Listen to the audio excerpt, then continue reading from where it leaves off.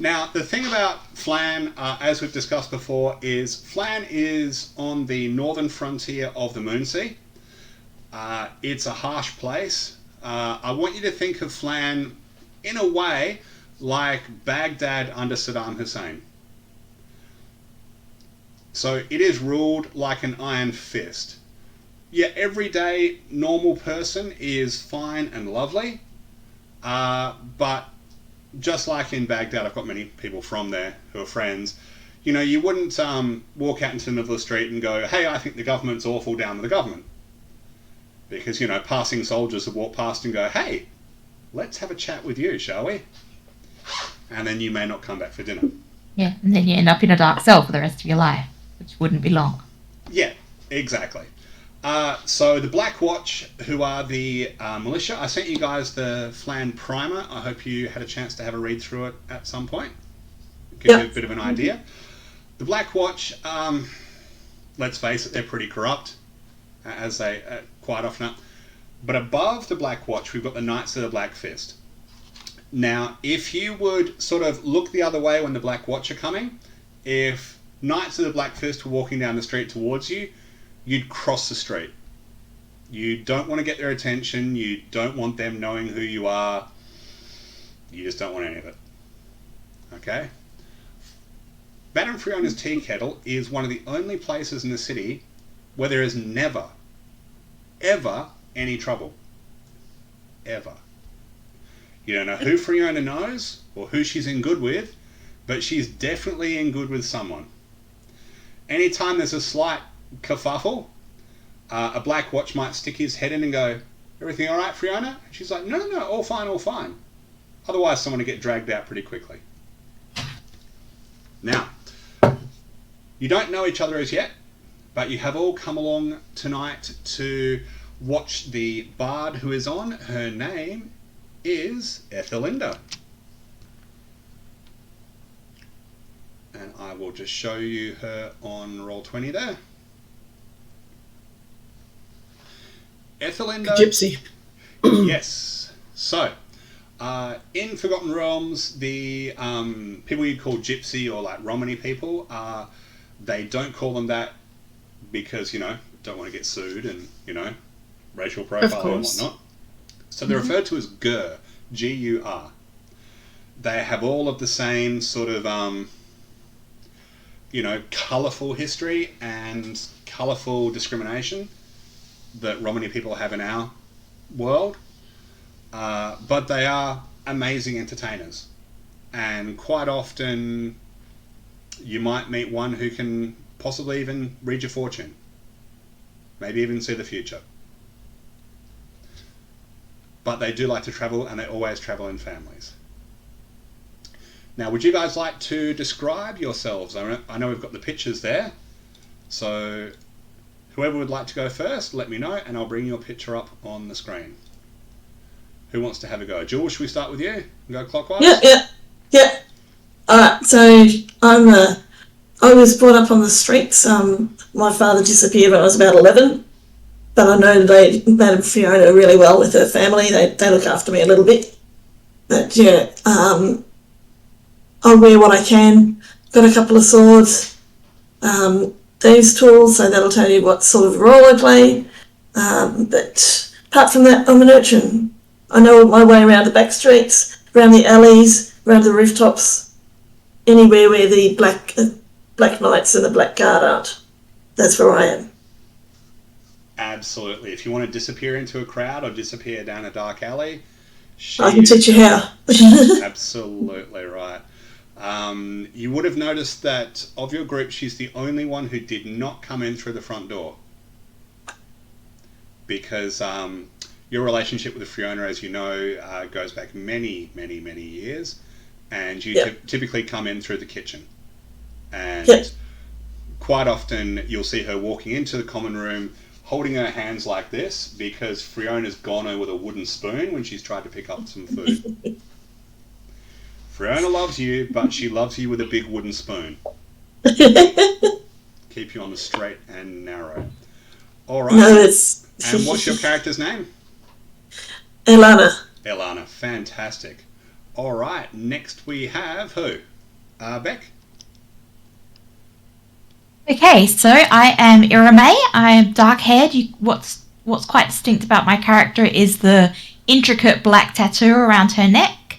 She wears quite formal clothing. She looks like she's fresh off the boat because she is. She's travelled a very long way to be here and knows nothing about this city, doesn't know anyone here, and is feeling very out of depth, but is watchful and paying attention. Dark charcoal eyes. She's been... anyone who's familiar with the world around you would recognise her as one of the desert people from the south. Absolutely. Now, I need Marie. I need you to go to your character sheet and roll religion, please.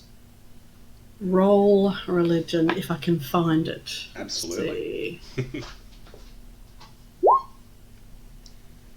How do we go? Wow. Okay. Let's just start the game with a crit, shall we? Why not? That's setting a nice example. Okay, cool. It clearly recognises the holy symbol I'm wearing. Yeah, and more than that, you've never seen an actual one of these. You've seen the symbol in a book, but her faith never gets this far north. Ever. They are incredibly, incredibly rare. As a matter of fact, you probably want to let the Doom Guide know she's in town, because a follower of Ilmata is big, big news. The Church of Ilmata and the Church of Kelemvor are very, very close. Okay. He's probably... What was the name of that church that's very close? Kelemvor. Kelemvor is the god of the dead. Of course, yeah. It's in the Phlan primer. Yep. And Ilmata, for those of you who don't know, Ilmata is the god of endurance and suffering. I'm going to let Beck talk to you about that when that comes up in character. She can tell you all about her faith and the interesting bits about it. Okay. Hopefully I can. Yeah, absolutely. So now we move on to the bottom left, which is Marie. Okay, my character is Anya. She is recently knighted and part of the faithful of Kelemvor, or the follower of Kelemvor. But don't let her sweet face fool you. You do not want her to pull her warhammer. She's there to keep the peace, almost at all costs. She will have the attitude where she won't pull a weapon until your ears are bleeding, meaning that we find a different solution to sort the conflict out. By that stage, I'll probably sneak attack them all. She's not silly. She recognises a weapon moving when she sees it. She wouldn't have been knighted if she didn't. And I think she's in the tavern just because she probably is a bit thirsty because it's hot. Yep. Definitely. Summer's definitely on the way out now. We're heading in well and truly into autumn. Being this far north, it doesn't get super hot. As a matter of fact, for our poor friend from Kalimshan, it's already damn cold. It is so cold up here. Like, oh my goodness, it is cold. Absolutely. It's alright. The cold is good for me. Yeah. Well, you've got a reason to be here, so that's good. Alright, so that is Anya. Then we move on to Shauna. So I am playing Nael, who is a human wizard. There's nothing she likes more than a good mystery. You will find her often in the library, looking through all the books there. She is willing to listen to every side of an argument before she makes her own judgment. And she is also from the south as well. Beck, I want you to do a perception check for me, please.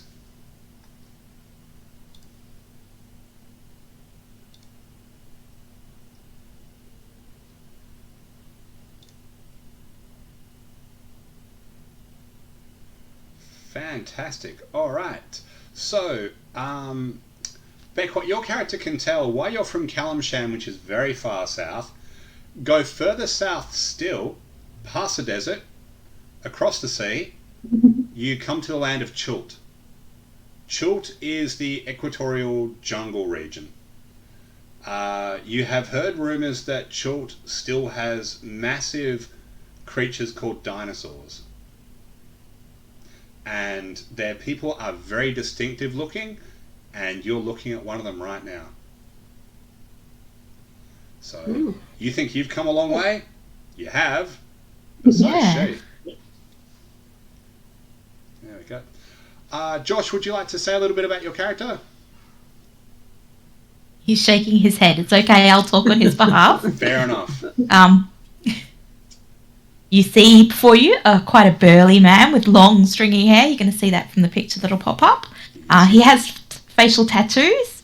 He is definitely quiet and reserved. In fact, I wouldn't be surprised if he's tucked away on the furthest table from everything. He's looking a bit uncomfortable. He should have, let's have a look at his sheet. I don't know him as well as I know me. He has a sword clipped to his waist, some scale mail armour on, and he looks like he's just dragged himself in from the wilds outside. He's a bit unkempt. Absolutely. Now for Marie. Yes. You, because you have been in Phlan for a little bit of time, you know about the people to the north called in the Ticklebelly Hills, north of Phlan, and a nomadic tribe that wanders, well, everywhere really. Right. The facial tattoos that you see on this man say that he is almost certainly a member of their tribe. What you'll also notice is that he has a longbow very close to his hand.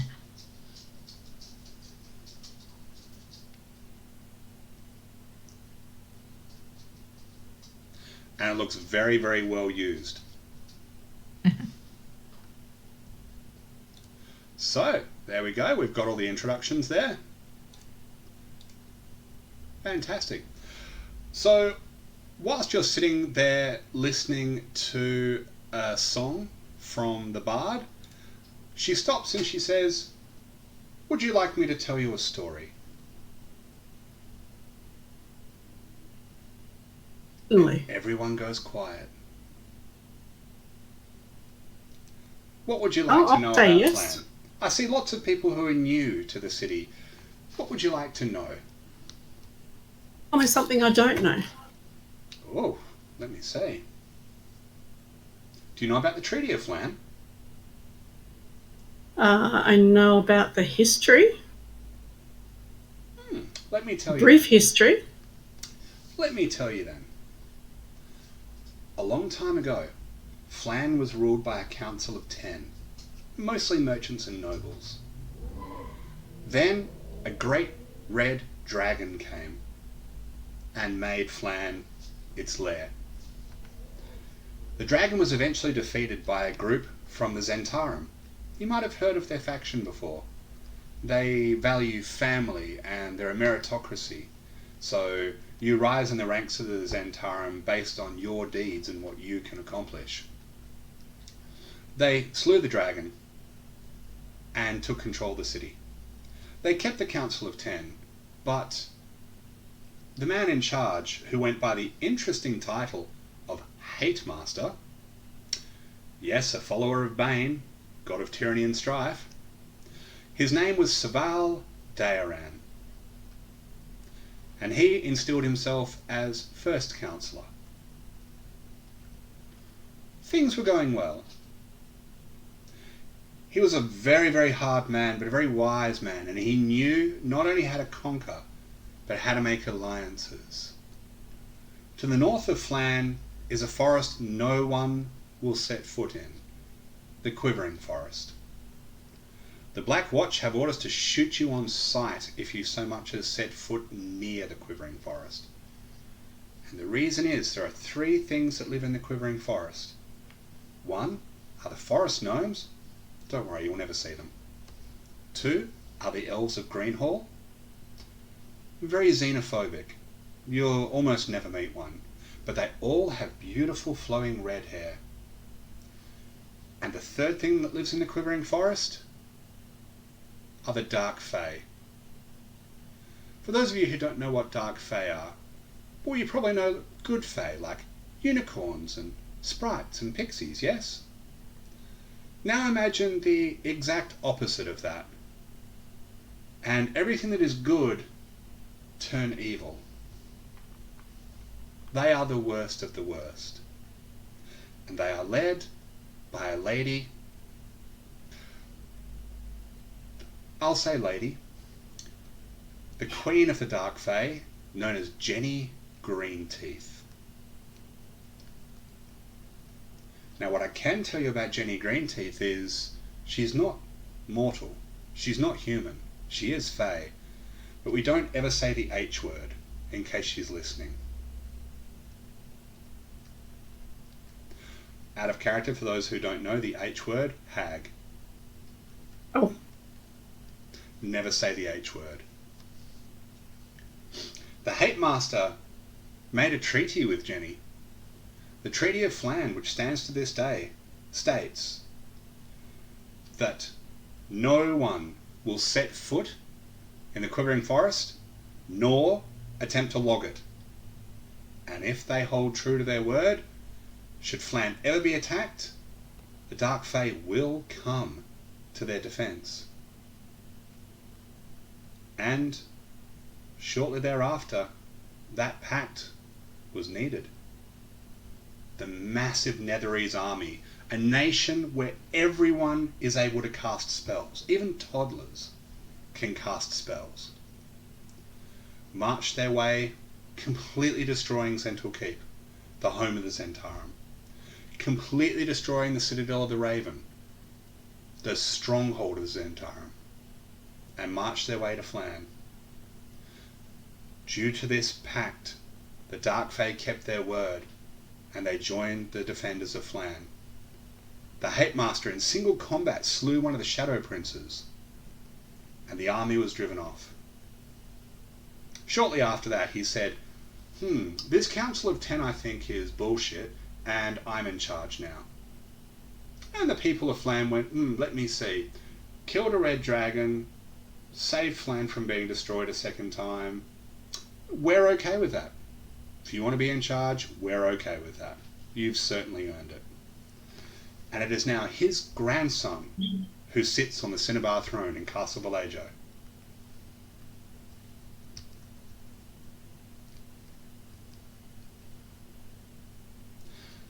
As the last words trail off, and she says the name Anivar Daran, who is the Hate Master's grandson, the door opens, and a member of the Black Watch walks in. You can all tell without any perception check, the man is white as a sheet. He looks very, very nervous, and is wearing the tabard of a town crier. He looks at Freona, who looks very worried in return, and just nods at him. Attention! Attention, everybody! Know that on this night, Lord Regent Anivar Daran is dead. Killed in a construction accident at Vallejo Castle. The Lord Regent having no heirs has meant that the Knight Commander of the Knights of the Black Fist has taken control of the city and instilled martial law. Go home. And with that, he turns and walks out. Talk amongst yourselves.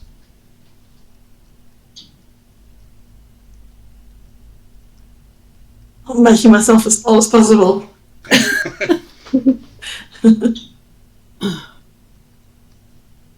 Just checking my pouch to see if I have any coin.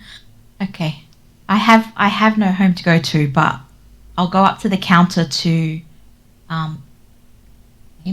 Freona and ask if they have rooms at this tea house. Freona turns to you all and says, I don't think any of you should be going on the street tonight. If the Lord Regent's being killed, I don't think it's a good idea for any of you to go out. There's a common room upstairs. You can all use that. Not a problem. And my normal room. No, I won't make you sleep under the kitchen table. You can sleep in the common room. But there's little odd bits come under the table. Yes, I know. And then there's... Yeah, anyway. All of you smell something absolutely lovely at this point. As Blazette walks out of the kitchen, looks at Freona, and goes, huh? And on a tray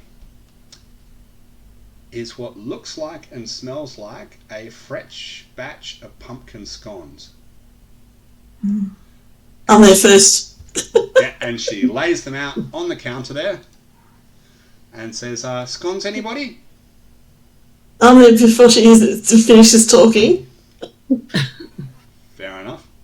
For those of you who don't know, halflings are usually amazing cooks, and Briez has done very well. Jules, your character is probably halfway through stuffing the second scone in their mouth. Probably. When she comes out with the cream cheese that's meant to go on top. Oh yeah. But, I'll stop eating for the cream cheese. Fair. I'll hold back until everyone's had some and then have the smallest leftover piece that there is. Fair enough. Okay. You notice that the And place... I'm going to hold off as well because I might need to move fast, and a belly full of pumpkin scones won't help you move very fast. Fair enough. You do notice the place has pretty much cleared out now. Everyone is going back to their homes. Ethelinda is staying here in the common room. But everyone else... When the town crier came in and mentioned the names of like the Lord and the Knight Commander, Yep. did I notice anyone seem to know those people better than anyone else? Recognize the names? Recognise. They mean basically nothing to me, so Yeah, fair enough. I'm looking for someone who knows who they are. No worries. Alright, so I put those details in the Phlan primer. So... Yeah, I know them from the primer, but my character doesn't know them. Yeah. Yep. I would probably recognise the names. Fair enough. Yeah, you would. And so would Anya. So Absolutely. Freona will get you all together around a table and say, okay, so for those of you new to the town, let me tell you what's gone on.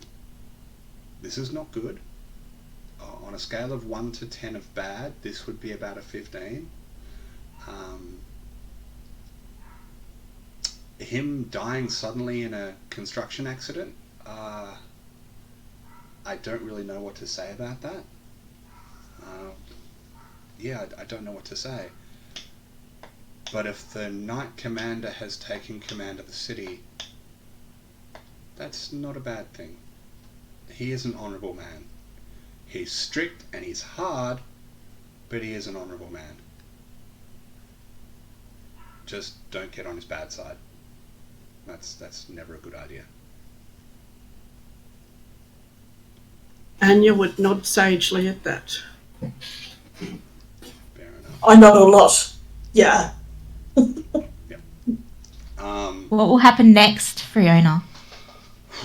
We can't stay here forever. I can. Yeah, if there's pumpkin scones. I would. The common room is available for as long as you need it. That's not a problem.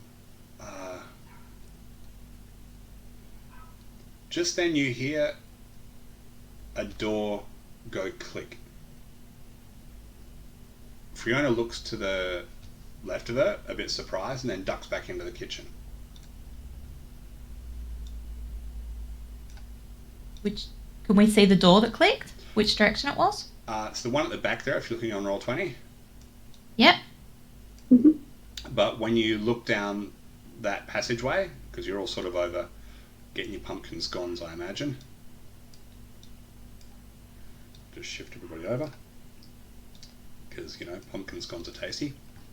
Yeah. But when you look down that passageway, you don't see anybody. I'm going to climb over the counter and go into the kitchen. Yep, no worries. As you do, You're so forward, Jules. you see Briez is there, and Blazette, the one with the blue scarf who is cooking the scones, is there, and she is holding a big wooden spoon, and she points it right at you. Out. What? Out, out, out, out, out. What's going on? Who came in the back door? I don't know, Mum's talking to him. Out, out. Him? Who's him? Shh, out. Is it dangerous? Is someone you know, or... She picks up another scone she had in the kitchen and she throws it straight past you. I catch it. And she closes the door as you're distracted by the scone. Can I come round to the corner of the counter to the hallway that leads to that back door? Yep. And just linger in the hall and see if I can overhear anything? Yep, you want to move your token to see where you're at? Move. You want me to show you where I'm going? Yeah, that's why we have This tokens. way. There we go. Oh, you have the same sort of issue because there's a door here that sounds like it goes to the kitchen, but I kind of want to head this far, assuming there's no one in that corridor. No, there's no one in the corridor. Alright, Yes, so I'm hanging about here, seeing if I can overhear anything that's either in the kitchen or in the storeroom behind the kitchen. Fair enough. I'm going to stand there and have a listen into the kitchen. Yep. You hear some muffled voices, but the muffled voices end pretty quickly.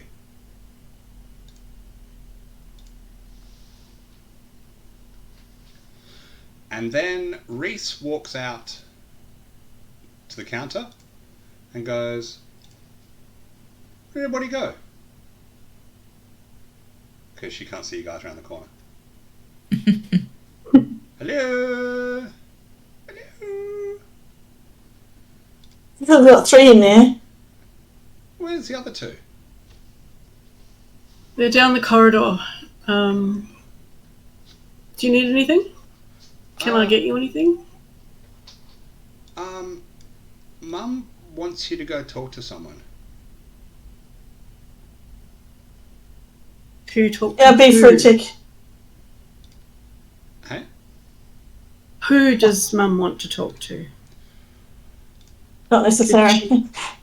Well, she says he's someone important. Mhm. And as she does, stepping out from the kitchen is a man wearing a hood. Damn men wearing hoods, I tell you. I know, right? Who the hell and what the hell? I'm just waiting for it to update on the screen and then all will be good. Freona also says, everybody just come take a seat. Get comfortable. Sorry about the halo. That makes me use biting. So that's the person who has walked out of the kitchen. Oliver Queen. So I couldn't resist it. But in future, please do, because I do need to get pictures for NPCs. And yes, maybe they are someone that you've seen from something, but... No, it's not. It's not, it's just the tone of the character is a lot like Oliver Queen. Fair The enough. hood from Arrow. Worst superhero / whatever Let's stay show on target. ever. Okay. Anyway, So, He Right. says... So which table are they sending us to? any table's fine. You all congregate around a table. I can't seem to make his picture disappear off the Oh, screen don't worry. now. That's I just dumped it on there just so you could see. Alright. Yeah. You don't need to worry about moving anything. I take it you've heard the news. We've heard, but we don't really know what it means. It means a lot of trouble. That's what it means. for whom? All of us. Everybody. And it could not have come at a worse time. By the way, Shauna, you notice this guy seems to be looking at you more than anybody else from underneath that hood. Please, have a seat. I'm in need of some people who can potentially help with something. And Freona says you're a good bunch. I hope she's right. Good at eating her pumpkin scones.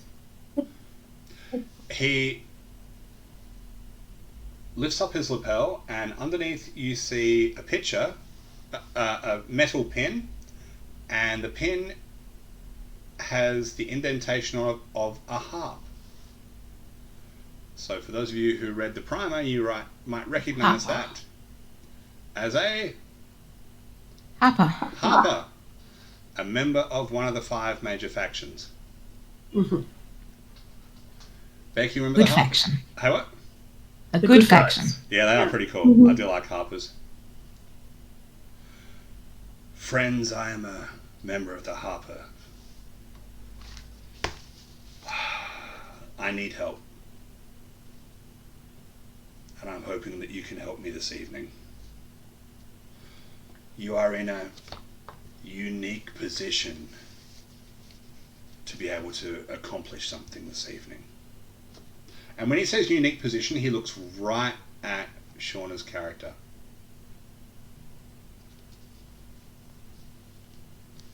Will you hear what I have to say? Yes. Very well. It has come to our attention that a black market sale is going to happen this evening. Normally, we don't care.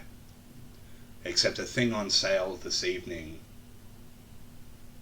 is a dragon egg. Mm.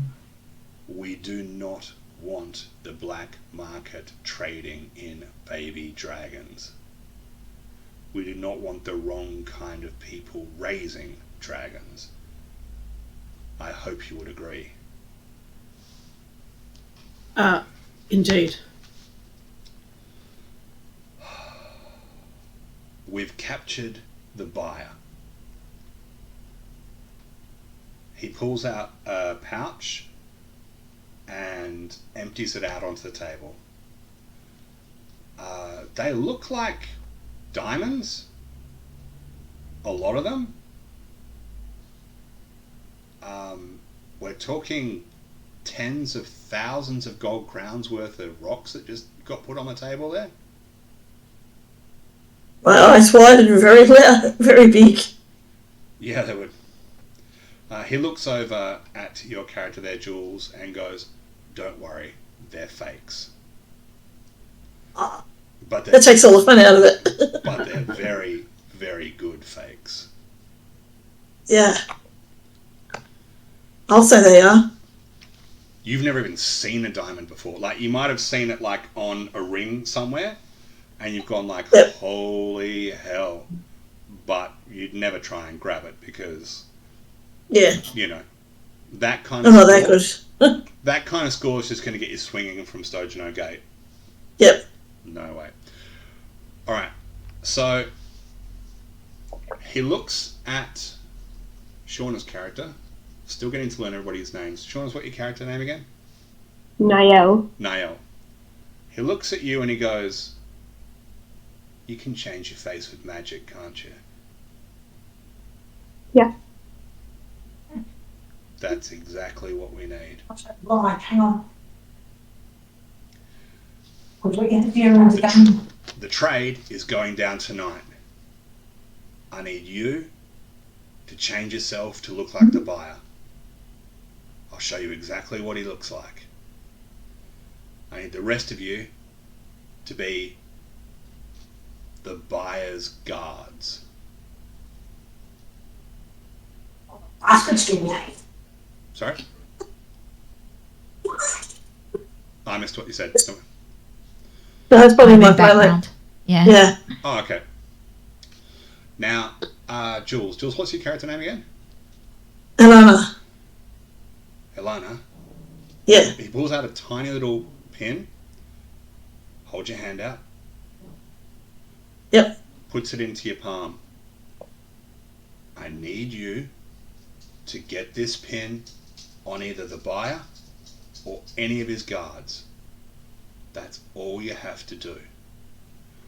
Go, make the trade, no fuss, no problems. Plant the pin. Can you do it? I can plant the pin. We can monitor the pin and where it goes. We want to know where it's I have a question for you, sir. Shoot. You said you had already captured the buyer. And you're going to meet the seller. There's a So point. she's to put the pin on the seller? On the seller or one of his guards, yes. Okay, alright. That's just you said buyer, so Silly me. that's okay. Just checking. See, I'm paying attention. Nice, nice, nice. Very well done.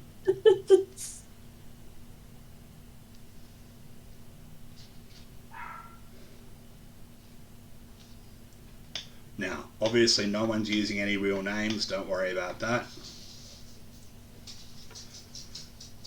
The seller has got a description of the buyer. And very soon you'll look exactly like the buyer. Under no circumstances get into a fight. Do not think, oh yeah, we can take these people down. These are the small fry. We need to know where it's going. We all understand this? What if they recognise that the gems aren't real? They won't. If they do, run. Don't put yourself in too much danger. They won't though, they're good fakes. Do you think you can pull this off? I can do my bit. How about the rest of you? Looks around to each of you. We've got some thumbs. I'll go just to make sure these people are safe. Fair enough. He looks over at the tall strapping man with the bow. How about you? He gives a thumbs up. Thumbs up, very nice. Okay. He pulls out another pouch and tips out onto the table what you would guess at a rough immediate count would be 200 gold crowns. More money than any of you have ever seen. Our little rogue's eyes are potentially bouncing off the wall. Oh, destroyed. It's like, licking dry lips there. Absolutely. Bring me the egg, you get the money. Plant the pin, you get the money. Understood? Yep. Good. Alright. Young wizardling, come with me. So he takes you into one of the rooms there, and he casts a spell. The spell is Minor Illusion. He shows you a picture of the person they have in custody. So now you can cross off a spell slot when you want to cast Disguise Self, which lasts for how long? How long does Disguise Self last for? An hour. An hour, that's all the time you'll need. The meeting place is outside the city. It's a barn about 20 minutes walk up the Iron Road.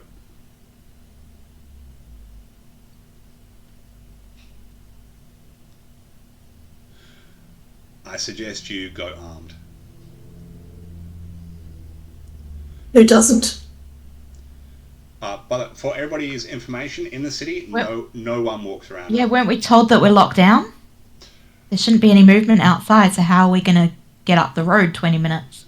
If you leave quickly, I don't think martial laws come into effect as strong as what it will when the next shift comes on at dawn.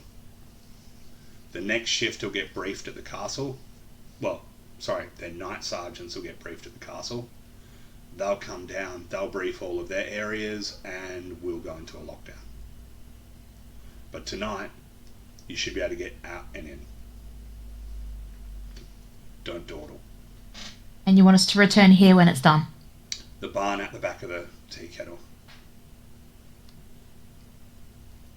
Any questions? How many guards does this person have? What are we expecting? We're not sure. Okay. Jules, Only I'm sorry about you. surely. I forgot your character, but what sort of support will you need to get in and get out? Will you need us to bring other supplies?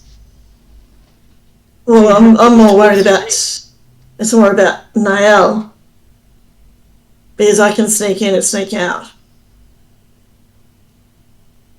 Not sure how much sneaking you're going to need to do. It's a trade offer.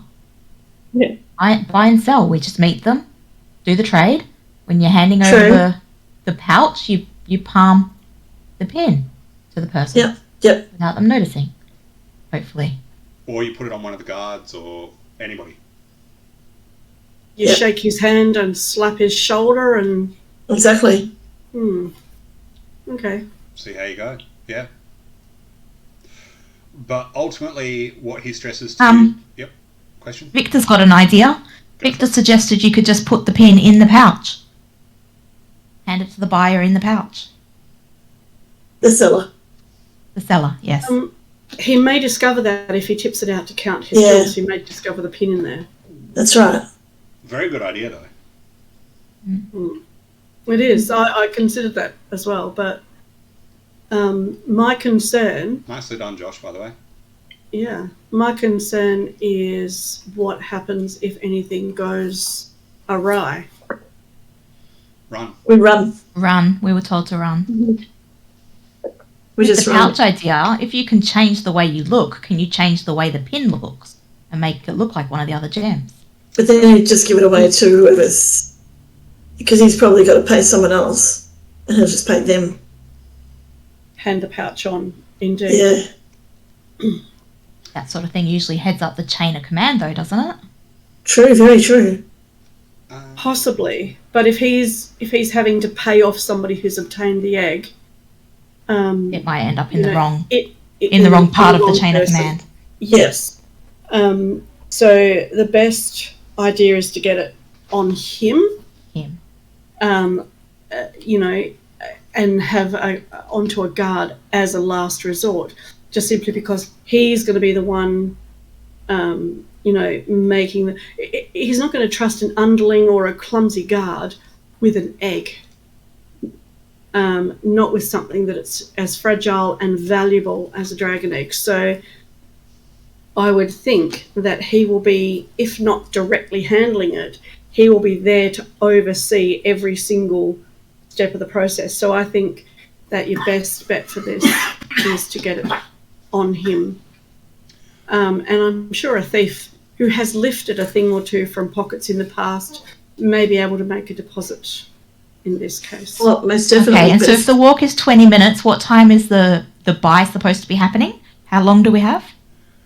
You need to get going pretty soon. All right. Then I suggest we leave and we... Can I get a nature check from Victor, please?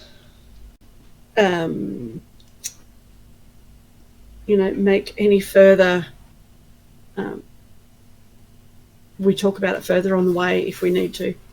And I suggest a quick march, not a slow one. I would probably need a cloak to sort of hide the craggy clothes that I've got on. Because my clothes would be sort of almost ragged. Then take mine. Knight's cloak. If you are one who is assumed to be of a more wealthy background, then you would have a much more wealthy looking cloak, and a knight's cloak is a much more, even though I'm just newly knighted, I still have the accoutrements. Thank you. Okay, I'll learn that off you. Josh, I sent you a Little message thing, in I Roll20. expect it back with all of the items in the pockets. There are pockets in your cloak. Whoa. I do. A few food supplies. Did you get it?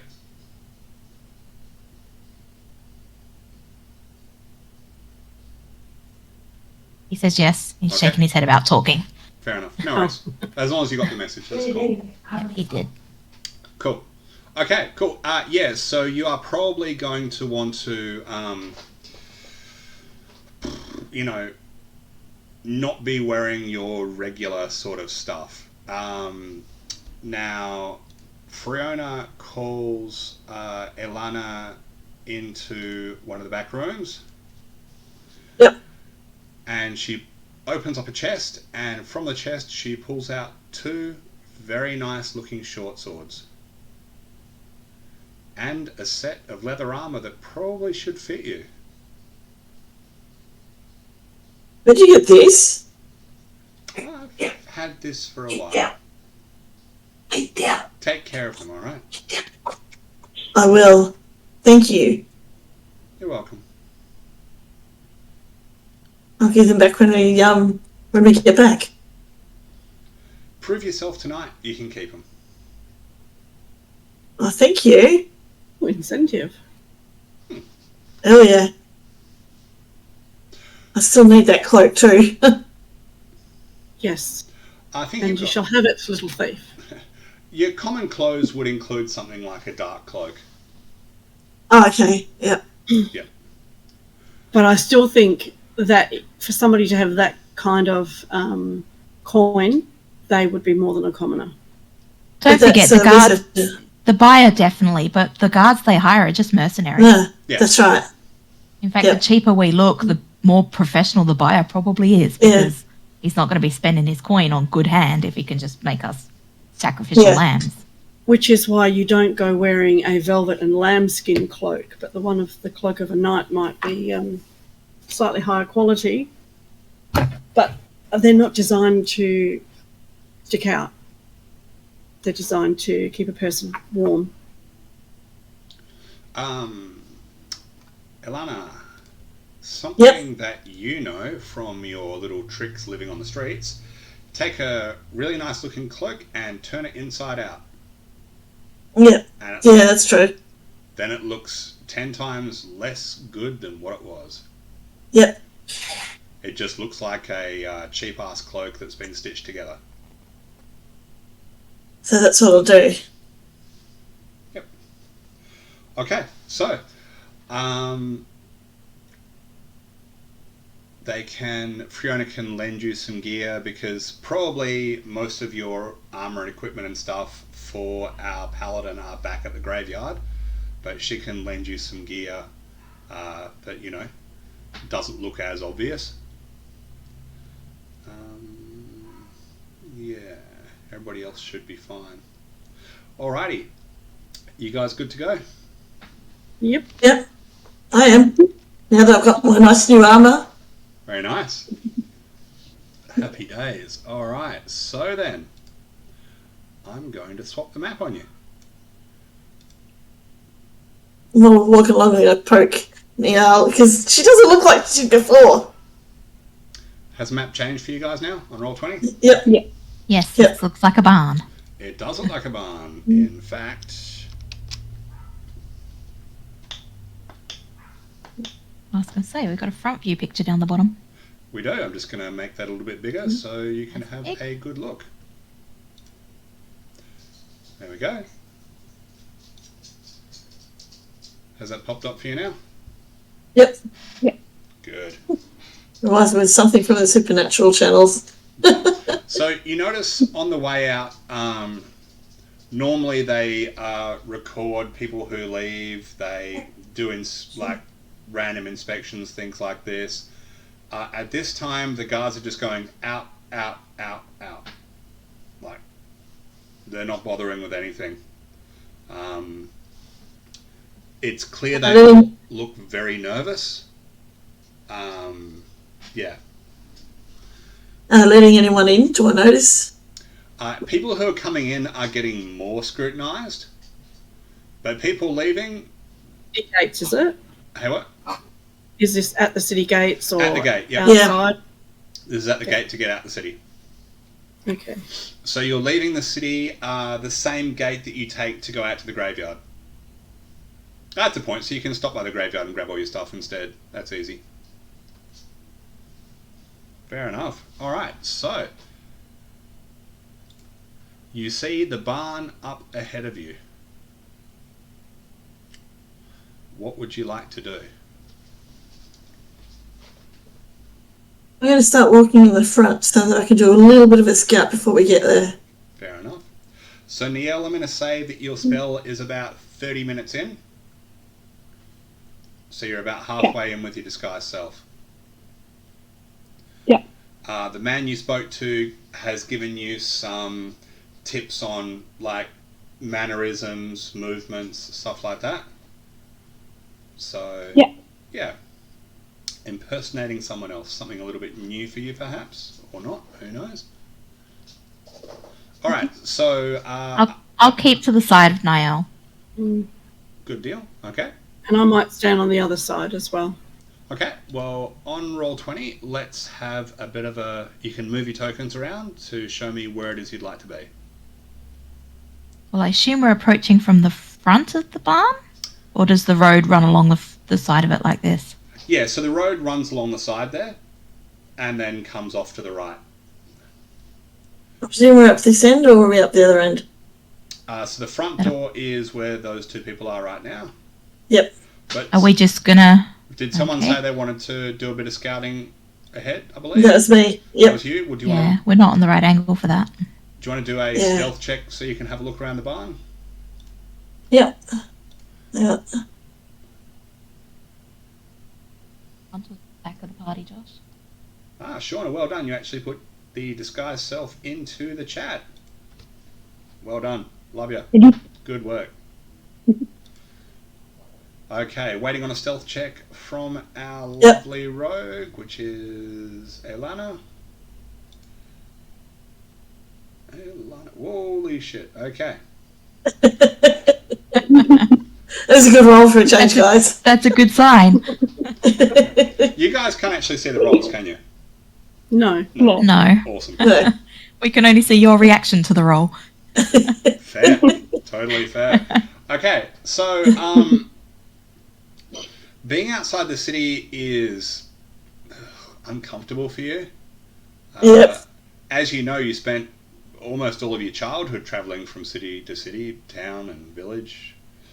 But since the incident, you've not left the city. No, and before it was with somebody else. And being on my own with people I don't know, that would make it even worse. Definitely. And that is why I was going to give you disadvantage on the roll. But with disadvantage, it's not bad. Not bad. You managed to sneak around the outside and get a bit of a peek. And what you see inside as you look through the windows is that. You should be able to see some tokens on the screen now, I believe. Yep. The person who has a very large looking backpack is this lady right here. I'm going to make that a little bit big for you. Yep. As soon as it loads up. Roll20 can take a little bit of time to load things up. There we go, that's it. I've got it. Now, the one Straight away, so that's good. if you want to do a perception check there for me, please, Miss Elana. Which one? Is it me or? Our rogue. That's Elana. Yep. Just hold on for me. Perception time. Oh, come on. She's right. It does take a while to load. With your character sheets, I recommend popping those out into a new window. Oh, okay, yep. Perception, wasn't it? Perception, please. You're pretty good at perception normally. Yep, okay. So the thing you notice as you look at this person, which the rest of you are sort of watching us sort of like peek up, And then she ducks down, turns around, looks at all of you, and goes like this. What do you think that means? I was wondering if the features of the woman were elven. Yes. I'd say she's an elf. Or part elf. But what you're... How common are elves in the city? Really, really They're not. rare. You don't see That's what them I was... ever. Yeah, that's why Alana's quite excited to see one. Yeah, there's reasons. There's definitely reasons why Alana's going like that. And then Okay, this isn't letting. Hey, what? This isn't letting me open it in a new page. On the left, Jules, there's a little two little boxes on top of each other on the top left of the window. Yeah. And that'll pop it Got out. it. Pops out into a new window. Thank you. Makes it much easier. Okay, do you want to come back and tell them what you saw? Yep. Okay, so we've got 3 guards and a lady who looks to be an elf, and she's got a big backpack.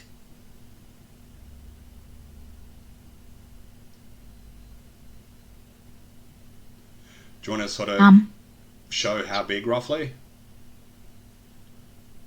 I can't even see the backpack with her on that picture. No. It's not like, it's a biggish, yeah, Big enough to hold a dragon egg? absolutely. Well, someone knows how big it should be. Because I sent them a message.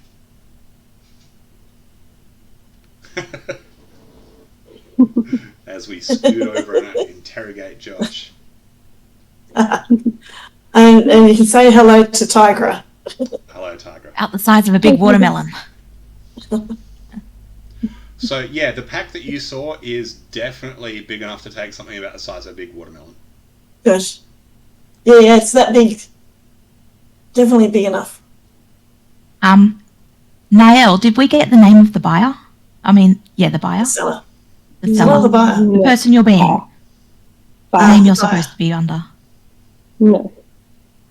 He did say no one was Oops. using names. Okay, they're not using names. All right. Are we ready to make the approach? I think so. Yep. So we moved our tokens to where we want to be. So we're going, You're You're going to go in from the front door? Yeah. I think Anya's going I'll to go still in do- front. She's wearing Okay. plate armor. Yeah. And, should there be any issues, she's in the front to protect the rest of the group. Who's got plate armor? Anya, she's a knight. She's a paladin. Chainmail. She's still got stronger armor than the rest of them. Oh yeah, for sure. Yeah. Yeah. When you got 1,500 gold, you can have some plate. And not before, young lady. Fine. But our follower of Stronger than Ilmata leather. Get your tail down. is also wearing chainmail. Actually, I would. Can't necessarily see it. You can definitely see chainmail. It's not a chain shirt. It's not under my vestment. No. That's a chain shirt. Heavy armor chainmail is the big bloody thing. You do have a tabard over the top, absolutely, but I would like Anya to roll me an insight check, please. Anya? Who's Anya? Me. Hello, me. Oh. I opened up my window that has all the character names on there, so yay. Oh dear. I was writing notes as people introduce themselves so I can scroll back up to that. Nice. Okay. I just haven't got spelling correct. That's no worries. Okay, so have a chat amongst yourselves as to what your plan is, what you're going to do. Well, I assume you're just making an approach. You're a buyer, right? Yeah.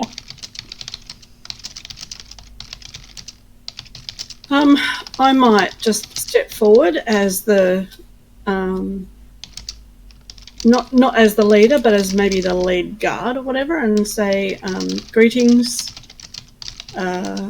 My friend here has a business matter to discuss with you. Okay. and then sort of indicate our friend with the funny face on. Sorry, who was doing the talking just then? Anya. Anya. Awesome. Yes. All right, Anya, I am sending you a message. If you'd like to check your Roll20 there.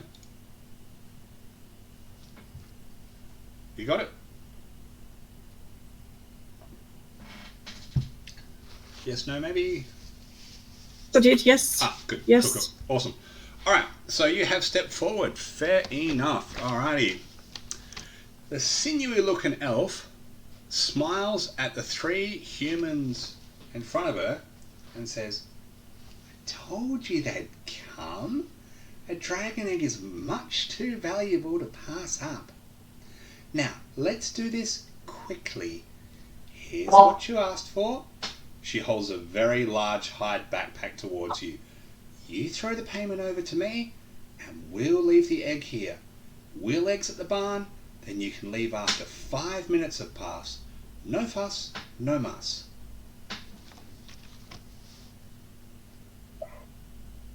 Can I see it first before you leave the bag?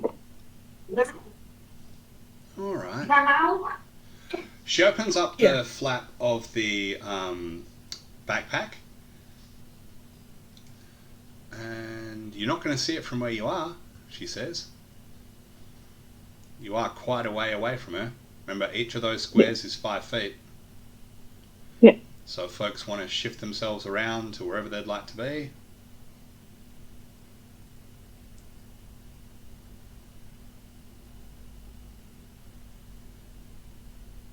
Okay, other 2 aren't moving. What does a verbal component have to be? Like, if I spoke it before Niall stepped forward, would they know that I spoke it? Anyone who casts a spell, it is absolutely obvious. Okay. Yeah. It's one of the big misconceptions. It's like, oh, I'll just say the quietly. It's like, no.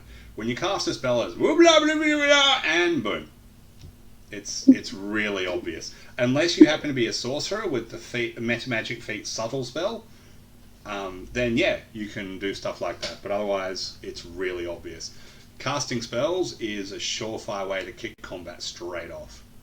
Yeah, that's why I didn't want to do it if I could be heard. Yeah, no, fair enough. All right. Now, this elf lady looks at you, Niall, and goes, hold on. Something's not right here. You look different to what I thought.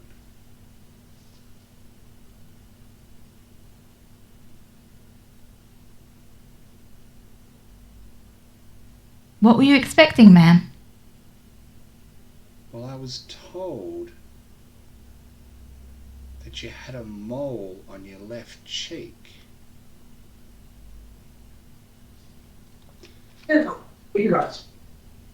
Or possibly a leftover sultana from some pumpkin scones. She would naturally be wearing clothes not of her usual ilk, carrying such a sum of coin. We wouldn't want to draw attention. You shouldn't be carrying coin. I didn't ask for coin. Or jewels, sorry, or gems. Right. I think you mean by the value rather than the actual The object. value, yes. Sure. But I was told you had a mole on your left cheek, and I don't see any mole on your left cheek, lady. So what's with that? Who's your source? Perhaps they're mistaken. So you have an option here. You can attempt to lie. It is a deception check. But if you'd like to tell me how you're going to lie, I might modify the difficulty, or I might give you advantage or disadvantage. So Shauna, what is it you want to say? Putting you right on the spot.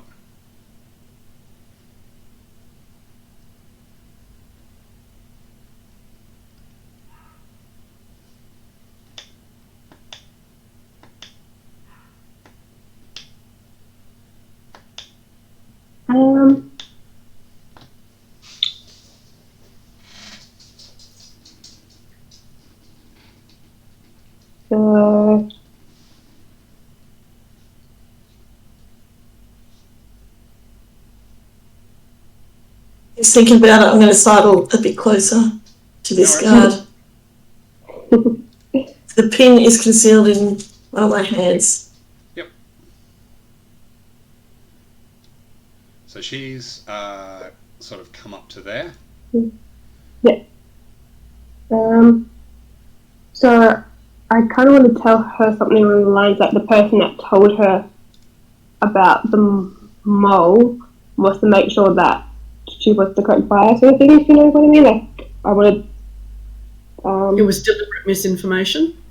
Yeah, deliberate misinformation. Sure, no worries. You can go to your character sheet and roll deception.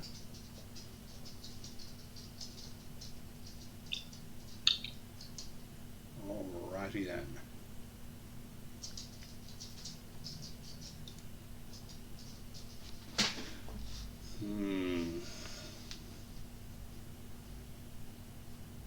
Maybe. Show me the diamonds. So you get the impression she's not completely convinced. Yeah. Let's see your diamonds. I looked to Alana who has them. Wait, I don't have them. Do you? I thought he gave them to you. He did. If he did, you can still pass them to her. Yeah. Yeah, true. Yeah, Alana. yeah. I'll pass them. I'll pass them to Nia. Yep.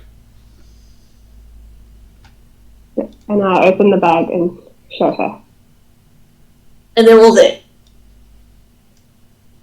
Alright, so the guards will step forward along with her. And who is it that's got the diamonds in their hand? I do not. Yeah.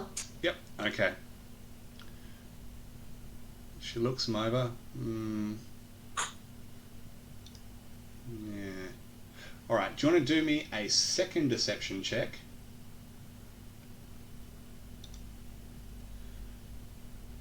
Okie dokie.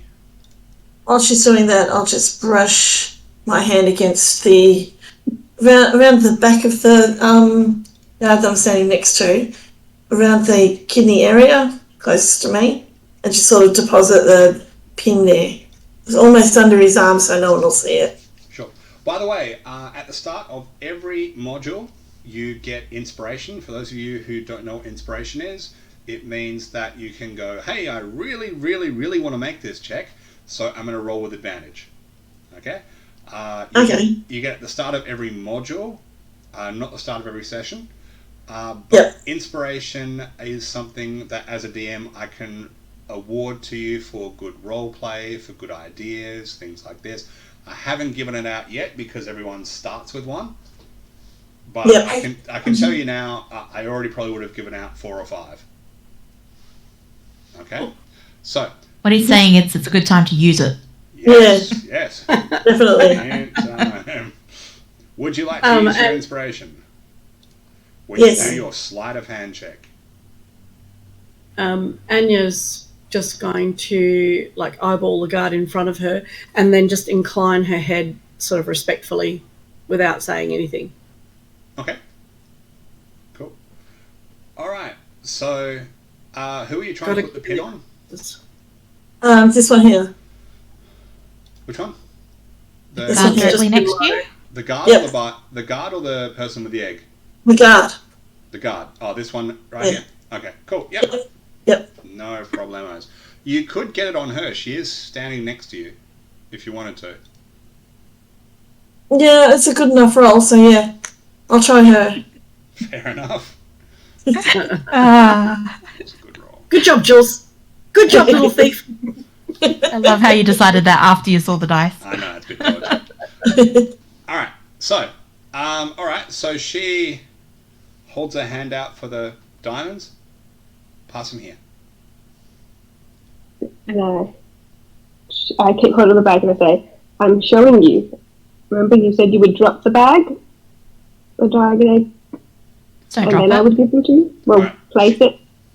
She puts the backpack between her feet and she's lifted up the flap so that you can see what's there. It does have something that you would imagine looks like an egg. Yeah. You could roll nature if you like.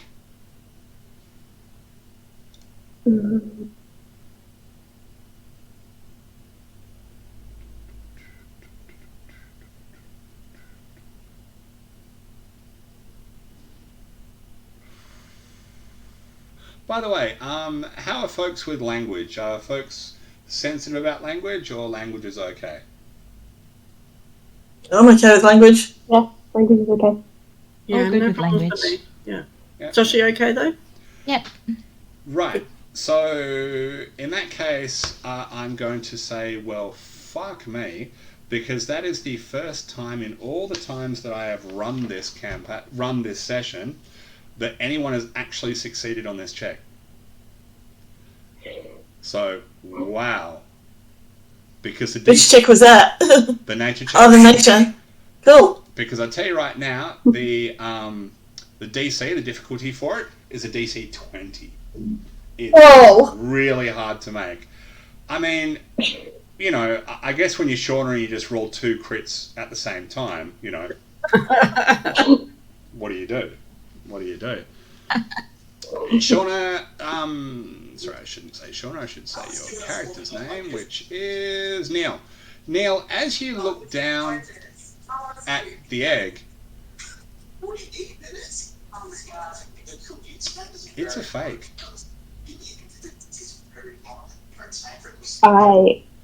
Now, roll me an insight check before you do anything. Before you do anything, roll an insight.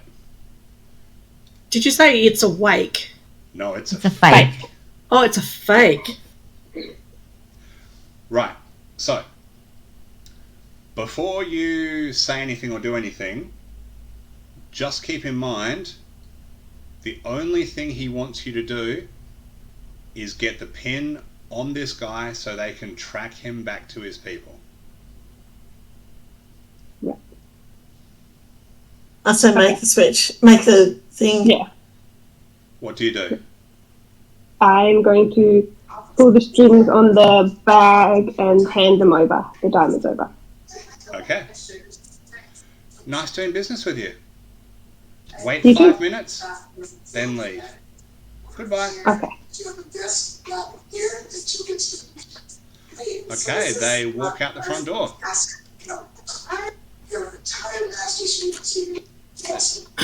A lot of background noise, like a TV or something, needs to get turned off. Yeah. Hang on.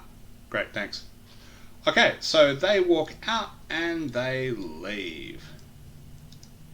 What is it that you guys would like to do? You got 5 minutes to wait before you can leave.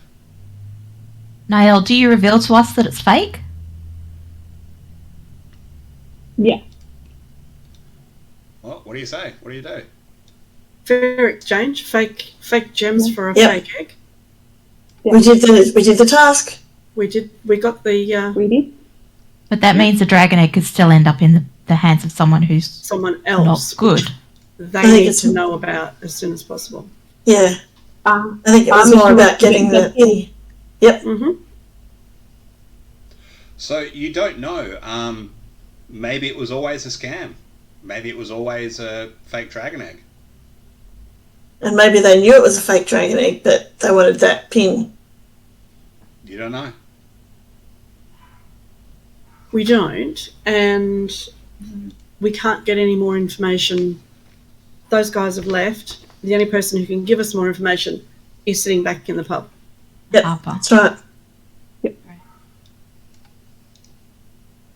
Yeah, So pretty we're much. 5 minutes up. Well, it's about to be, but check your roll 20. Those guys appear. A voice interrupts you, and a tough-looking half-orc male brandishing a mace appears in the doorway of the barn. The toll for passage out of this barn is that egg. I'm sure you'll hand it over peacefully, so I don't have to take your lives as well. I'll just quickly show you what he looks like. He's a very handsome fellow.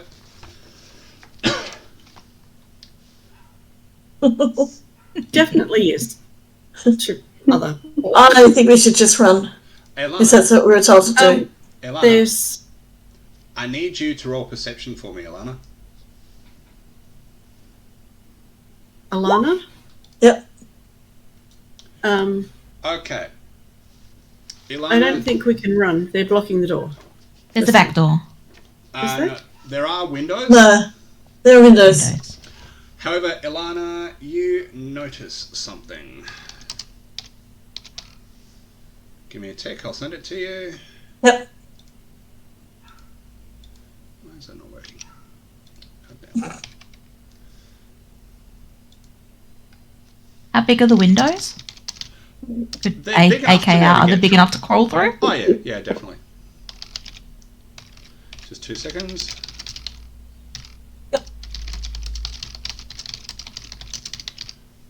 And Ilana, check your messages in Roll20.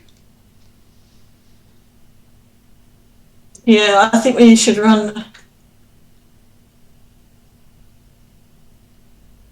I'm out of here. So you understand what that means, Ilana? Yeah, I do. And I don't want anything to do with them. So we are now going to go into initiative. Initiative. It's initiative time. Dum ba dum boom boom boom boom. I love a good bit of initiative. It's good for your next year, right? Let me just click on initiative, do we? Yep. So just click on your token first, and then Yeah. no, just click on initiative on your character sheet. That's all you need to do. My initiative is so sad. Oh, that's Where is it? the first one was better. Where is initiative? Sorry, I can't see. In the What middle, affects initiative bonus? next to the armor class. Yeah, Oh, I've rolled yeah. the initiative, but I'm wondering why I've got the number I've got in my initiative score. Probably my dex. That'll be it. Okay, Anya, I don't have initiative from you yet.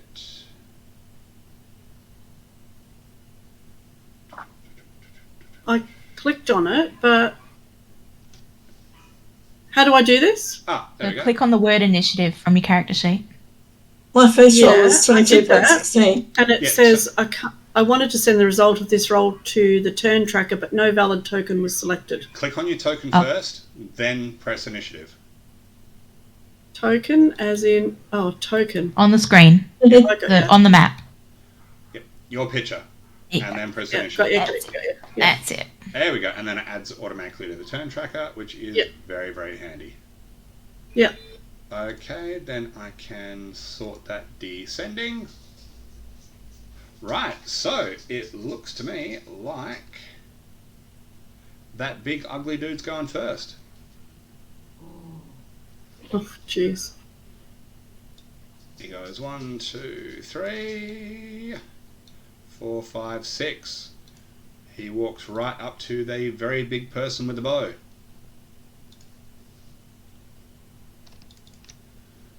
And then he is going to swing his mace. Magnetic. That's a very barky mace. The leather at the handle needs to be oiled. This squeaky toy.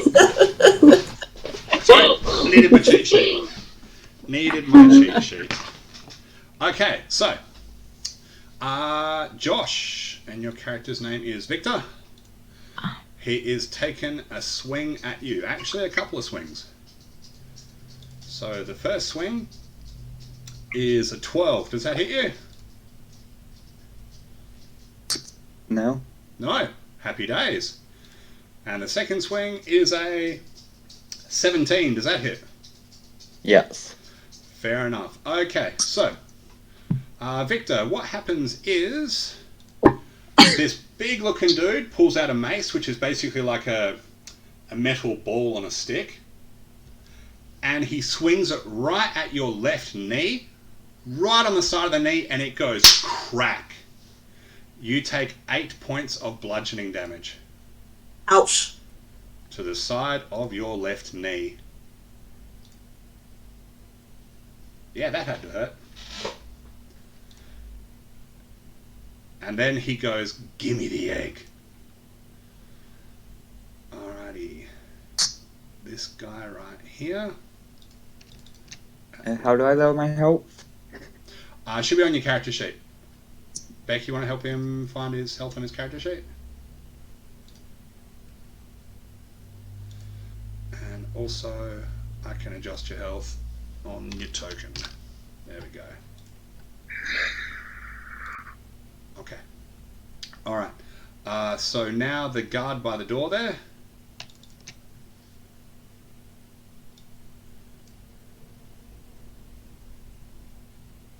I'm just waiting for his sheet to load up. Has a light crossbow. Takes a shot directly at this person right here, which is the person with the neck tattoos. Does a 19 hit you? Tattoos, that's me. Yes, a 19 hits. 19 hits. Okay. Alright. As you're sort of spinning around to figure out what the heck's going on, your shield goes a little bit out further than it should, and the crossbow bolt sticks right into your left hand. You take 3 points of piercing damage.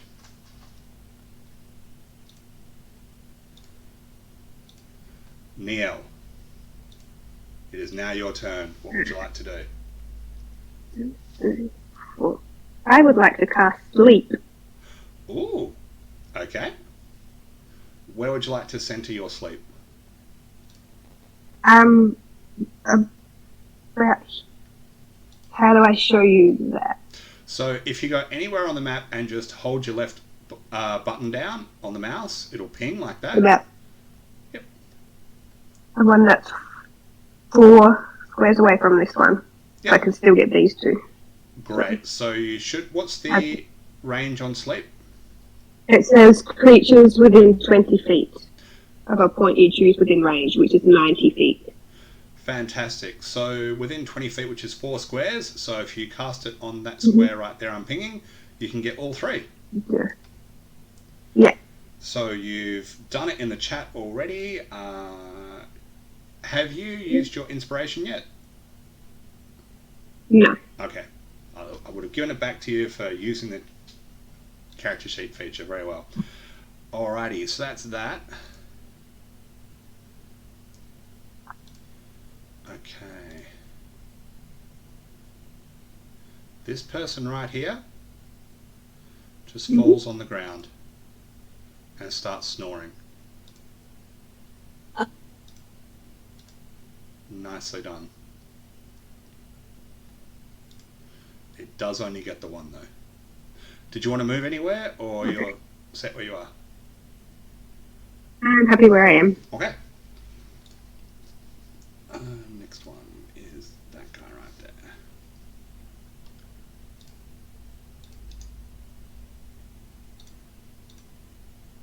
Okie dokie. A new person appears up on the balcony that no one went up to check. And he is going to throw a net. If I can get back onto there. Nets are notoriously hard to use. They're always with disadvantage. So I'll just roll it as this one. A 16. How do I say your name? Is it Arame? Beck, is that your... Irame. Irame, okay. Irame, does a 16 beat your armor class?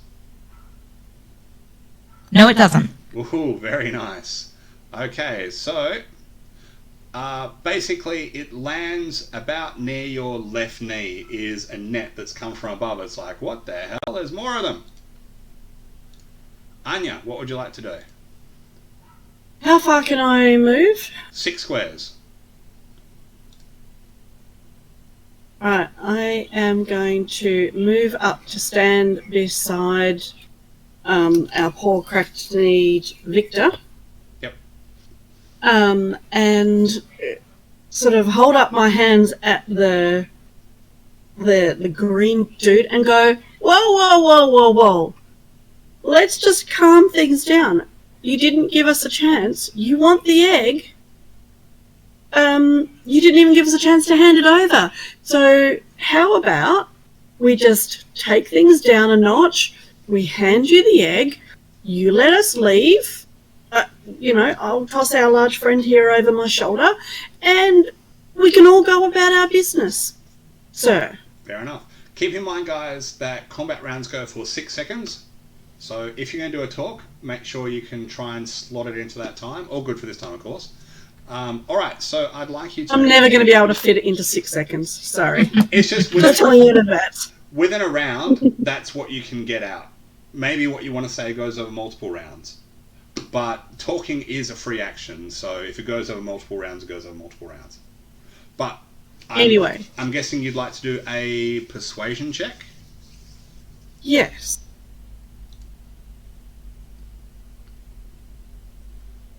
Alrighty then. Well, let's move on. I can take her off the tracker. Alright.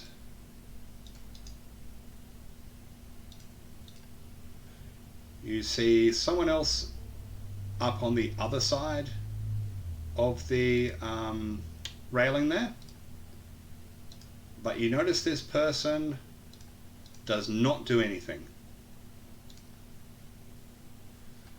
The bandit at the doorway continues to sleep and looks very happy and content there. So nicely done on their turn. Elana, what would you like to do? Which one casts the net? The one, this one or this one? The one at the bottom is the one that threw his net. Okay, yep. Alright, I'm going to cast Chill Touch on him. Just do keep in mind that Yep. another member of your party has basically said, calm down, let's not have Oh, okay, yeah. So you're totally free to do whatever it is that you'd like to do, just as a DM pointing out that someone in the group is trying to de-escalate. But chill touching someone, total escalate. No, I'll move. I want to move. I don't want to know these guys. I don't want to get involved with them. Fair enough. Yeah. So if it comes down to battle, because I know that Marie's character, what's your name? Anya. Anya. I know that Anya's asked for it not to go to battle, so I'll respect that. Okay, so you've moved back there with your movement action. What would you like to do with your action? I'll hold any actions unless somebody attacks me. Okay, so ready. So with ready actions, you say, if this happens, I do that. Yeah, so if I get attacked, I'll do Chill Touch. If you get attacked? Yep. Okay, cool. Or if someone starts attacking, sure, I'll use Chill Touch as a ranged weapon. Otherwise, I'll get a sword out. Okay, you don't get an otherwise. You go, if this happens, Okay, I do that. Yep. So if would be if anyone attacks, what's your action? To do chill touch on who? Chill Touch. On this dude. Which dude? The bottom one. The one at the bottom. This one here? Yep. Cool. No worries. All good. Victor, what would you like to do?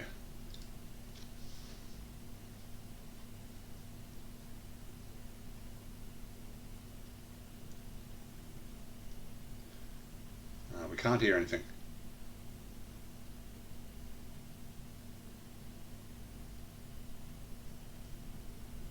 I think Bet's muted as well.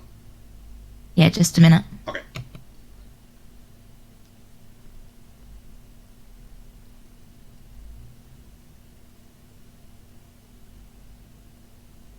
I bet those windows are looking pretty tempting right now. Or to the sides? Which way do you want to go? Well, he can move his token whichever way he wants. Yep. So move it 30 feet where you want. Moving.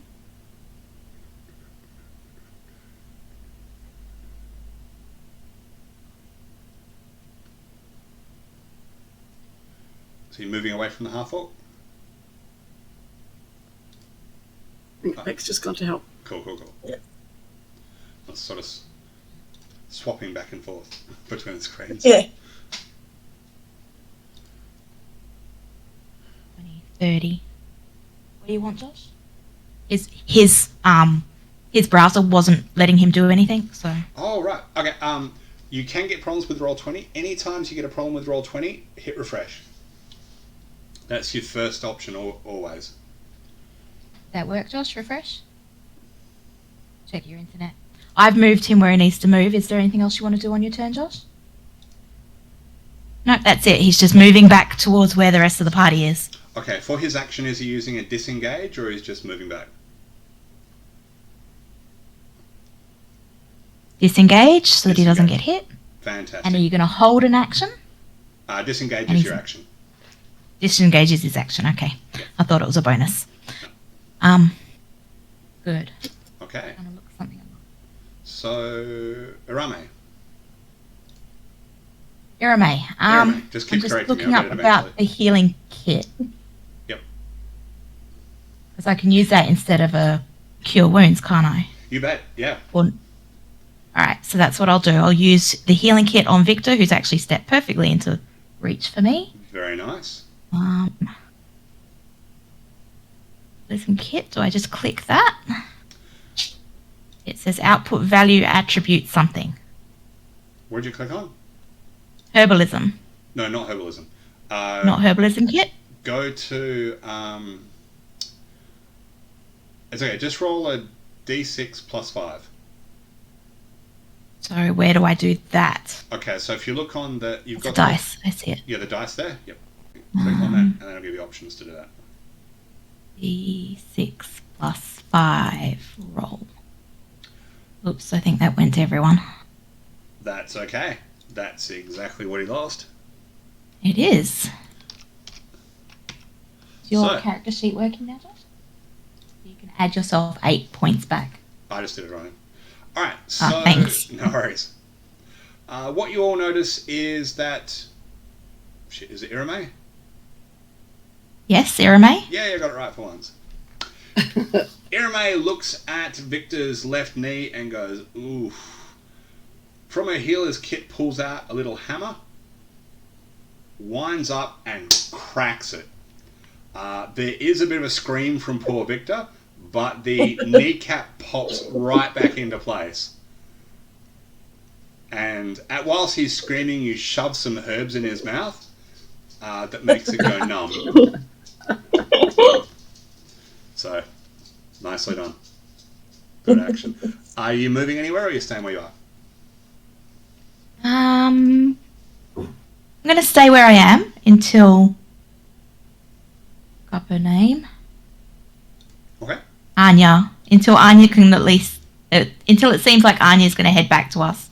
Fair enough. Alright, so it is now the half-orc's turn. He just holds out his hand with a big grin on his face. Give me the egg. So, at this point, as a DM, I can say we can hand wave the rest of the scene if you choose to give him the egg. Or do you want to try any sort of double cross or do anything else? Who has the egg? I think Shauna does? Now does, yeah. Mm. Now, what do you want to Right. do? I'm going to give him the egg. And because we're running out of time for her disguise too, and we don't want that to happen in front of them. Fair enough. Yeah. Yep. Okay. He holds out his hand, walks over, and takes the egg from you. Yep. Clicks his fingers, and everybody piles out of the barn. There we go. You managed to avoid combat. Well done. And they wake up their sleeping friend. Except poor Victor, who got a good crack on the knee and then got another good crack on the knee. I know, right? The second one fixed it though. Back into place. He's fine now. Back in place now. What are you worried about? Oh. Interestingly, almost every other time I've run this particular module, most people just jump out the windows and it turns into a chase. It's a lot of fun. But That's what I Most was people prepared to do. didn't know that it was a fake egg, though. yeah. Nobody Yeah. until you guys actually knew the egg was fake. So like, we can't let them have the dragon egg. No. And we're like, You want some paper mache? All yours. Yep. Yep. But now we have to get the HE double toothpicks out of here because they are going to work out that it's fake sooner or later, probably sooner, and we don't want to be here when they do. Probably later. Remember, the DC to figure out it's a fake is a 20 on nature. Yeah, that's true. But we don't know what advantages an orc might have with recognising. We don't know what sort of. Well, I don't know what sort of magics they might have. So we also don't know the power of the people he might be working for and that sort of thing. Yeah. So let's get out of here and head back to running. Well, Elana might have some information she might like to share with you about something that she noticed during the scene. Yeah. Did you notice he was missing an ear? The orc. His right ear to our left. Yeah. Yeah. We don't want to get involved with them. They're not nice. He wasn't missing his right ear; he was missing his left ear. Picture. Yeah, the picture might have a reversal because of the picture. Oh, maybe. There we go. Yep. Yeah. What does a missing ear mean? He belongs to a group of people that I don't want to get involved with. So I'd suggest we leave now. Look, I can tell from their actions already that we don't want to get involved with them, and I'm agreeing with you. Yep. Fair enough. All right, so we're heading back to the city? Yep. Groovy. All right, let me plonk you back on that one then.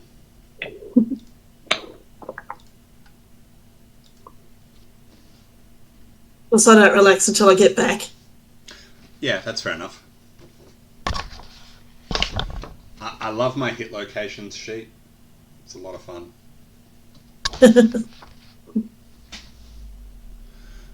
Alrighty, so you get back to the tea kettle. Yep. And he is waiting in the barn for you. That's right, we're at the barn, aren't we?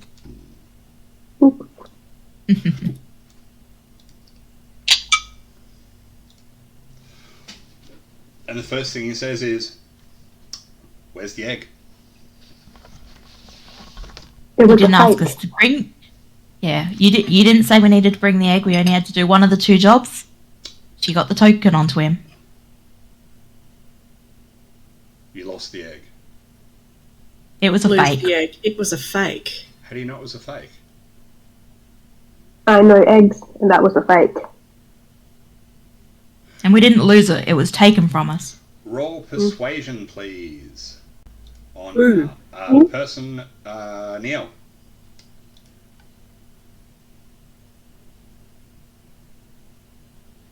Saying with such certainty that it's a fake because she knows. Okie dokie.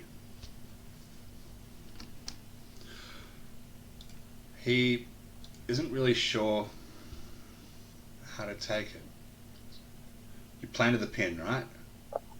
Yes. Okay. The welcomers now have the fake egg. Excuse me? The welcomers? We were about to leave and the welcomers came up to us, demanded the egg. Nice little half-orc chap. Yep. From out of the shadows, well, I haven't got a token for it, you don't need it. From out of the shadows, a lady appears, throws back her hood, and you notice that she is also missing her left ear. But you also notice that on her lapel, she has one of the harper pins on. A welcomer, you say? Describe him. Correct. Big green, missing an ear. Anything else? Well, if missing an ear is the descriptor of a welcomer, then that's not exactly helpful. He had an earring. His hair was black and oily. He had 4 human guards with him. Were they missing ears? Did not get close enough to check, but I noticed his missing ear and I didn't notice any missing from them, so I'm going to say no. She turns to the guy you've been speaking to and goes, "I think I know who he is. He's a nobody. Well, your nobody has a nothing egg. It's very true. Why would a nobody want an egg, though? He would have played working with somebody else in the welcomers. No, the welcomers didn't sanction that. I'd know if they did. He's working for someone else. And I don't know who. I haven't seen him before. I think I know who you mean.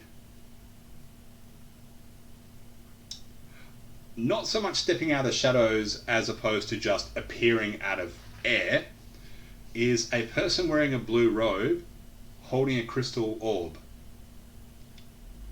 And from the crystal orb you see a little red pulsating light. He turns to the first person and says, if we're going to keep up, we need to leave now. It's clear to you guys that the pin is active, it's working, and they're tracking it.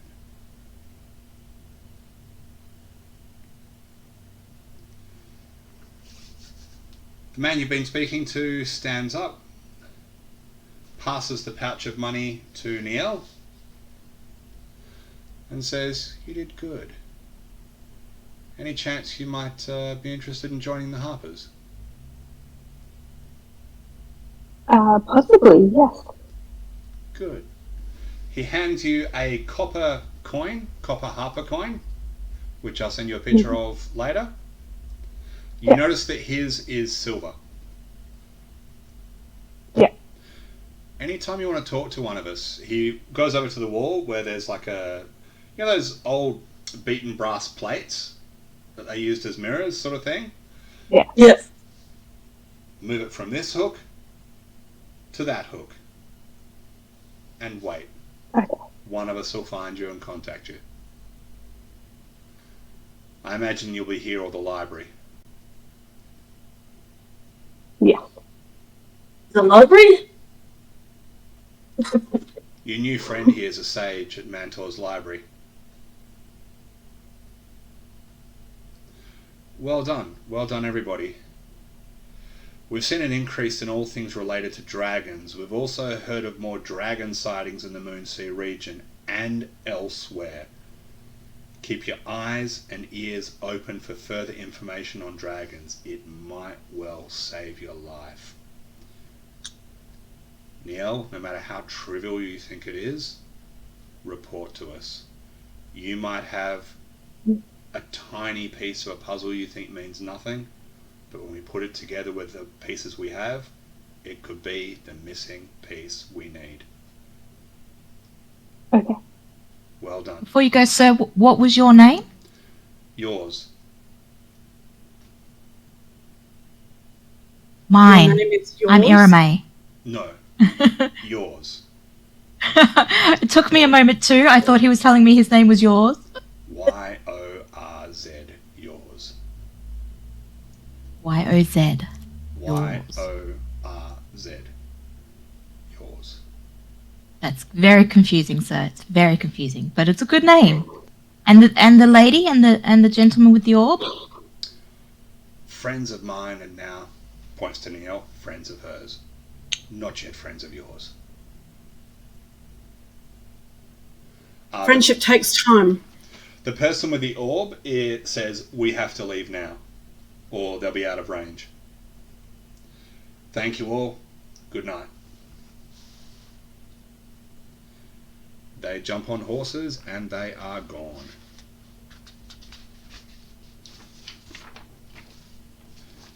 And you have completed the first little bit. Well done. The first module is a 5-parter, and the 5-parter introduces you to the 5 factions. Yep. So we have a chance now for a quick 5-minute rest break. If you want to grab a drink, go to the toilet, do whatever you want to do. Yep. 5 minutes Oh. off for folks. Yep. Yep. Cool. Alrighty. See you in 5. Alrighty. BRB.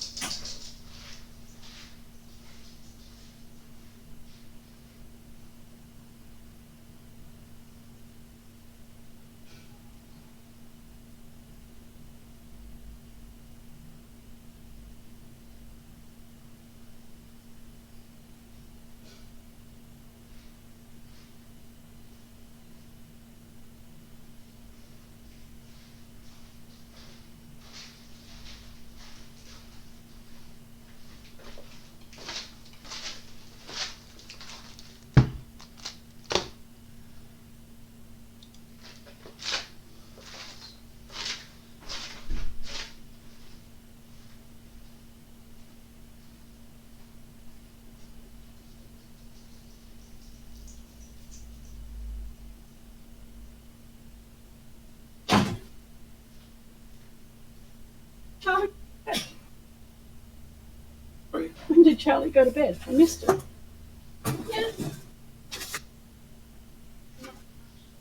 He was falling asleep on the kitchen floor. I don't remember you taking him through. So, well done. Are you still D&D and well done? Sorry? Are you still D&D? Yes.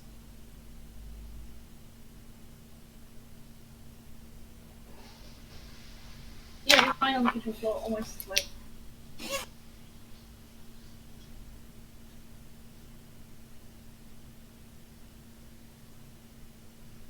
Hey, Jules, everyone else deserted us, have they?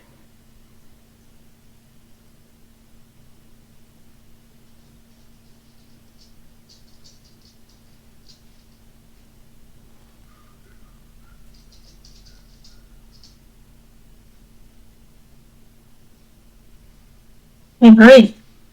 Yeah. Do you like my situation file? I did. I'm loving it, Jules. That's the kind of that's how I do a plan if I'm planning something. That's what I write, and then I just go from there. Yeah. The whole planning thing is just killing me. Hey, what happened there? I did not do that. Well, something thinks For you did. God's sake, yeah, you're not wrong.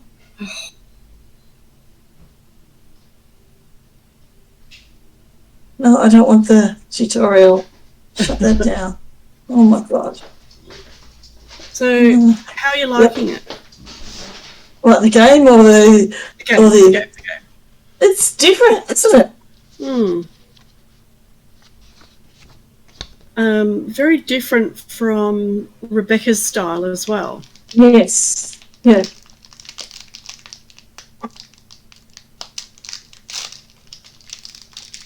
It's different with Roll 22. Yeah, very. It's going up here. Gosh. Yeah.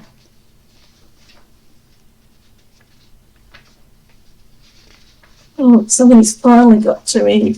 Got back to me on that. I put this post up back on the 22nd of December Yeah.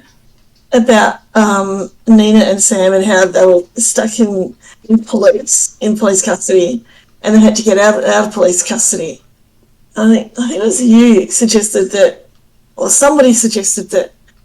Oh no, that's right. It was another friend of mine because it leads into a co-written thing, and so we've got someone in the police force who works with this other person, and they've demanded that they be released, and he's only just getting back now.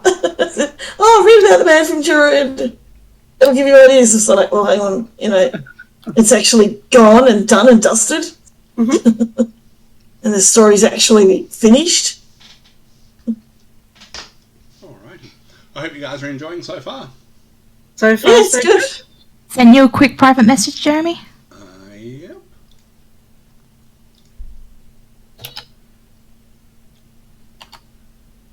Where is it? Oh, there. Okay.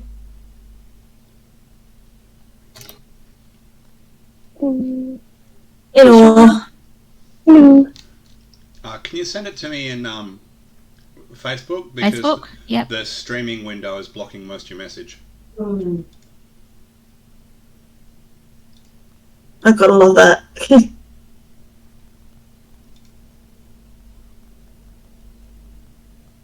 You can actually drag that window up out the way, Oh, okay. but it drops back down again when you do. But I've sent it over via Facebook.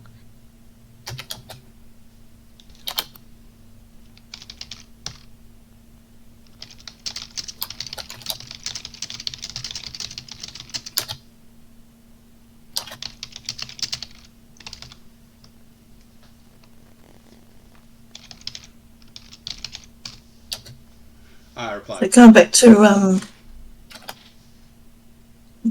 the what did we call it? The pandemic story. Yeah. Marie. I'm just going to do the same thing with the other characters. I think using Beck's sheet is blocking me. Okay.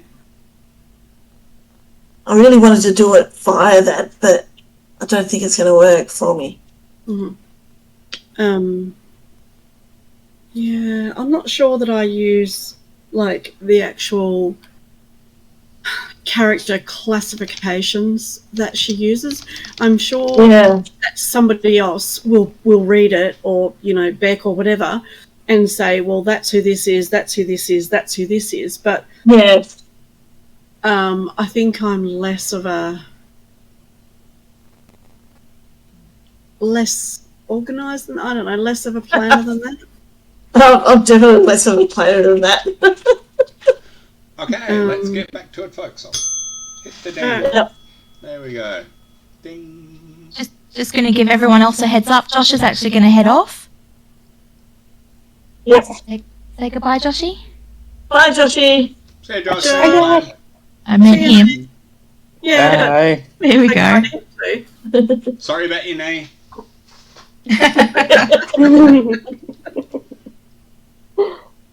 That was a damn good. See you next time. Becky, you don't have video at the moment, just so you know. Thank you. Sorry about that. Sorry about that, guys. I was having a talk with Josh because he's not settled all through the whole session. He's feeling really out of place and uncomfortable. He doesn't want to be part of this anymore. So see him running for it through the door.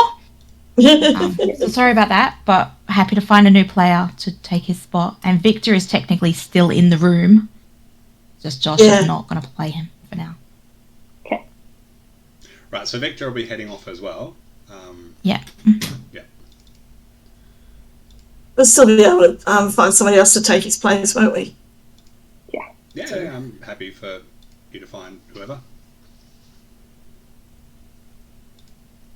I might check my other DM. She might be interested in taking up somebody else, another character. Who's that? Stacey May. Okay. Let's get some. I imagine a lot of DMs are happy to be players when they get the chance. Yeah. Thumbs from people when you're ready.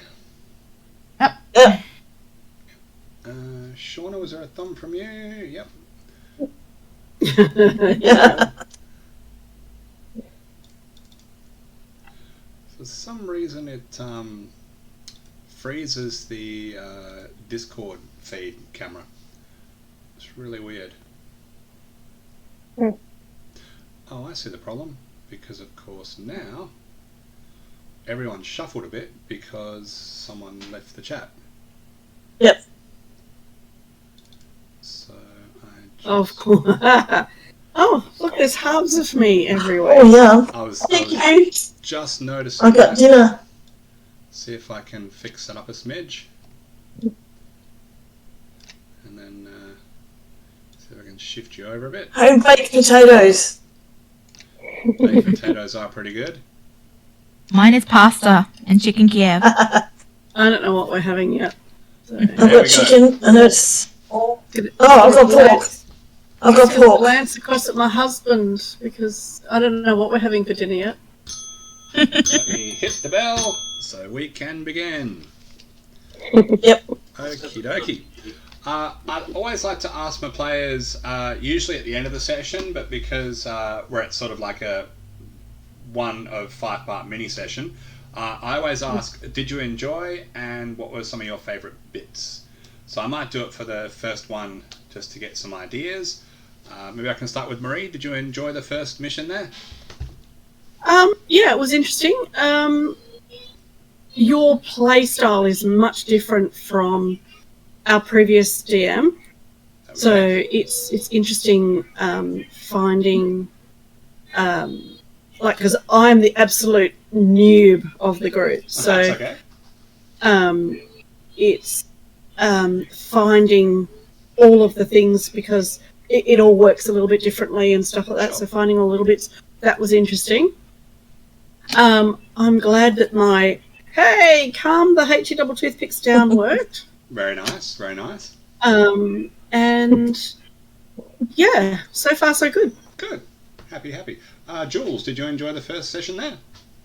I did. I like the way we sort of like, as Marie said, we avoided battle. Because that's the one thing that I'm used to is battling. It was good to avoid it and sort of use Alana's, I'm out of here. As soon as she saw the orc, like, nah, I don't want these guys. Fair enough. How about you, Beck? Enjoying the first mission? I am. I think it's an interesting world that's going on here. A lot to take in. Got lots and lots of notes going on. Just trying to understand it all and see where the story's going and how my character can be part of it. Fair enough. Did you have Intrigued. any favourite bits from that first mission? I liked that some of those roles worked really well. Yes. They did, didn't they? And as someone who prefers the role play over the battle, I actually really liked that we had the opportunity to use the role play to avoid battle, which is something that doesn't happen very often. True. No, it doesn't. I tend to find a lot of D&D games. It's just sort of like NPCs are just pretty much bags of hit points and loot, and it's just like beat them down and steal their stuff. That's why I always say when I have new players is if you treat my NPCs like they're real people and interact with them like they're real people, that's the way to do it. I'm never going to give you a cardboard cutout NPC. A light on behind you, Jules. Yep. She's going. Oh, there we go. And Miss Shauna, did you enjoy the first mission? I did, yes. Yeah. Lovely. What are some of your favourite bits, Seth? I did quite like I got the double crit. That was pretty cool. Considering how the rest of my rolls were going, that was, yeah. Any story favourite bits? I do like the story, how it's like, yeah, I like the storyline. Yeah. Cool. Happy days. I have one more thing for please. you. On your Twitch chat, Oh, yep. you have somebody who commented who is a bot. So I suggest you ban them. And to do that, because you're the king of the castle, just hover over their name, right click, and some options will come up, and just ban them because they're just a bot. When I right click on them, it just says refresh or view page source. On their name. Yeah. When I right click on, that's what I get. I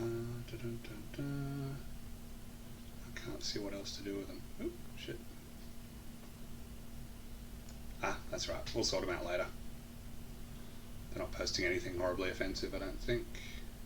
No, they're just here, buy views here. We'll take all your money and not actually give you any views, but, they're that kind of bot. What a bugger. Venetia. Is that the one? Venetia? TTV Begta21. I can't see how to do it. Oh, yeah, there we go. Yeah, I'm not sure. We'll sort it out later. Okay. Oh, good. So, I'm going to show you the map of the city.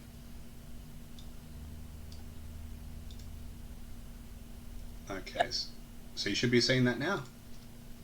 Yes. Cool. All right. The next night when you are at Freona's, the tea kettle there. Did we have a chance to rest? Yeah. Whole new day. All right. That's Just putting my hit next points night. back up. Yep. Absolutely. I need everyone please to do a dexterity saving throw for me.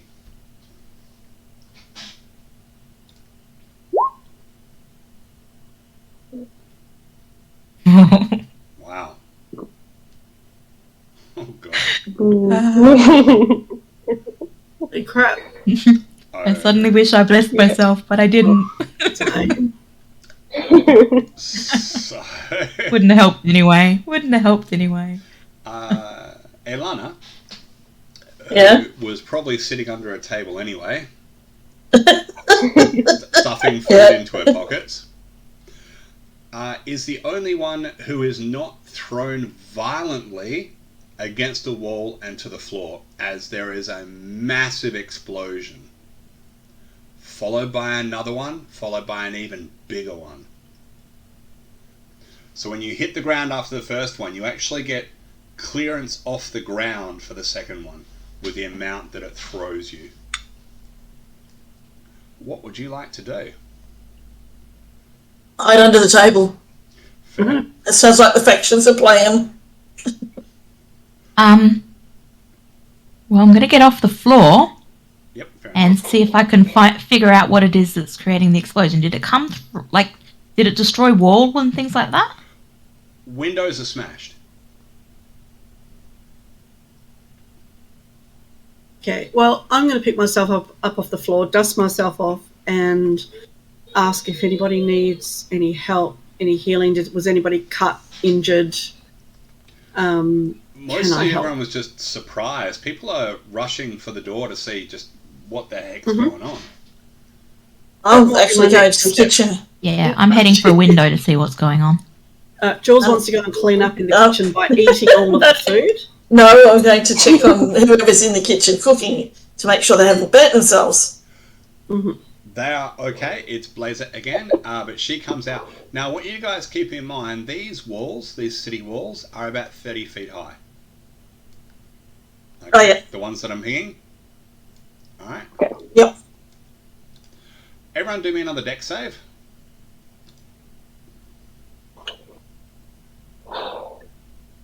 Oh, didn't say this time. Slightly better. Feel better. Whereabouts are we in relation to this town map? All right, so Which was Mandarin rolling, is right? Tea Kettle. I'm pinging it on the map right now. Yep. Oh, yeah, okay. Up the top there. Okay, yep. Thank you. Okay, great. So there is another explosion which throws you all off your feet, but you see the explosion and the plume of flame comes. You can see this over the city walls is coming from right here where I'm pinging on the map. Okay. You see what that building is? Yeah, the Temple of Bane. Yep, the Lyceum of the Black Lord. How long has Zero May been in town? Would she know that that's what that is over there? Yeah. Okay. We should go help and see if anyone's been injured. Agreed. And if anybody has not survived the blast, then I will have more duties. Yeah, you will. Okay, so people are sort of picking themselves up off the ground all around you. No one seems to be overly hurt. But keep in mind, you clearly see a gout of flame shoot up in the air, which meant that it was higher than 30 feet. So that's a big boom.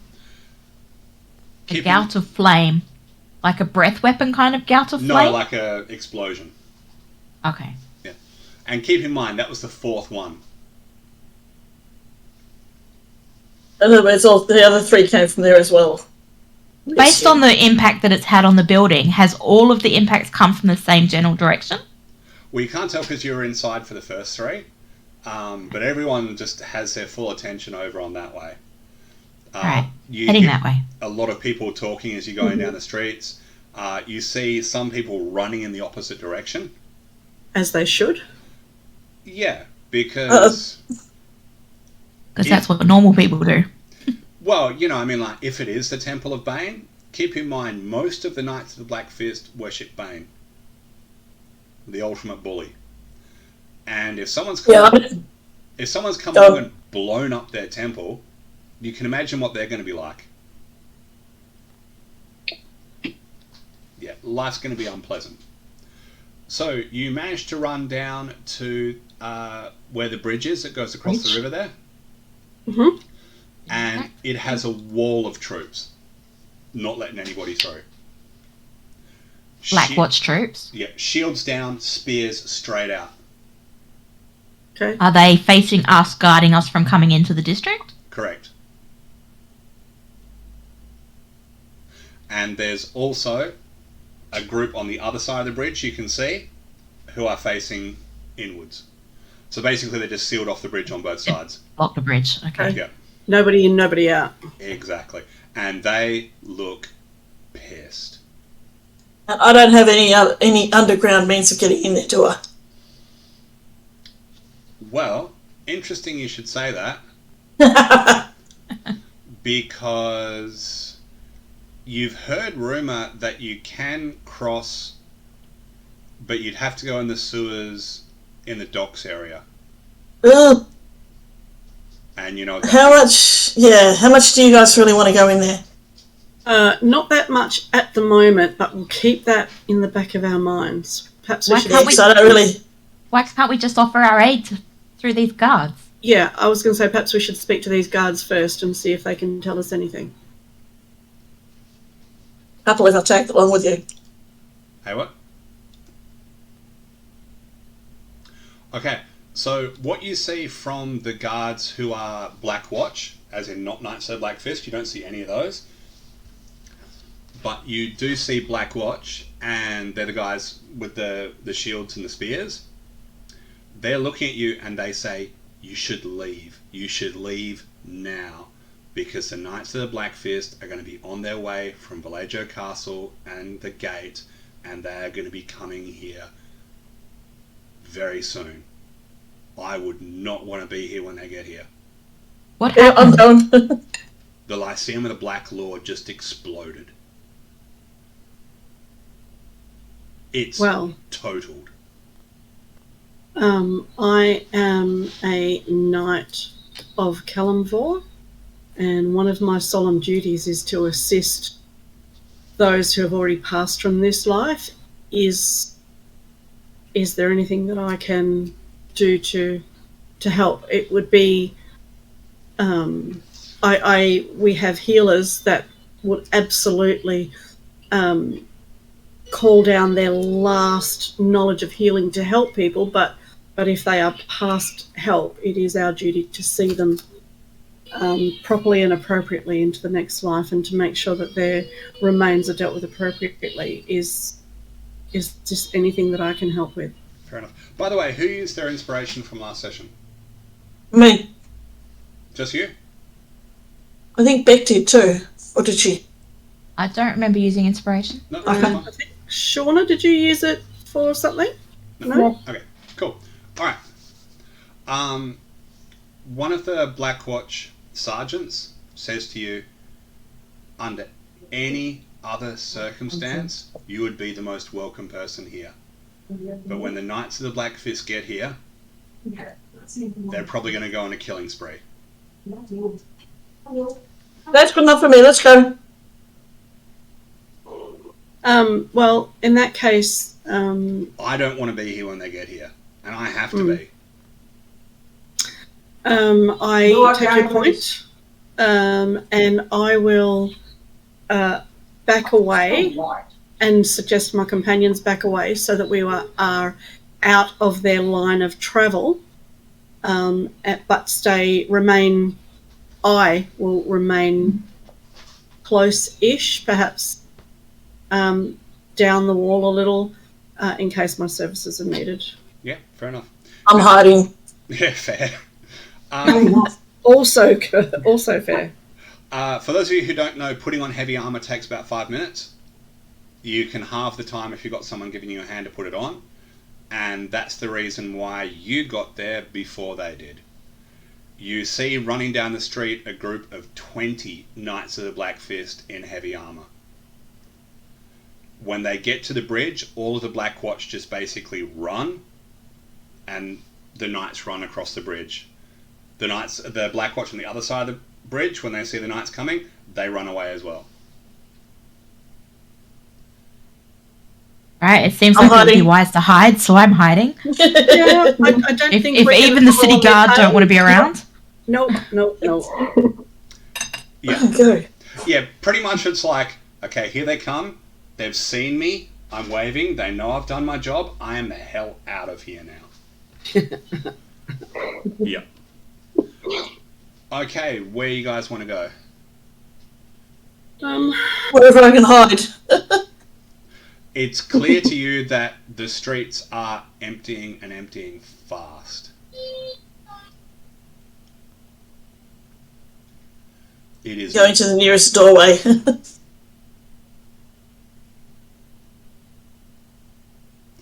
And as you look around, you see a little halfling standing next to you. It's Reese. Oh. What's going on? Reese, what are you doing here? I want to see what happened. Shit. Reese! Alright. I'm heading back to Freona's with Reese. Dangerous, Reese. Your mother will kill you if you're here. If you don't get I'll killed take her by back. some of those guys first. I'll take her back. Are the rest of you going back with her? There's not much you can do here. Okay, well, torn because there will be bodies to deal with, but I have no desire to become one of them. Yeah, it's very easy to see even without an insight check that emotions at the moment are running incredibly high, and anyone who looks even remotely suspicious is going to get carved up. I don't know that there's much help we can give right now. Mm-mm. What were we supposed to use the token that we hang on the hook? Would that person know more about what's going on here? Possibly. So guys, the idea with the factions is basically each of you will get to join a faction, if you're okay with that. And that means between sessions you can report to your faction contact if you like, you can do some downtime stuff, you can learn some things, I can seed some plot hooks through your faction contacts. So that way I don't have to give all these information dumps, it can actually come from you guys, the players. It's like, oh hey, yesterday I met with this person and he told me this. So yeah, basically think about using them essentially between games, between sessions. Cool. All right, I think we should all head back to escort Reese back to her mother. Yep. Make sure it gets there You safely. gotta catch up with me. I've already started. Yep. Yeah, I actually wanted to see what was going on. What do you do? Oh. Okay. So, you do get back to Freona's with Reese in tow. Freona is freaking out, wondering where the heck she is. So, when you walk in through the front door, she just walks straight into the kitchen, walks back with a wooden spoon. And Reese runs upstairs. It wasn't me. That's a mother after my own heart. It wasn't me. I didn't do it. Reese runs upstairs and you hear a door slam. Fine, we kept her safe. She was okay. Please don't take it out on her. What happened? I turned around and she was there, right next to me. No, the explosions. What happened? Oh, the bane's gone.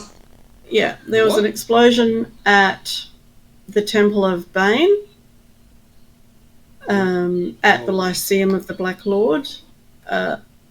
The city guards were blocking both ends of the bridge across with shields, a shield wall and spears out. There was nobody going across. There was nobody going into there. There was nobody coming out. They were blocking both ends of the bridge. And we left as a small contingent of the Black Fist were on their way in with a killing blood in their eyes. We decided that the best part of the best thing to do was to make sure that Reese got home safely, and for us not to be there. And I told her off for following us. Well, you might have told her off, but I did. Fiona's got a spoon. I'll be telling her off. Children are curious. Even big children. This is bad. This is really, really, really bad.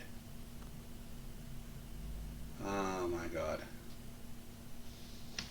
Well, yeah. Yesterday, the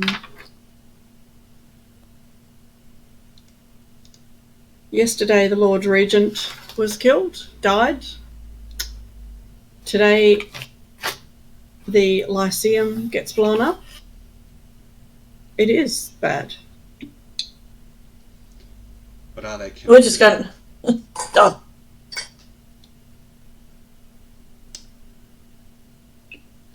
walking? Oh, I've got to go back to the map of the tea kettle. There we go.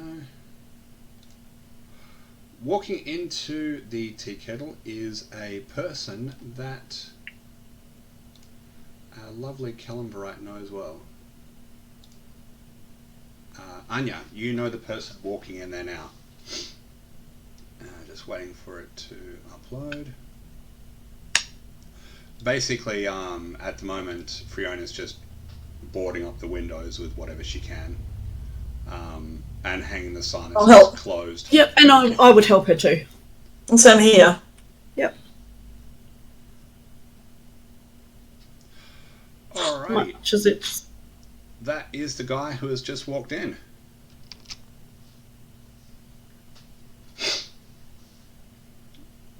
Should be on your Roll20 now. Can you see him? Yep. Marie, you got him? Yes, I do. Lovely. Jules, yep. Yep. Lovely. Alright, Anya, you recognise this person as Brother Keith. Brother Keith is the keeper of the dead at the graveyard. Okay. He is basically like the administrator, if you will. He knows where people are buried. You also know that he is not a cleric. He's a layperson. And he's got a real chip on his shoulder about it as well.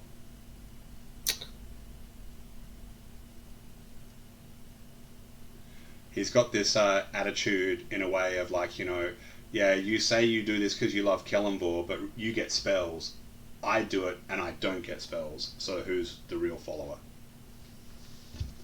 That sort of attitude. Mm-hmm. But he's alright. He walks in and takes off his hat and sits down. Nods to you.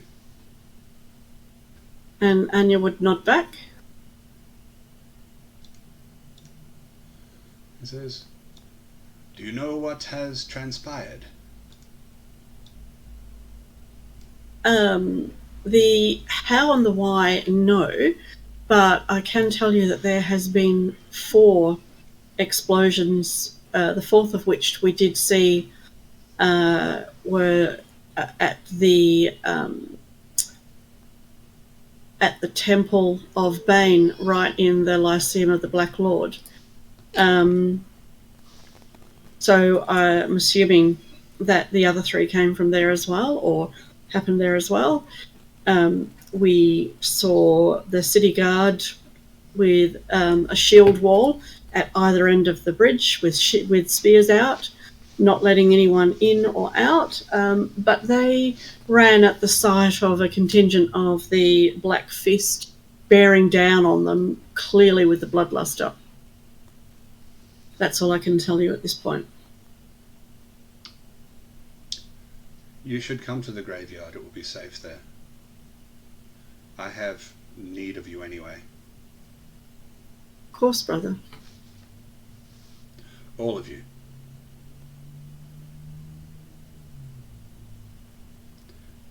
As you know, the graveyard's outside the city. It's on the other side of the river.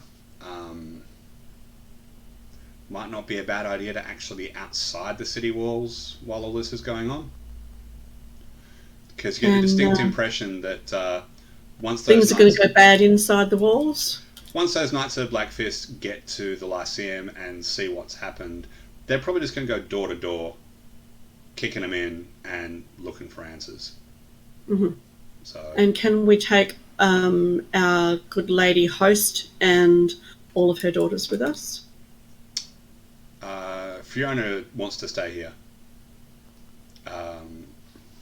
She goes, "If I'm not here and they come, they'll trash the place." Yep, they probably would too. They probably will. But if you are here and they arrive, you can rebuild your tables and restock your fridges. They won't hurt me. And your daughters? They won't hurt any of us. No. Grey Castle will skin them alive if they do. For those of you who read the primer, who is Grey Castle? People are opening it up now and having a look. I've got it open the whole time. Anyone found it?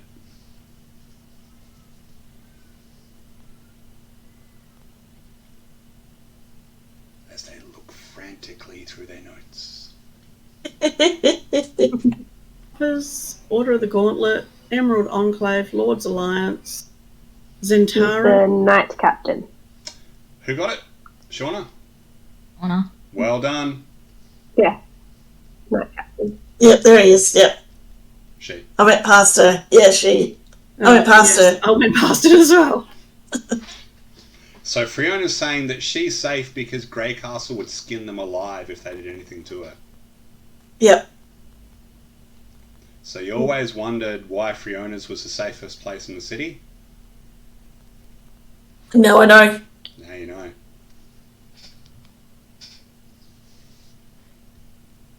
Grey Castle is not to be messed with.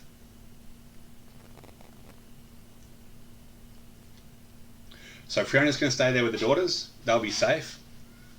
Yeah. And But I'll go with them because I won't be. Hey, what? I'll go with Yeah. Niall and all that. Yeah. I mean, growing up on the streets, you've always been terrified of the Knights of the Black Fist. Yeah. That's when they're in a good mood. Exactly.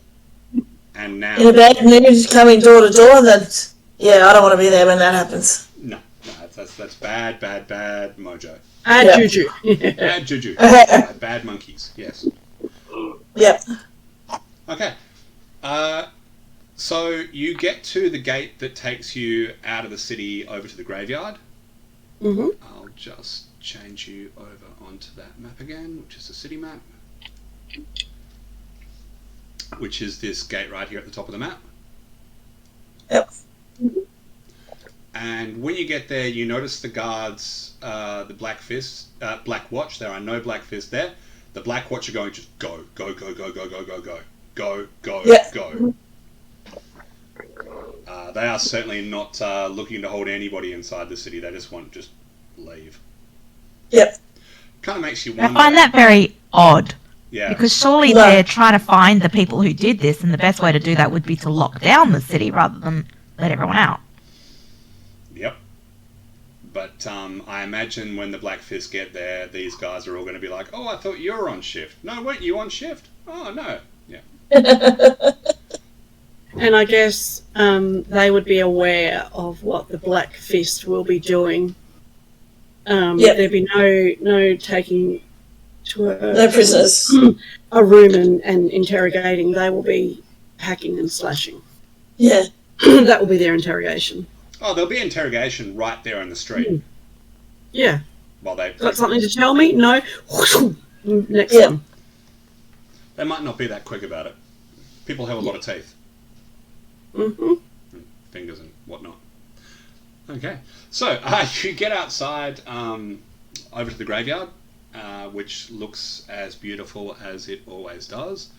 For those of you who don't know, after the Hate Master took over the city, Valhingen Graveyard was absolutely teeming with undead. And I'm not just talking skeletons and zombies, I'm talking everything up to vampires, and there's even rumoured to be a Death Knight under Valhingen Graveyard somewhere. They've cleaned out much of it, and they were given Valhingen Graveyard by the Hate Master. That is the Doom Guide. So if you look in your Phlan Primer, the Doom Guide, the guy who looks like he's about 50 but has been there for at least 40 years. And he didn't come as a little boy. So, yeah. But Valhingen Graveyard, after they got rid of all the undead, he turned it into a garden paradise. The place is beautiful. It's the kind of place where people go for a picnic on their day off, or young lovers go there to make out. The strangest thing of all is some people in Phlan kind of look forward to dying because they get to be buried in the graveyard, and it's just such a beautiful place. So, Creepy. yeah, it's a bit odd, isn't it? But it's just such a beautiful, beautiful place. I can show you quickly a picture. There we go. Give me a tick, and I'll put it in the Roll20 for you.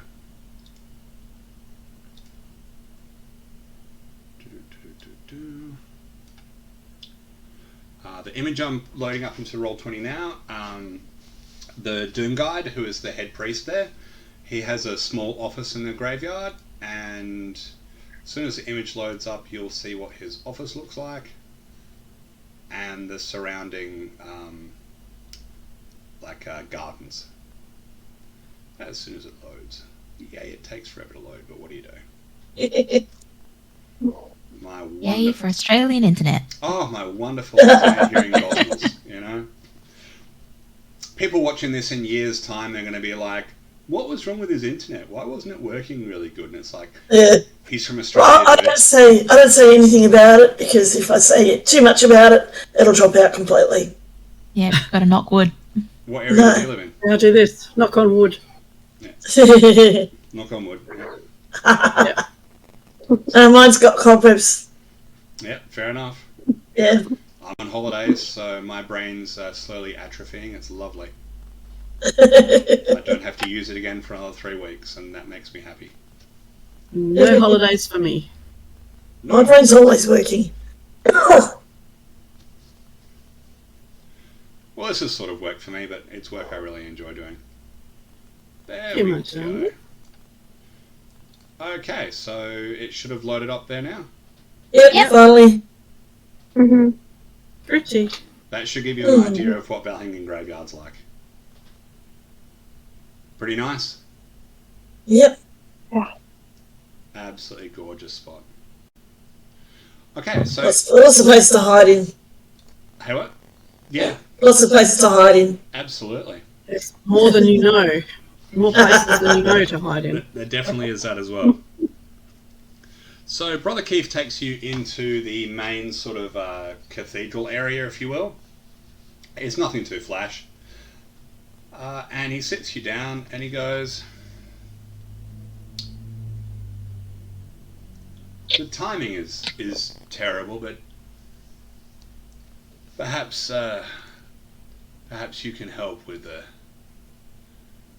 matter that I've been working on. It might be fortuitous.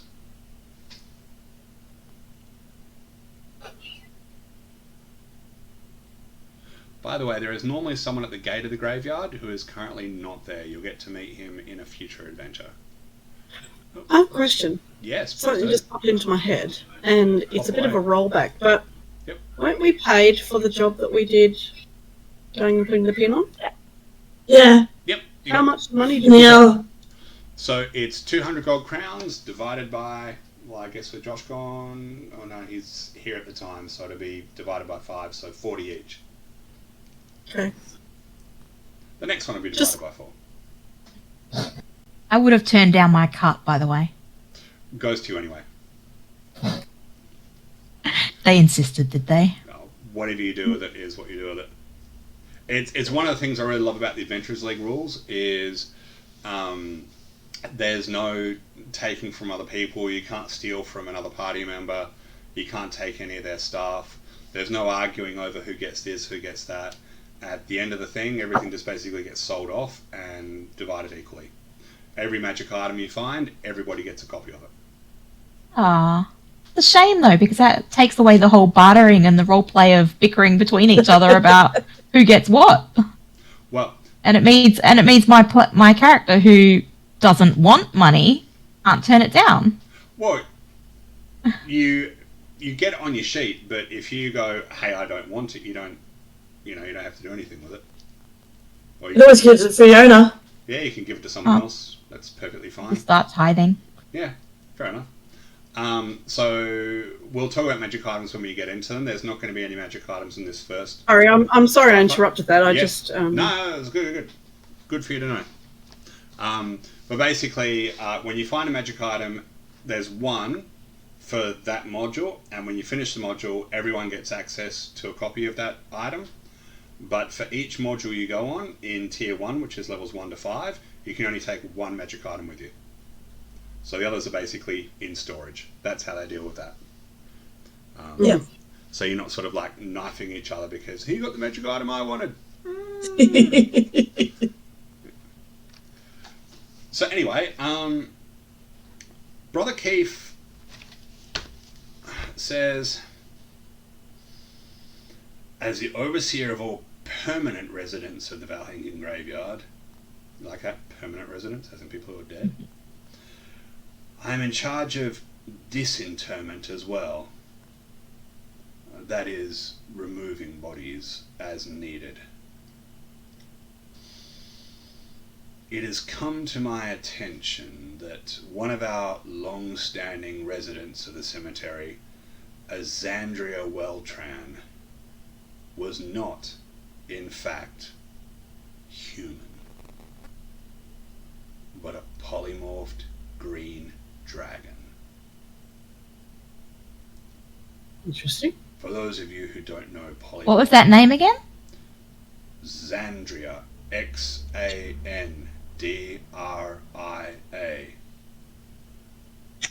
Last name, Weltran. Welltran.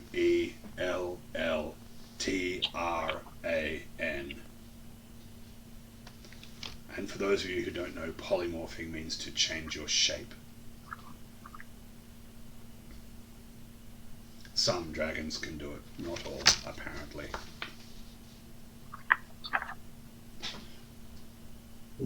So it is now my duty to enter the crypt and inspect the body to either confirm or disprove these claims. I want to see a dragon. I'll come with you.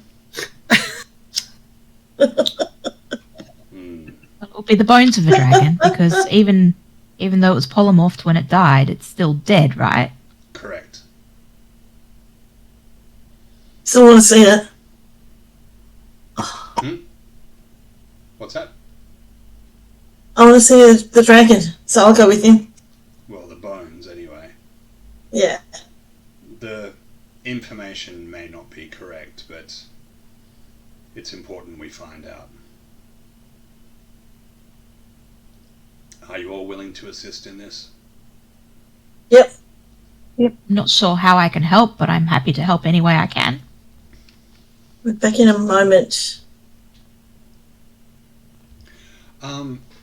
Brother Keith looks at the amulet around your neck there, and he goes,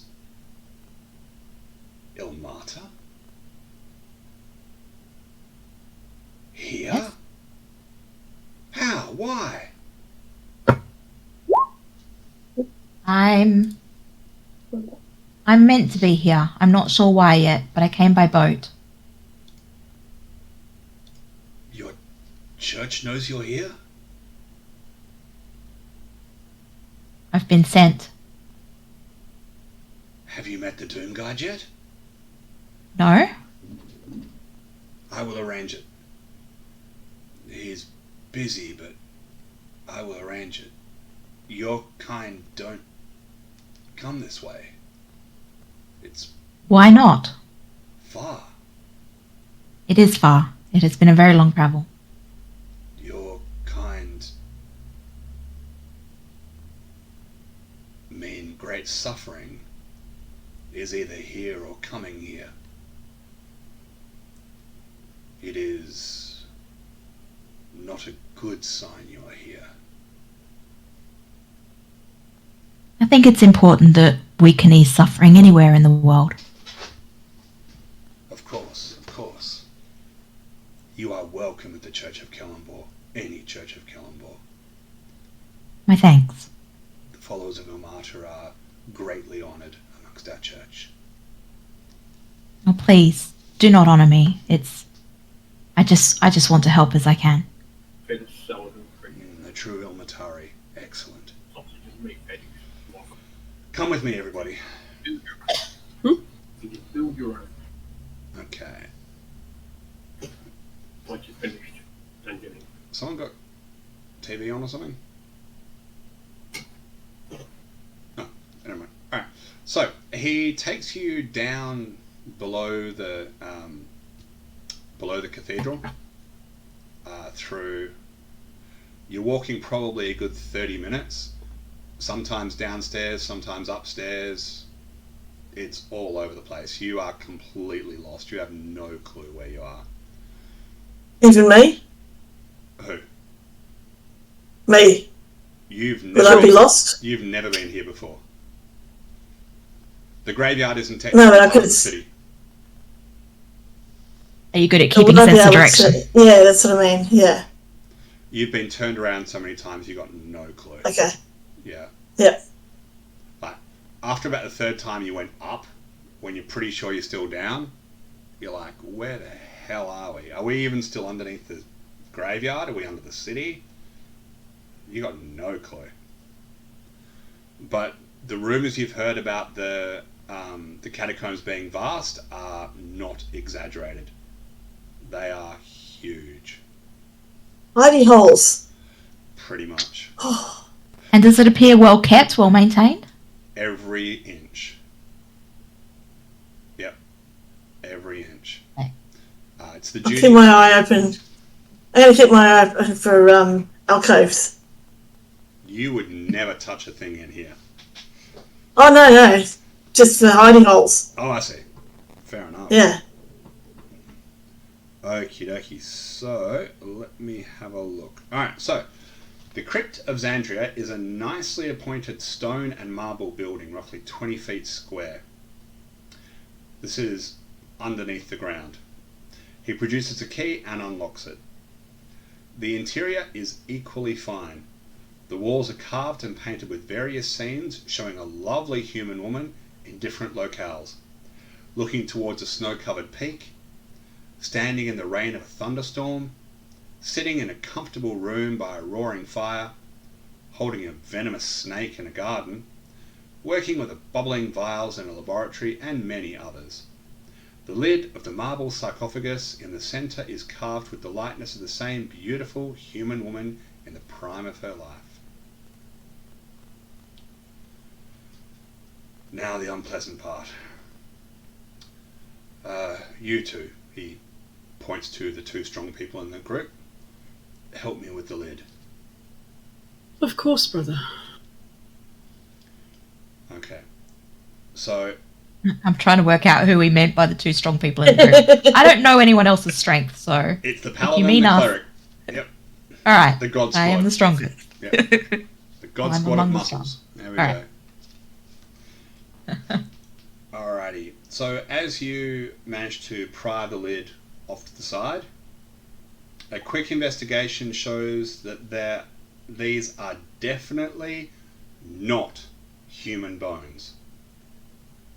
Many of them are definitely draconic in nature. It's also readily apparent that at least half the bones that should be there are missing.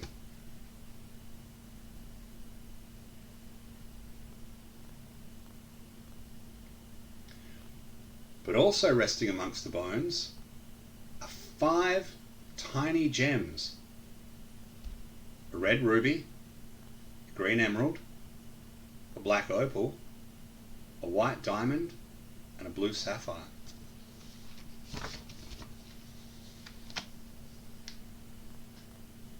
Which is the Infinity Stone? I don't know. Wrong game.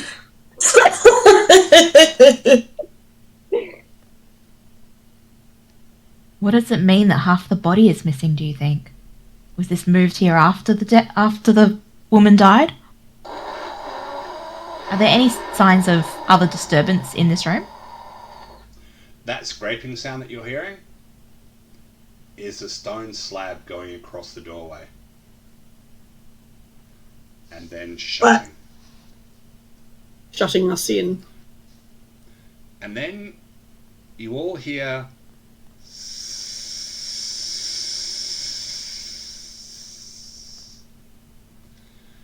from somewhere around you. Gas is entering the crypt, and it does not smell pleasant. Okay, I'm checking the walls to see if there's any hidden levers or something to lift the wall up, the door up. Do an investigation check.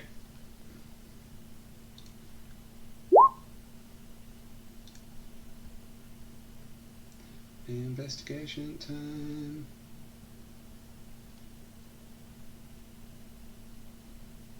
Can I cast Bless on my 3 companions? Yes, you can. Okay, Elana and Neil. And Neil, you were casting that, were you? What? I wasn't casting anything. No. That's me casting bless. Oh no, Shauna put something in the chat, or were you just having a look at it? Yeah. Ah, cool, no worries. Alright, yes, you have cast bless, and who is your bless going on? 3 people. Ilana, Anya, and Neil. Okay, not you. Niall, not me. Not you. I can only cast on 3, right? That's right. You bless up to 3. Yeah, my companion's not me. Fair enough. A true Ilmatari, well done. Okay, so with your investigation checks, as you are looking around, and that was Ilana and Neil, you notice something about the walls. There seems to be small indents about the same size and shape as those gems that were in the sarcophagus. Okay, let's get the gems out. We've got indents to put the gems in. That might be the way to stop this gas or whatever it is. So what you see is there is an indentation on the top of the snow-covered mountain. Put the diamond there. Diamond. Sapphire on the thunderstone. Ruby on the fire. Emerald on the snake. And it's the last one. Must be the black opal on the lab. Click. The hissing Should have stops. checked my intelligence before I did that. That's right. What is your int? Intelligence is a +0, so I might not have been able to figure that out as quick as Rebecca did. That's all right. No worries. I would have just kept trying the gems until they all worked. There was a reason I wrote down the scene as he described each of those pictures, because that means something when they describe it like that. Absolutely. Alrighty, so what happens is the hissing stops, and you hear a really loud click come from the sarcophagus.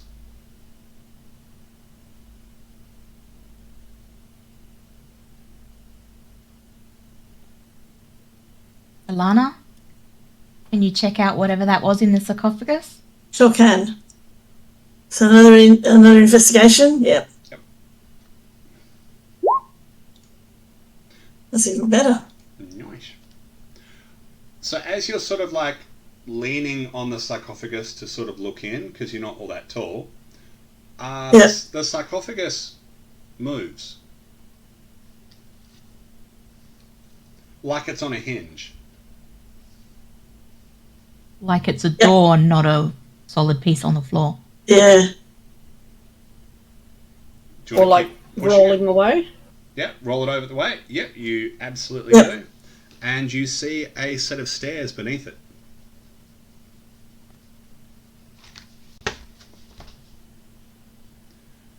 Is the old bloke still with us?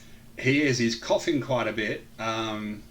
The stone slab over the doorway is receding.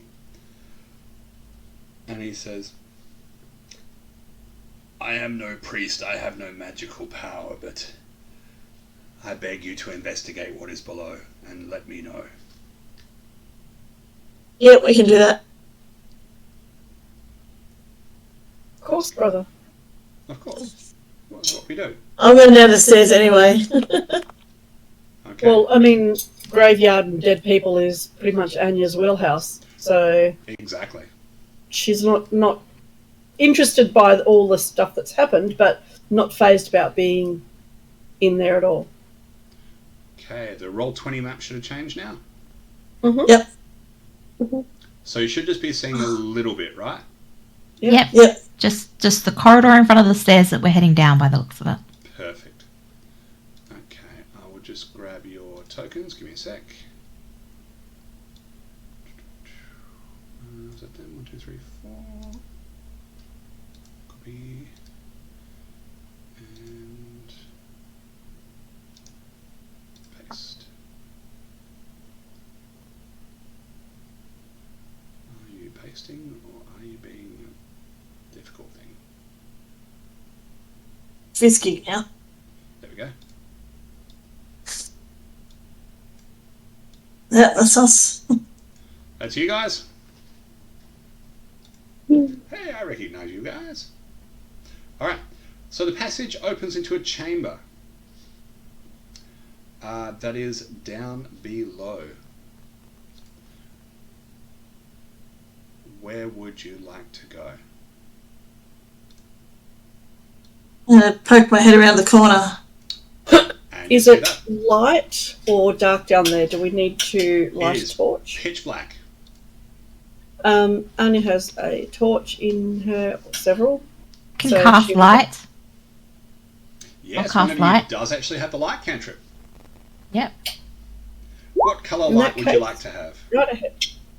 Probably not too bright because I've got dark vision. Maybe a soft blue then. Soft blue? Okay, cool. Okay, so you peeked around the corner and that is what you saw. Okay.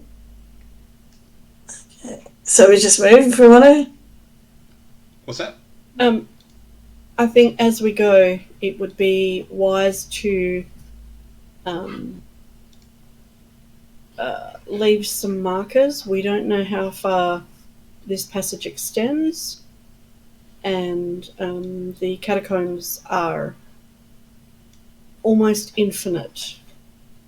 So I think we should leave some markers for ourselves, as well as checking the walls carefully. Anyone got any markers to leave? I'm just looking to see if I've got some charcoal or something. I've got 1,000 ball bearings. No, I don't. I think one of you might Actually- have a bit of chalk, don't you? I have a bottle of black ink. Not exactly chalk. Or a little bag of sand. There we go. Sand might work. How big of a bag is it? Just I have a little 10 bag candles. of sand. I have 10 candles, so we could drip wax as we go. And I have 10 torches. We could always throw one on the ground, but 10 is, Nobody has chalk? No. Maybe Never Josh mind. had it. I don't think so. You could too. Where do you want to go? What do you want to do? I'm still going down.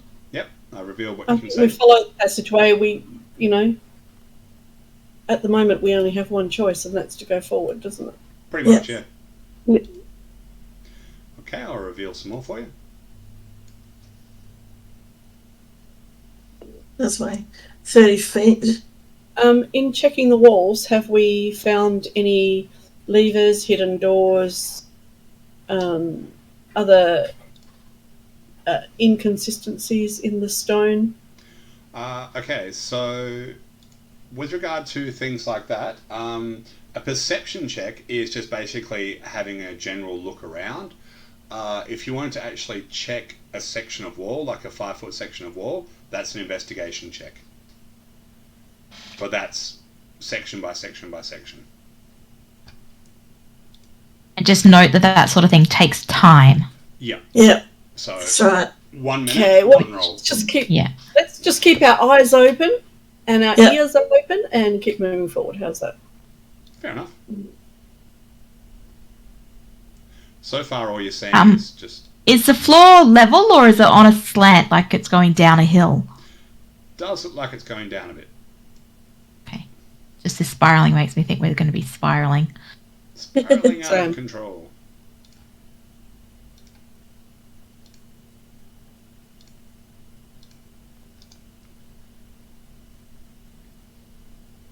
Suppose we are staying back and letting the rogue type take the lead. I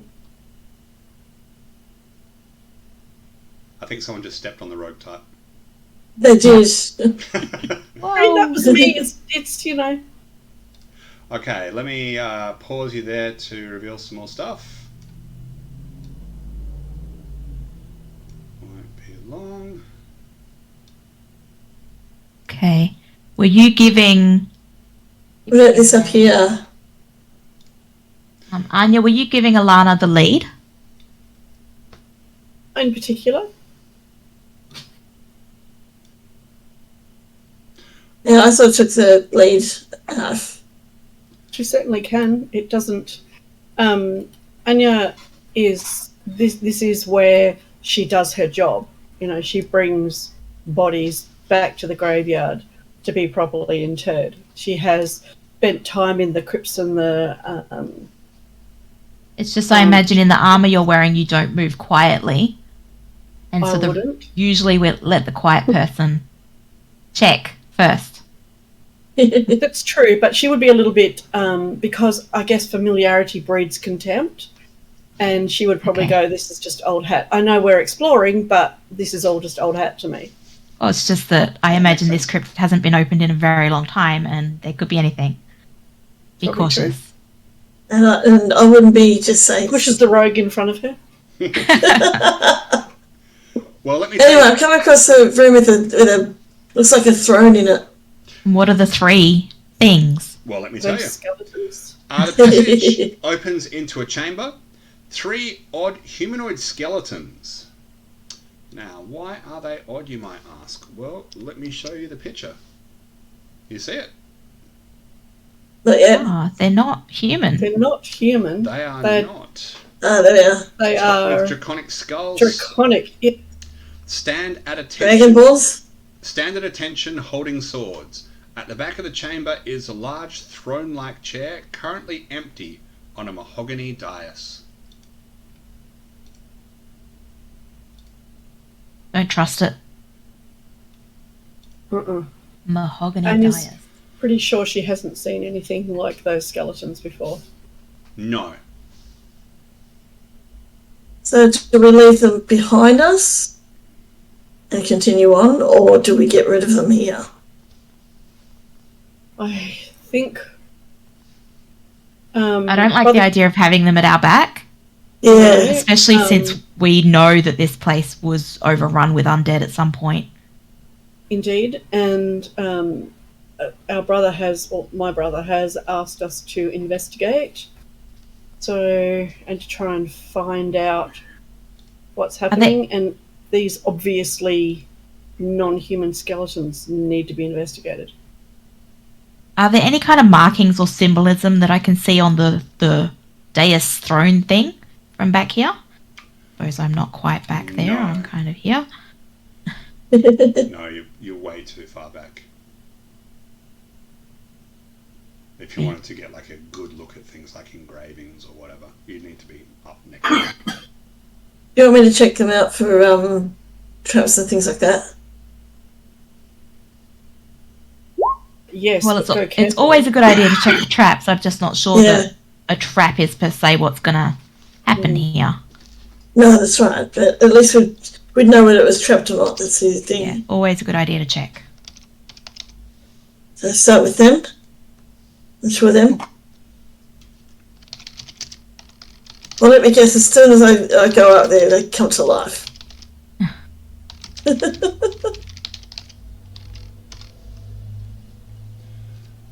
Okie dokie. Alright, so you're stepping to there. Yep, cool. Yep. Okay. Anything happen? You step to there. That happened. Yeah. Nothing else happens Yeah, from no, there, nothing Polly? else happened. Good. Okay, do an investigation check here on both of them. Sure. Which one, top or bottom? Top one to start off with. Top. Okay, what are you looking for? Anything that might make them live. In other words, anything that might turn them on. They just Not that way. I gotcha. They just look like they've been propped up. Okay. Nothing special about them. They just look like bones. Well, apart from the fact they've got like a draconic Yeah. head. Yeah. All right. That's Well, the middle one looks clear. Sunday night. And I'll do one on the bottom one as well. Sure. Yeah, I mean, they look exactly like the picture. Yep. Those two are okay. Did you want to have a look at those? They've got sort of scraps of armour on and they are holding swords. Yep. I don't know, maybe the bones are being fused together or something, but they're not moving, they're not doing anything. Do you want to come up to those ones then? Can I take a look and do a medicine check on them and see if I can find like a cause of death or anything like that? Sure. Whether the bones have been fused? Yeah. Yeah. Okay, so They look like bones. on the bones, on the bones themselves, you see no breaks. So, like, you don't see like a smashed skull or And any broken no ribs. sign of injury. No Yeah. sign of injury that was done to the skeletal structure anyway. I mean, do me a religion check, Beck. You're trained in religion. Can I have advantage? Just because I'm trained in it? Yeah, no. Good But, try though. Good try. but It's funnier if you knew what my role was, guys. that's the joy of not knowing, isn't it? But Neil, Yes. you are a sage, and you know all Yeah. sorts of religious-y type things. Not from like a believer's viewpoint, if you know what I mean. More from like a factual study kind of viewpoint. Yeah. So how about you do a religion check? Religion or history? Religion.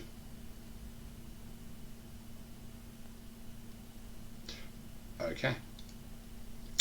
So, in our world, you know how when the pharaohs built their pyramids and everyone was really, really happy to work on the inside, why were the people who got to work on the inside more happy than the people who worked on the outside? Anybody know? Because they got their eternal reward by getting to remain with their pharaoh. Bingo. People who worked on the inside of the pyramids got to stay behind. Yep. So these are guards that have been left behind, basically. Well, they've been interred with the dead. Interred with the dead, yeah. It's entirely likely they died of either starvation, dehydration, or oxygen deprivation, even suffocation. But they are standing to attention. So loyal to the end, to their dying breath. Seems that way. Yeah, check the top one. Yep. Do an investigation on that one. Sure. They are all pretty much identical. Alright, I think we need to check out this throne to see if we can slight see build anything. differences, sort of thing, you know? Sorry, you went garbled there on me. Oh, I said, slight height differences, slight build differences. you know, Yeah. But apart from that, the same. Alright. So what's to do an investigation on the throne? On the throne? Yeah. Did you roll that already? Not yet. Now I am. Oh gosh. Yeah, that didn't happen. I will as well. Who's that? No, okay. Anya? Okay, so... Do you recognise it, Anya? No, she does not. No, I do not. However, as you're looking over it, and you're sort of tracing your fingers over one of the side sections, you notice that a portion of it seems to have a bit of give. Like it's not solid stone. Possibly a hidden switch or Yep, could be. a hidden drawer. Yep. Can we check out what's beyond that corner before pushing any buttons? I suggest to the rest of the group. Yeah. We can do that. Wanna?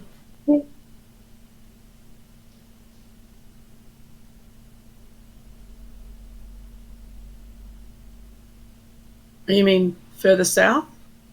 Yeah, just I don't like black darkness corners where we haven't seen at our backs if a think door's about that's- to open elsewhere. I think it's reasonable to I love fog of war. continue Yeah. checking out and then come back to this once we are sure there's no danger. Sure. Yeah. Folks moving down. Yep. Okay, I will do a bit of revealing for you then. Oops. It's the other button. It's the reveal, not the unreveal. The other left. Yes.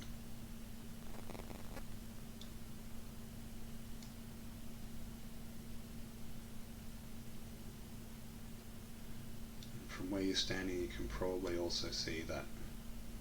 Okay.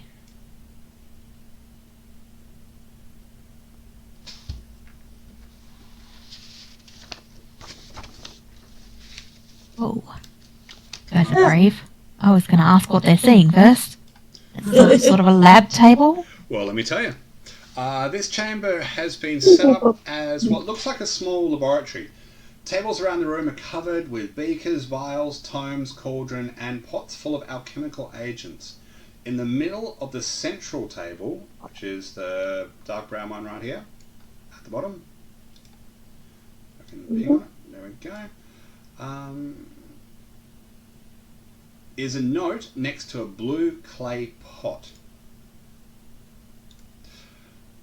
Is it over here? It's on this table right here. If anyone wants to go down and have a look. Yeah, oh well. Oh, it looks magical, so maybe the magical person should go down there. We both can go. It's all the straight. Alana's straight in on it. Doesn't matter that it looks like all smart person stuff. You're in. Can I have a look at the tomes and like the titles on them? Absolutely, there is all sorts of stuff. Do me a investigation check there, Shauna. There's this for everyone. You saw the other two, there's this. Hmm. She's mostly asleep. So, what Elana finds, you are having a look on that table there. Yep. You find so there's a note next to a blue clay pot, right? So, did you want to have a read of the note? Yes, please. Alrighty. It says Raxil, which is Raaxil. Yep. Raxil, I have figured out how to complete the process. When you are ready, simply pour the contents of this blue pot into the cauldron and stir. The effects should be instantaneous, but this is all in capitals. Do not drink the resulting potion. Pour the contents of the pot into the Cauldron, cauldron. which is that black thing right there next to the table. But do not Don't drink it. the potion. And that's all that's on there. Yep. Is there any small items that look useless? You Or something. wouldn't know because this is like walking into a science lab and going, what's useful?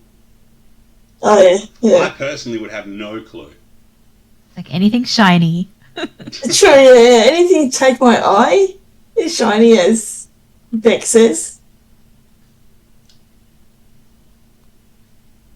So, Shauna, Yeah. if you wanted to, for example, spend your inspiration and a bit of time having a look at the books, the alchemical stuff and whatnot, I can give you a roll. Yeah. Investigation again, or No, this is actually Arcana, because you're trying to figure out what this is all about. Now, you don't have to spend your inspiration on it if you don't want to, but Yeah. I would. Yeah. Okay. You need to declare that you're going to use it before the roll. Before, yep. Okay. Alright, I'm going to send you a message. Give me a tick. Yep.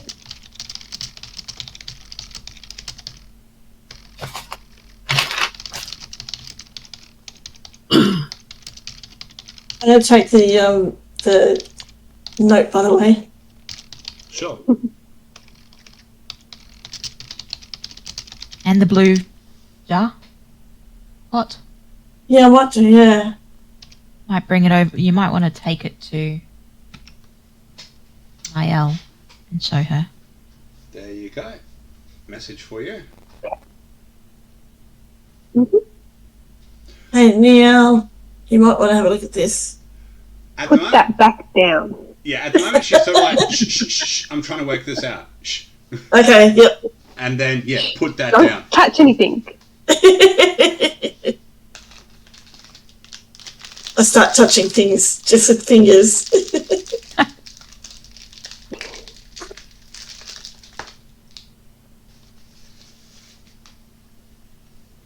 Anything you want to share? Unless you want to become a corpse, I suggest not touching anything. Should. This is necromantic magic. Very powerful in stuff. Very advanced. I touched the table, does that count? The other three of you, not Neil, can roll insight.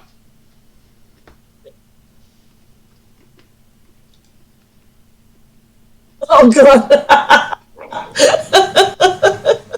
And You don't want to know what I rolled. Do they? no. So, Anya, Yes. she looks utterly out of her depth. It's like you trying to read the really, really advanced scriptures of Kellenborg. You know what I mean? You got no clue. Mm-hmm. She looks utterly out of her depth.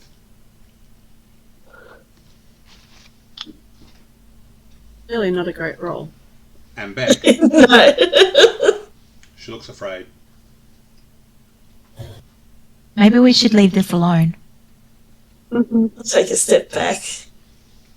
Are those books something that could be used against us? That was the sort of thing I was going to ask. Yeah. So, it's not that she's out of her depth as in she has no idea what she's talking about. It's the fact that it's like, I know this means this, and I know this means this, and I know this means that. But the next 50 things in the line, I have no clue. But based on the first three, it's bad, bad shit. And because I don't recognize the next 50, it's really powerful stuff. Do you know what I mean? So it's not she doesn't know what she's talking about, it's the fact that it's just way, way above her. It's way beyond her level. Way beyond. But is it Can I safe to take leave the here, book? or should we take it?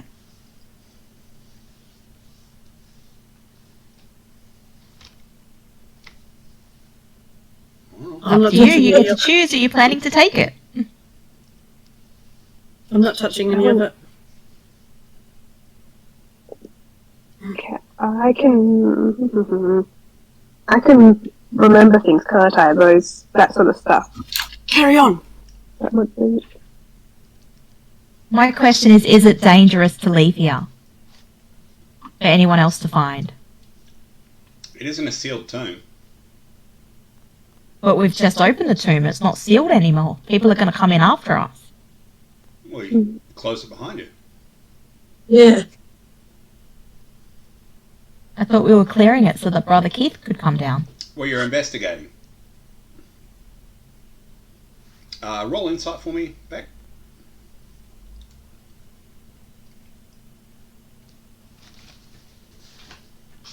Yeah, that'll do. Give me a tick, I'll send you a message.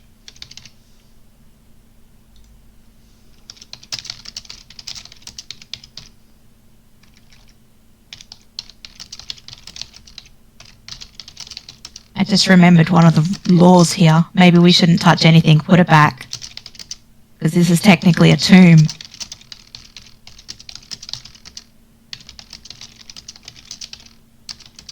I did put it all back. I pull out my notebook that I have and copy down some of the information.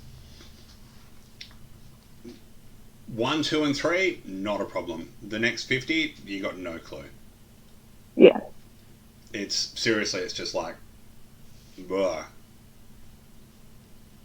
Yeah. It's like you recognize the symbol for tapping into the weave, which is the magical energy, like the force, so to speak. You recognize that symbol. You recognize the symbol for necromancy. Yeah. And you recognize the first symbol, which relates to how much power to draw. You're pretty sure you recognize the second symbol, which would be the next level of power. But after that, you got no clue. For all you know, it could be draining all 9 levels. Yeah. And you don't know what it is that it's being shaped into. Yeah. So I'm back. All good. Anya, you seem to know Brother Keith. Yes. How trustworthy is he? Would he come down and raid this place after we've been in here? Raid? I doubt it, but you may want to clean it. Well, my concern is if he has any kind of interest in necromancy. His It's interest necromancy. is It just feels really dangerous to have this place available to others. It does, and unless, or if they don't know, well, he does know the way to get in, doesn't he? Becky can roll religion with advantage. Because you would have been briefed on the Church of Kellenborg before you left. That one. That works. Thank you for the advantage. No worries. Kellenborg, excuse my French, fucking hates undead. With a They do. passion. With A passion. That's his whole thing. Because it's all about the safe and proper internment of dead and their souls released to their gods. So we can expect them to actually come and cleanse this place for us after we've checked it out. The fact that what on the books is buried here is not what's buried here, that's Brother Keith's job. You know what I mean? That's like, okay. He will want to clean it up and possibly decorate, but he will cleanse this place and get rid of any evidence of anything that is not to do with humans or part humans and their internment. So I don't believe he would use anything for his own purposes. Way to make a follower of Kellenborg angry, say the word necromancy. Alright. Yeah. So I recommend leaving everything as we find it then, through the whole tomb. But just check it out, make sure there's nothing dangerous in here so that he can come down after us. Alright, so moving on. Sure. Yeah, at least to look around that corner. You always got to look around corners. Yeah, it's just I'm aware we're leaving the button behind us, and it's possible it'll just keep spiraling. We can always come back to the button. But if we push that button and that never happens. Push the goddamn button. They don't go back. If we push the button and there's something, then we can't go back to that, then can we? Well, I definitely don't want to leave an open corridor behind us. No. Right, so our lovely rogue has stepped all the way up to there, so I'm going to reveal There. more stuff. Oh, Lovely rogue that stepped up to there. What is that red dot that's on the wall? yeah, that interests me too. Interesting that you should notice that. That is a glowing rune on the wall. And There's a bit of writing or something. And the 4 things in the room are dead bodies on the ground. And a stargate. And what? It's laying on the floor. It's a sigil. I want our rogue to give me a perception check. Hang on. Oh, what the hell? It just dropped me out of it. Gotta relaunch.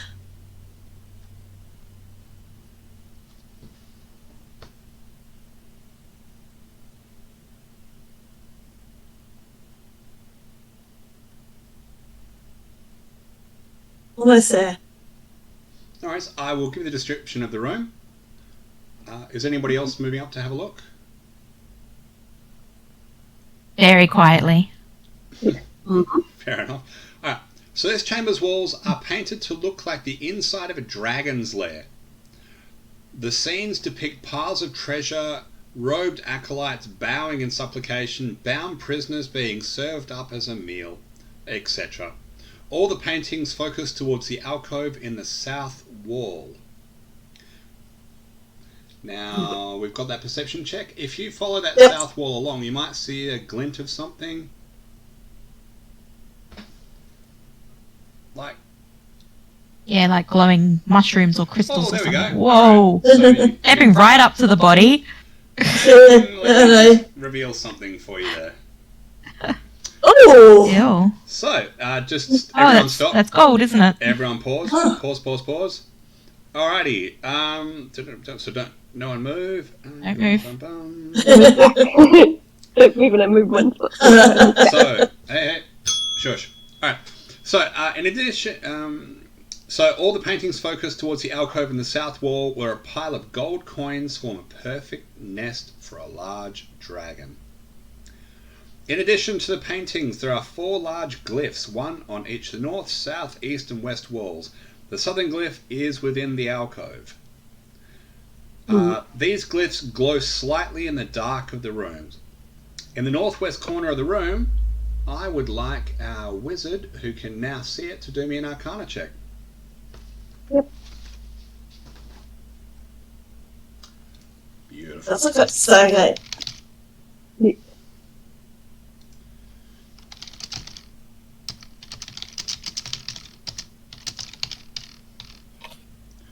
Won't be a tick. Yep.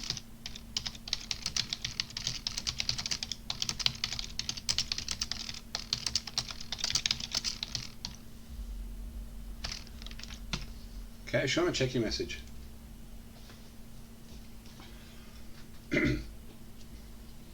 Okay.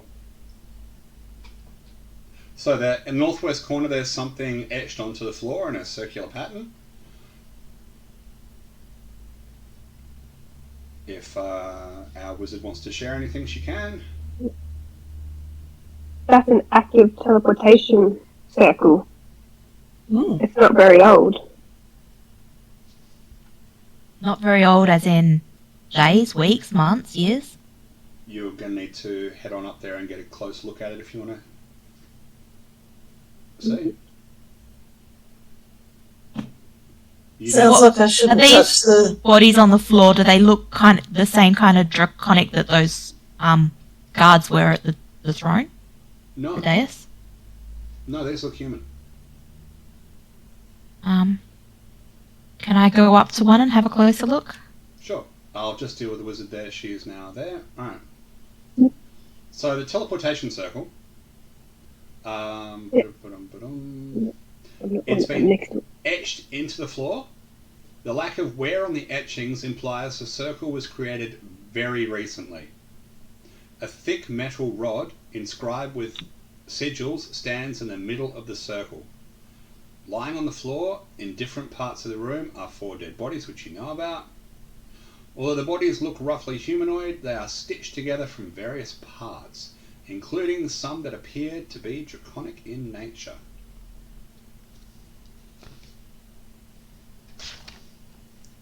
I don't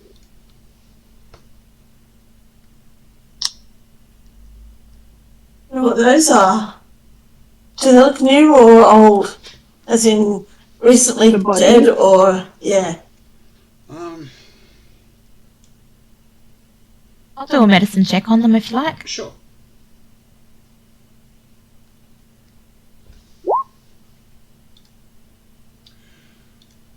So what you got here is you've got a mix of stuff. So the bits that look draconic, it looks to you like you found the missing bones out of the tomb. Ah, Mhm. And So, they're like the old. missing bones from the dragon part above. Yeah, yeah. Ooh, interesting. and they're old. That's. But other parts of the body are not that old. Oh. And This would be definitely against you. what other kinds of parts are there? Is it like just the draconic is different and everything else is human, or? It's difficult to tell. They're all humanoid in some way, be that human, half orc, half elf. Do you know what I mean? Yeah, I'm just wondering if each body is a hodgepodge of Yeah. lots of different beings put into one, or if it's one being that's had dragon bits added to it. No, they've been stitched together from various parts. Okay. And what position are they in? Are they arrayed in any sort of way? Just lifeless on the floor. And are these bodies fresh, like the Like I Sigils? said, it's a mix. Okay. Do I recognise the sigil in any way? Like the markings of it? Or do I just know that's a teleportation? So what you know about teleportation circles, which is basic magic theory, is... Okay, so you know how we've got longitude and latitude in our world? Yeah. Okay. A teleportation circle... You've seen Stargate, right? No, but I know of it. Okay. Oh, The sure. I coordinates. don't think we can talk. Fuck me. It's, so it's on my nice now. to watch list, okay? Better be. Very Alright. long. Basically, a teleportation circle is a series of sigils that relate to certain places within the weave, which correspond to our world. So basically, if you copy down the sigils, when you, much later in your career, when you can cast teleportation circle, you could theoretically access this circle. Yeah. But So the sigil that appears here is what she'd need to be able to create to teleport here. But doesn't this lead somewhere else? Or is it just something you can activate to teleport anywhere that you know? So if you know this address, you can jump in a teleportation circle anywhere in the world, and you can get to here. Hmm. You just dial in the address when you cast the spell. I'm copying it down on a bit of parchment. Sure. Make a note on your character sheet that you have. Yep. And also keep in mind, this tomb has been sealed for a very long time, but those etchings are not old at all. The door above might have been sealed for a while, but this has not been sealed for a long time. So it looks like someone found another way in. Mm-hmm. Grave robbers like us. We're not grave robbers. That's I didn't against the say law. that. And not only that, if they We're not were touching grave, anything. Leave the gold alone. yeah, if they were grave robbers, they would have It's pretty. taken the gold, not left it there. It's so pretty, though. Well, maybe these four were grave robbers. Although their body parts make me wonder. Did you say these red dots were Glowing sigils. glowing sigils? Hmm. Rael, do you know anything about those? The red dots? If Neil wants to Sigils? do a Arcana check on the sigils, she definitely can. All of this looks magic-y to me. It's very giving me a bad feeling in my gut. Fair enough. Alright, I think we've only got one person trained in Arcana in the group.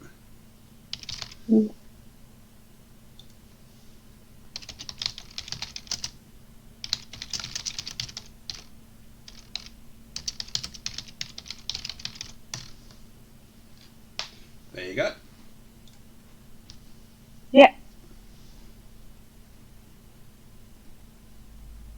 necromancy sigils. Okay. So does that mean that could resurrect these things? Would I know that? Resurrect, no, because that means bring back to life. Animate, potentially. Animate. Okay. Okay. Potato, but no one says potato. What would cause them to trigger? Maybe somebody coming through the teleportation? Because it's part of the sigil. I can test something if you like. So I think I've got an idea of what would activate them. Touching the gold, I'd really Touching the rather. gold. Yeah. Exactly.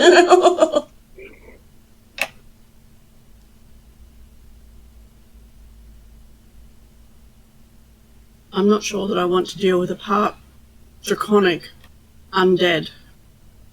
Except Brother Sure Keith don't. asked us to come down here and deal with that kind of thing. Mm. I'd rather us deal with it than have some unsuspecting person stumble into it and accidentally cause an issue. True. And we make them be at their complete rest rather than potentially able to be reanimated. I want our paladin to give me a religion check, please.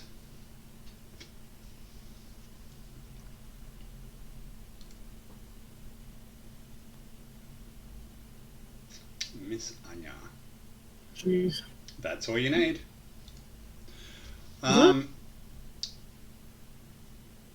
These bodies are not complete.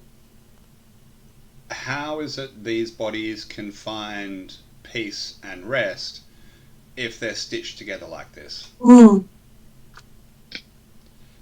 To a Kellenbarite, this is the sort of thing you look at and it pisses you off. So, basically I want to chop them up with my dagger and take the human pieces back up to my brother above. Okay, so you I think even the dragon should be reunited with its parts. We don't deal with the draconic.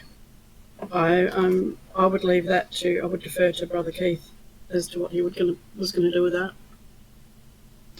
So you want to draw your dagger out? Mm-hmm. Yep. And which one do you want to start dissecting? Can I assist with my my herbalism kit, like the hammer and tools and things, to help dissect the bones up? In your medicine kit, absolutely. And as you're getting your stuff out and you're examining the body, the 4 sigils flare up. Shit. Shit, correct. You have guessed the command word that makes you roll Oh no. Initiative. It's initiative time for all the naughty boys and girls. Well, we couldn't exactly leave them here, so either we start this thing or we don't. Darn tootin'. Okay, give me a tick before you start rolling, because I've got to clear everybody. Not too late. You already Too late, I rolled. Yep, okay, they're all fine. Cool. It's alright, they all stayed. Yep, all good. Alrighty, I just need to roll. Yeah, they should stay zeros. I like the idea of them being zeros. Well, Yeah. look, I mean, they have got a dex of, I think, like 6 or something, so, Ooh. you know, they're pretty slow getting up off the ground, let me tell you. So, number 1 is... Well, number 1's on initiative 3. Number 2 is on... Initiative. Wow! I love it when a zombie crits his initiative. It just makes me full of joy. He was a sprightly bugger when he was alive. And even with the crit on the initiative, that gives him an 8. Oh my god! Two of them. Holy shit! And of course, even with a crit, they still only end up on an 18. But you know, clearly, whoever animated these bodies is really knows their stuff. I mean, the first one not so much, Afraid of. but you know, is what it is. Alrighty, so now let me go descending. Ilana, Alright, this isn't good. I'm gonna use both the swords on number 4. Okay, so as part of your movement action, you can draw one of your weapons. Yep. Not both. So I'll draw. Okay. Alright, so drawing one sword. Attack with that. With a sneak attack too. No, you don't have anyone next to you. What about this one? You're Number attacking 4. number 4, right? Yep, so you don't have an ally next to you to be able to provide the sneak Oh, attack. okay, yep. Well, it's 5 points anyway. Yeah, it sure is. So you reach down and right in his right shin, you jam your short sword. Goes straight in, comes straight out. Zombie 3, this guy right here standing next to our lovely wizard person. He gets to his feet. He looks you straight in the eyes and then raises his fist up like he's going to punch you. Does an 11 hit you? No. Oh, you managed to dodge that one. Well done. Only just. Just. Nice. Zombie 2 gets to his feet. Ooh. I'm going to roll the d6 here because there's 2 people he could go for. So 1 to 3 it's the paladin, and 4 to 6 it is the cleric. Bring it. It's a 4. It's cleric time. He notices that you're a cleric of Ilmata, which is all about endurance and suffering pain, so he wants to bring you some pain. I'd rather take the pain than let the paladin take it. Oh, that's very nice of you. Well, I say nice. Not going to be nice when it hits. It's not going to be I've got nice. decent armor. It's okay. It's not going to be nice when it crits. Oof. Okay, so what happens is he gets up to his feet, winds his fist back, and then slams it straight into your stomach. You take 4 points of bludgeoning damage, which is a really piss poor crit, but what do you do? Alrighty, Anya, your turn. Well, Anya is a pacifist, but she has absolutely no compunction in mashing the HE double toothpicks out of these. So she is going to draw her warhammer. You're allowed to say hell if you want to. Sorry? You're allowed to say hell if you want to. No. Or not. She's going to draw her two-handed warhammer. So no shield? No shield. Okay. And she is going to draw it back for a mighty swing at this Give me some mighty swing. abomination. Alrighty then, I like it. So you absolutely connect with its left thigh. There is an almighty crack as the bone underneath the flesh splits and it stumbles a little bit to the side. Are you moving or staying there? Staying there. Okay. Just a question on combat is if we step away, do they get an attack of opportunity? They sure do. Alright. Can I also check about flanking bonus? Do we get advantage if we're flanking? There's no flanking rules in 5e. No flank. Thank bother. I know, I was just thinking that too, Beck. Yeah. Okay, the one right next to our lovely rogue gets up onto his feet, looks at the rogue, and eventually something rolls. Does a 13 hit you? No. It slams out with its fist right towards your chest, and you manage to suck it in a little bit, and it falls short. Happy days. Sure. Neil, your turn. I would like to use chill touch on the one who attempted to kill me. Okay. Now the thing about chill touch, with any, just before you roll anything, with any ranged attack, I haven't seen it, so it's okay. With any ranged attack, if you have an enemy next to you, you get disadvantage on the attack. And don't let the name Chill Touch mislead you. It's not a touch spell, it's a ranged spell. It is Yeah. indeed. Yeah. That's why I didn't use it. You do have another cantrip you could use that doesn't require an attack roll, requires a saving throw. Oh yeah, poison spray. Do you want to use So that that instead? one. Yeah. Okay. I'm now looking to see what you rolled, and oh shit, you would have hit with either, but never mind. Alrighty, so it's got to do a Constitution save. Mm-hmm. And zombies are pretty good for their cons. And he gets a 17. He doesn't Yeah. even cough. Irame. I am going to take my mace and give this guy number 2 a whack. Sounds fair. I'm too close to use my magic.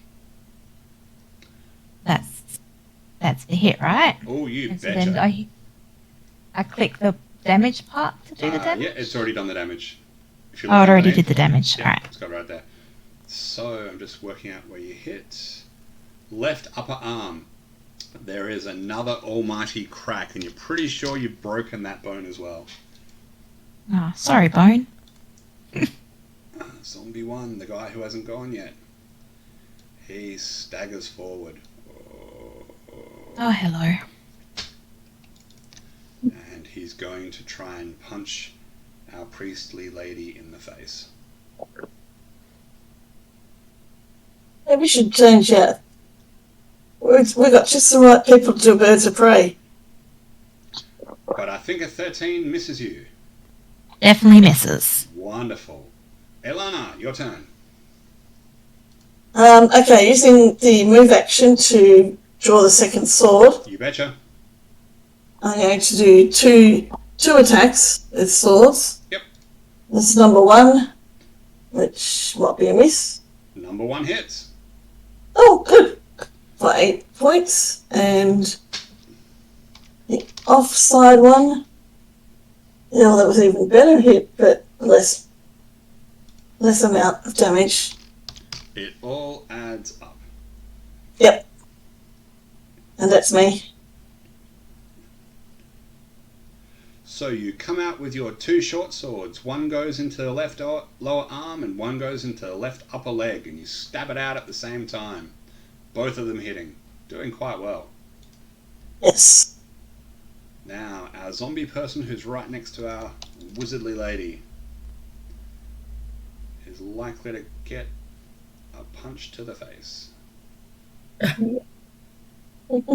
soon as it opens and lets me roll. There we go. Well, okay. Okay.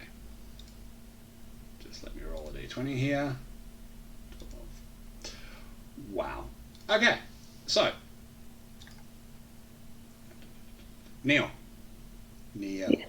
Neil, not Neil. Niall. Niall or Neil? Niall. Niall. Yeah. Okay, Niall. Right, so what happens is he winds up his fist and smashes it straight into your chest. It knocks the air out of your lungs. You take 5 points of bludgeoning damage. Okay. That hurt a lot. Yeah. Alrighty, this zombie here above our priest and between our paladin, who's taken a bit of a pounding but is still going, turns on our paladin person. And does a 15 hit you? It does not. There we go. Even with no shield, you still don't get hit. Well done. Anya, it's now your turn. I am going to swing my two-handed warhammer once again, I love it. drawing it back as far as I can to give it maximum,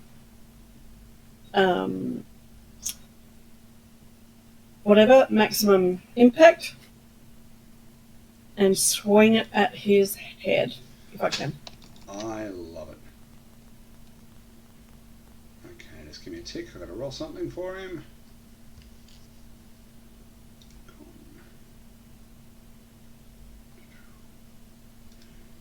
Alrighty. So, you swing for his head, and he manages to get his right upper arm in just in time.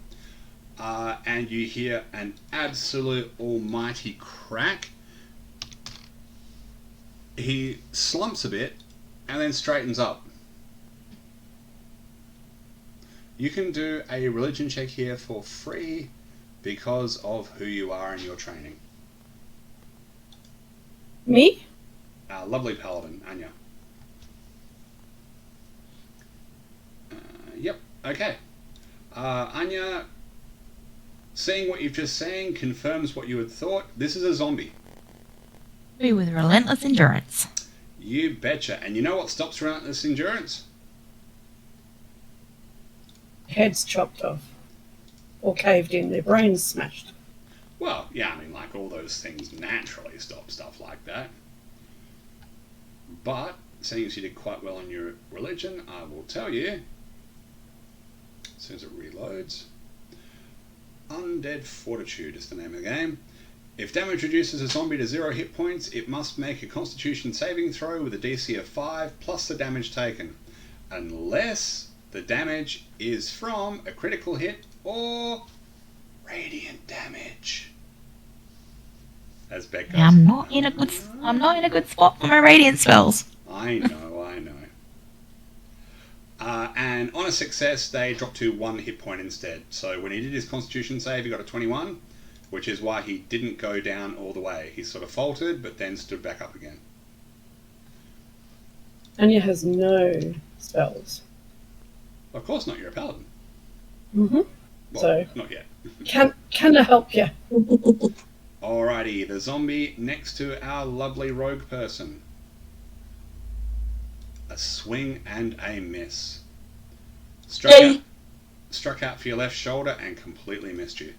Ha! Uncanny dodge, you call that? Niall? I still can't get it. Niall. Yeah. Just keep I'm reminding going me. to use my dagger this time. Oh, okay, yep. Why not? Mm-hmm. That's why not. Yeah. No. We're going to call that one a miss. And Irame.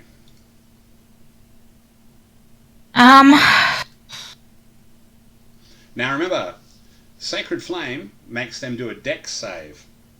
It doesn't matter that they're standing next to you. There's no 2-hit roll. But can't they take attack of opportunities if I'm using a ranged spell? No, because it's not a ranged spell. Oh. It's not a ranged attack spell. It's a saving throw spell.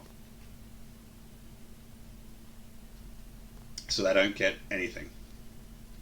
And Alright, so if I use a spell where they have to do a saving throw rather than doing an attack. Alright, then I will use Sacred Flame. I'm just trying to decide who I use it on. Sacred Flame forces him to do a dex save, and I wonder what a zombie's dex is like. You already said their dex was good. Good. If you call 6 good, yeah. Which means they have like -2 or something. They sure do. Alright. Well, I am going to do Sacred Flame. I will do it on number 2, since he was almost down already. Yeah, the one I feel that's like on I'm his last wasting a lot of legs. the potential damage it could have done. Fair enough. Don't Alright. get on the keyboard.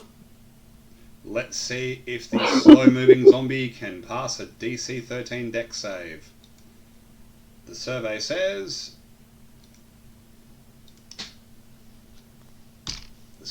that. Yeah. Holy fire erupts around him, and he just burns. Okay. Slumps on the ground, twitches a little bit, and then stops. Yay! Well done. Done. Good job. Okay, zombie 1, the one standing right next to the priesty with the burny magic. Master punch. Hurt me again. Master punch, priesty with burny magic.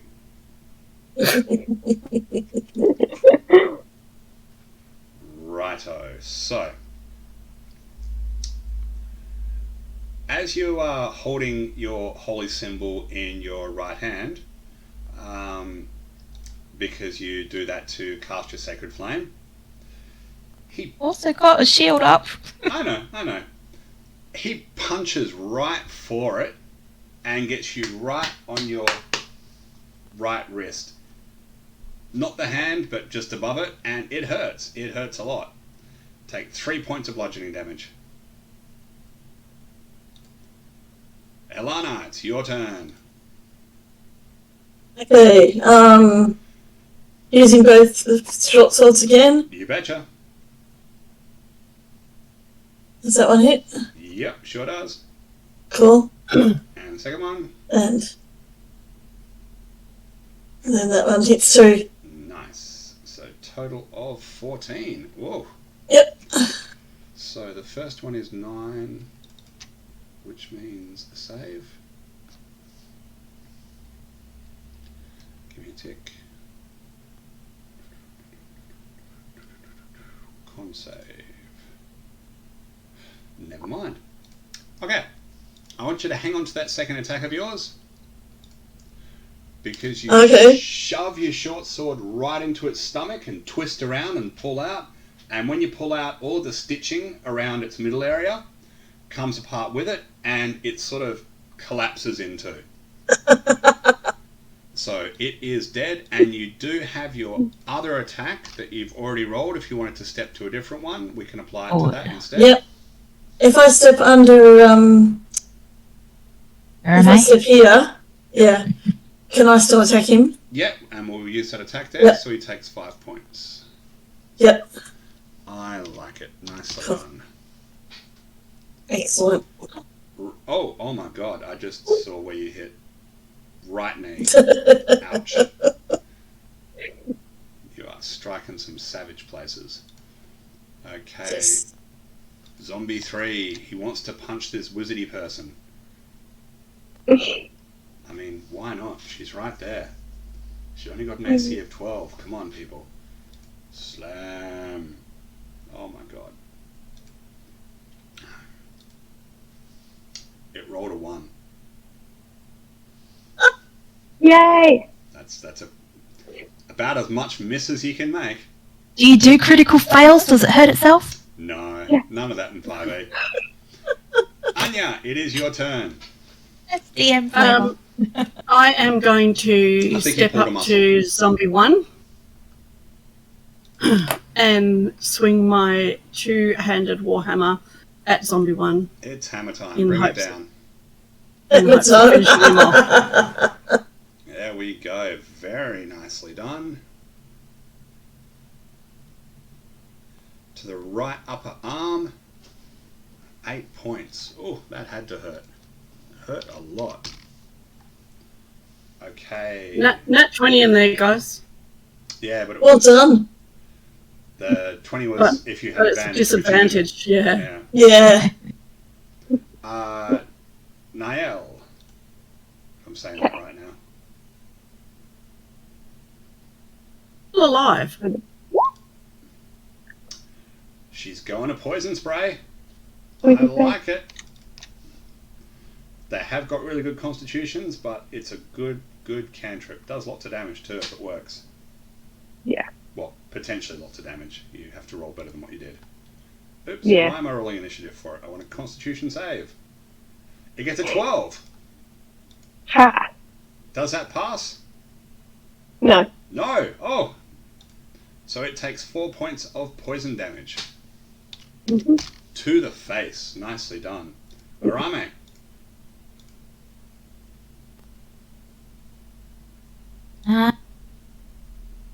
Mother trucker! Probably didn't die though. He'll do. I love how 3 are ganging up on one zombie and the wizard's tanking one by himself. That's like that's Hello. that's pretty boss. I was planning to deal with the other one if they'd have finished this one in front of me, but given my health, it's not wise to leave this one alive, able to hit me. Alright, so you're doing the Sacred Flame on the one in front Sacred of Flame? Yep, dex save. you? Alrighty. Can he avoid being burned with holy fire? The survey says no, he cannot. So he takes 3 it enough? points of burny damage. That has to hurt. It's his turn. Oh, cleric burn me. Me bash cleric face.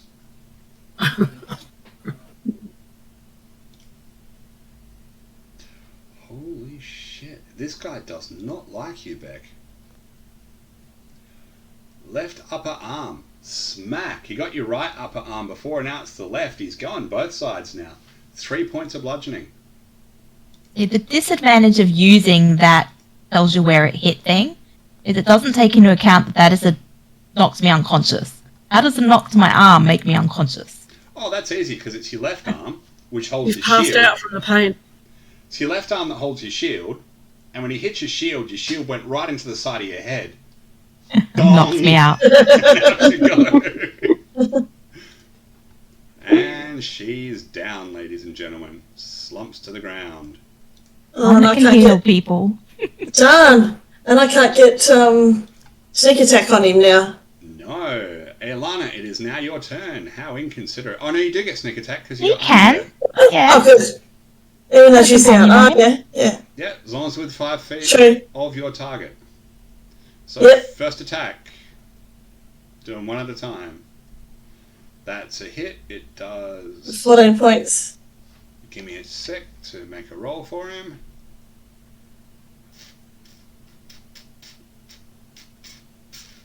I don't think he's got a hope in hell. He needs a DC 19 con save. And the survey says it's a 4. Okay, so he drops to the ground.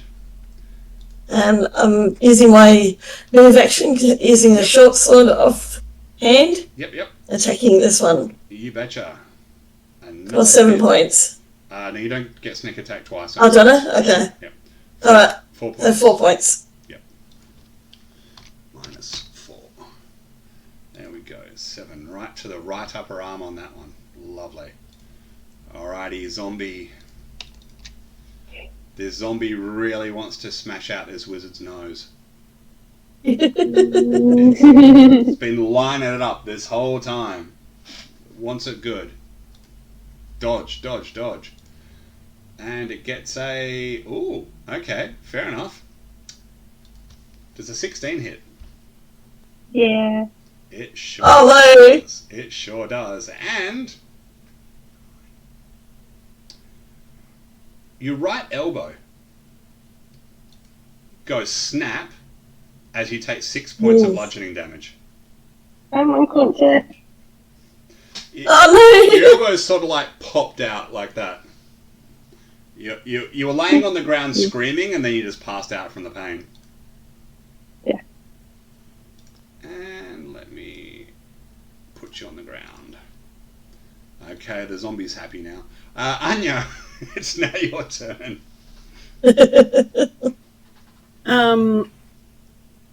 I can't really ignore this zombie and heal my friends. So I'm going to step over to him and I'll get to you. Just lay there. Just relax. Do me a favour, lay horizontal on the floor. We know your priorities, go for it. Alright. I'm going to swing my two-handed warhammer carefully over the top of Shauna's body. Careful not to hit her and careful not to hit our little thief in the face. Glad I And finished drinking swing water. at the rogue, whatever. At the Don't swing at me! Okay, nicely done. The left upper leg takes a massive hit. More cracks. Okay, now. Oh, hey, we're on to death saves. So, my question for you is this. In my last campaign, we watched this video, which I thought was a really good idea, in that someone suggested that players don't roll death saves, the DM does, and doesn't tell you. And the reason why was, and this is just an optional thing if you guys want to do it, the last group did. The reason why is because when players know, oh, I'm on one death save, or I've got one pass, I got one. Do you know what I mean? You know you've got time. Whereas if you don't actually know, you just got someone on the ground bleeding. It amps up the excitement level and the, you know what I mean? The urgency. It's like, fuck! But it is a group decision, and everybody has to agree or no. No, I like the idea. What do the others think? I'm fine either way. Yeah, I don't really understand the significance, so... Well, the significance is, if you understood about death saves, each time someone who's laying there unconscious, we're essentially bleeding to death. And we've got, basically, each time our turn comes up, we've got a chance to potentially start to feel better or start to feel worse. You get 3 saves. If you fail 3 times, you die outright and can't be... Well, you can be resurrected with special spells, but you're essentially dead. You can't just be healed to be made alright. If you save 3 times, then you stabilise. You're still unconscious, but you're no longer bleeding out. So essentially, when you said, I'm going to step past my companions to go fight this thing, you said, I don't mind that she dies a little bit more. Well, see, I work... My job is to ferry the dead to where they final resting place, so I don't fear death. Fair enough. Oh, by the way, the other thing about death saves, if you don't know, if you roll a 1, that counts as 2 fails. But if you roll a 20, 20 is the magic number. If you roll a 20 at the start of your turn, you get 1 hit point. You wake up going, ah! And you can act on your turn. Cool. Yeah. So, did we get a result from the vote? Do people want to roll their own death saves, or do you want me to do it? I'm happy to let you do it. Yeah, I like the idea of it being interesting. And us not knowing how close to death we really are. Yeah. Everyone's cool? Yeah. Okay, in that case, I will roll a dice if I can find a dice. Because if I roll it in there, it's... A bunch of them just here. Nice one. Alright, hang on. I'm gonna grab a dice. Be helpful. Need some dice? Google. Google. Here we go. Google. Okay, there we go. I'm surprised it doesn't let you roll to yourself. No, I know. Like I can roll, but then the whole chat sees it. If I just use that dice one, it's weird. Surprised it doesn't have a private roll option like Foundry does. So, Niall. Stuff happens. Oh, and the very next turn is Arame. I get to roll for her as well. Yeah. You're going to have to learn to school your features a little bit. Mm-hmm. Elana? Using the swords. And I get sneak attack because I've got Anya standing right beside me. Tell you what I'll do. Seeing as it's our first game, I'll give you a free perception check. Okay. To see me choking on my own blood. You see your cleric cough in their unconscious state, and a lot of blood comes out. Like, a lot. Oh shit, she's dying! Yeah, didn't you see the eyebrows? That was a crit fail. Sorry. Anya, I'll take care of this. Can I do something for the cleric? Okay. Okay, so we're attacking the zombie. Yep. And you hit, and you do 9 points. Ooh. Might be the magic number. Let me roll. Ooh. Let me roll the con save for it. It is not the magic number. But Okay. But you have another Here comes the attack. second attack. That's right.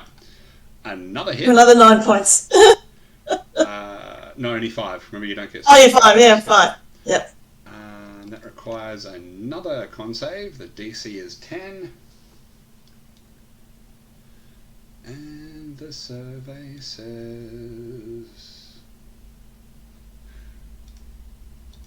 in the words of Hitler, 9!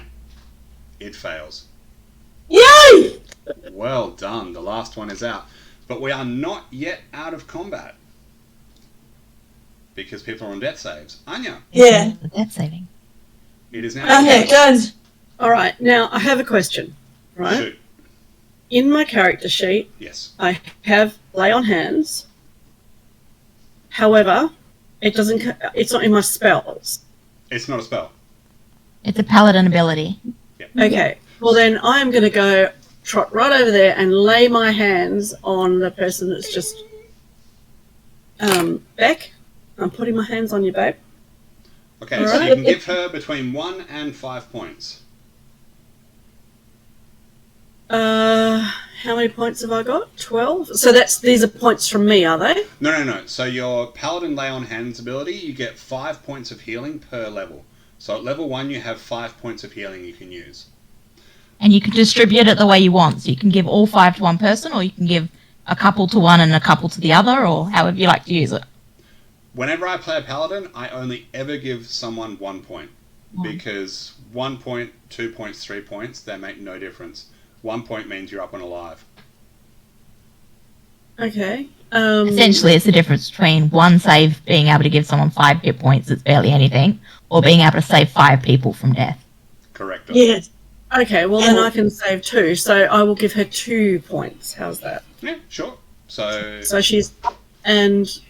but not very well. okay, so And the other thing to remember is that you're resurrecting the cleric who can also heal. correcto. Yes. So that is Anya's turn. She has healed this person here. Shouldn't say resurrecting. You're healing. I'm not dead. I'm just unconscious. Niall, it's your second death save. I've already rolled 1-1, so it's unlikely I'll roll another one. It's not a 1. Rame, welcome back to the land of the living. What would you like to do? All right. I glance around and I can see that Niall's not looking too good, so I'll step over and I'll use my herbalism kit. Healer's kit? Healer's possibly kit. crawl It's over. called herbalism kit on the page. No, Healer's healer's kit? kit's a completely separate thing.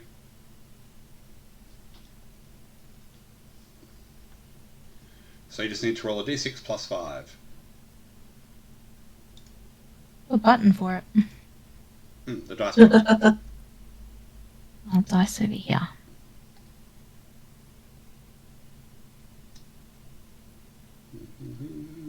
Or 6 points. Very nicely done. And that brings us out of combat. Congratulations, people. You survived. Yay. Just. And there's a Just. bit of treasure there too. Yeah. Would you like to go check it So out? this is a Eyes on the prize. tomb, and there are serious punishments in the city for robbing tombs, people. Mm-hmm. That's true. We cannot take this gold. But it's not a human tomb. Parts of Do those you, creatures do you were think human. the Black Hand would care? Parts of those creatures were human, and I'm going to stash True. the human parts in my pack to take back upstairs to my waiting brother Keith upstairs. And I'm less racist, so I'm also going to take the draconic parts and make sure it's restored with the dragon body. You might want to leave this sort of thing to the priests who are actually trained. Oh, I mean, you actually are. We're going to just haul the parts upstairs. Or are they heavy? Well, yeah, they're like full-size people. She is. You can see it just from the blonde hair and the peaches and cream skin. Very nice, very nice. I like it. Our people are. Yeah, all good, all good. So there's still a bit of investigation to do in some places if you wish. Yeah, there's still a button to push. Still a button to push. Our laying down people are supposed to be standing up people now, by the way. Can we destroy these sigilly things that made those stuff come alive? Make sure that they can never be used again? Well, Not the teleportation circle, leave that alone, but these 4 red globe things that triggered and made these things come alive. Niall, do an Arcana check for me and I'll give you an answer.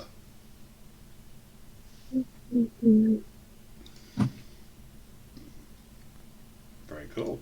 Okay, so here's the thing about magic.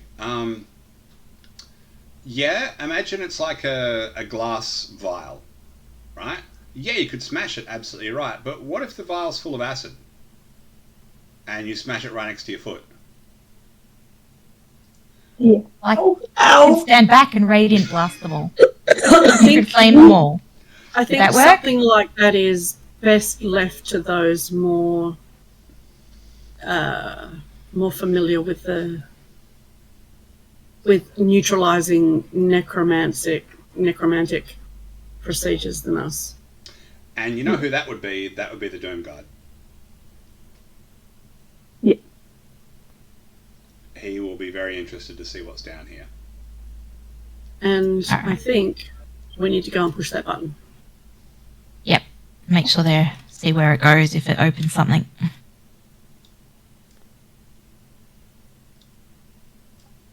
Oops. I'm trying to stand this person up.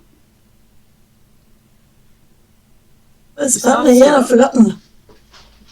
Where's what? Is it just a rotation? There we go. Yeah, it's just a rotation thing.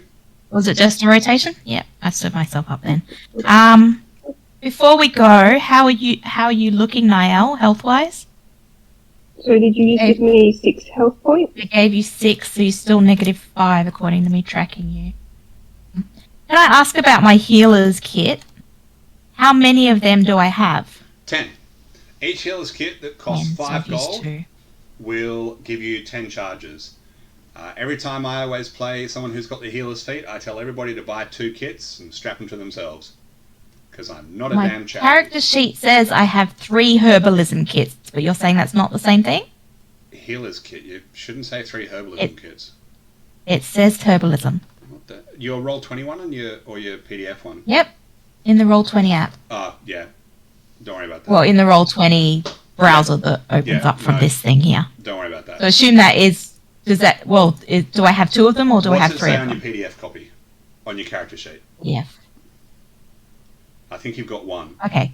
Yeah, carry on. I'll check the PDF. Yeah. Okay. I'm pretty sure you got 1 because Hermits are broke as hell. Yeah. So I've got 1 probably. All right, let's Yep. have a look. So each one equals 10 charges, essentially. I'll use 1 on myself then, just because I really am not looking good. Yeah, fair enough. So...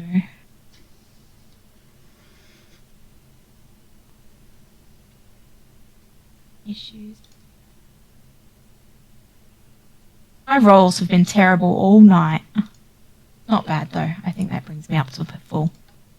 Yeah, but when you're like plussing 5 to it with people with first level, even if you roll a 1, it's like, here's 6 hit points. That's what I Not mean. bad, The yeah. one I gave Niall was a 1. I know. And then that was I a saw that. 2, and most of my Very rolls have been cheeky. so super low. Nael, she gave herself twice the healing she gave you. Okay? Did not? Twice the amount. Yeah. If you only rolled a 1, That's she rolled a 2. okay. Oh, twice the roll, I've only yeah. got 8. I've only got 8 maximum hit points, so Yeah, you'll be alright. You'll be alright. There we go. That's the kind of information I'm working my way towards gleaning as we play. I like it. Alright, so you I'm want to tracking go... the damage that gets done so I know how many less you are from being fully healed. Now, if you actually click on your token, you'll see that a bunch of bubbles pop up. Yep. Okay, that is where you can adjust your hit points as you go.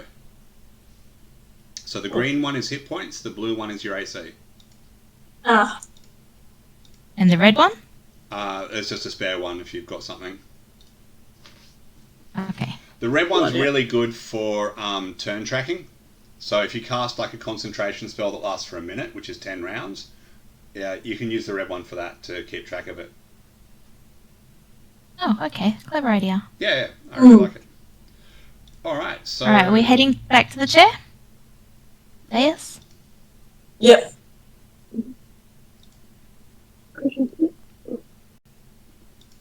I'll do an investigation on the chair or throne, whatever it is.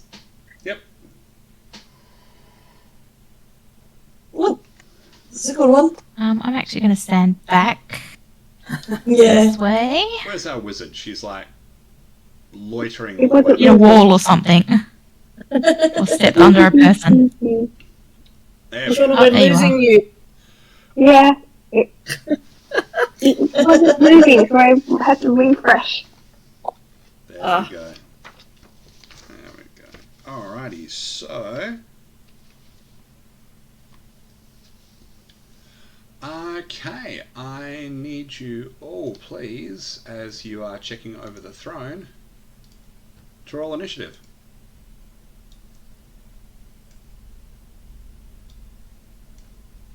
Aren't you Oh, happy God. you healed up? No, I didn't heal everyone up. I should have healed her again before we did this.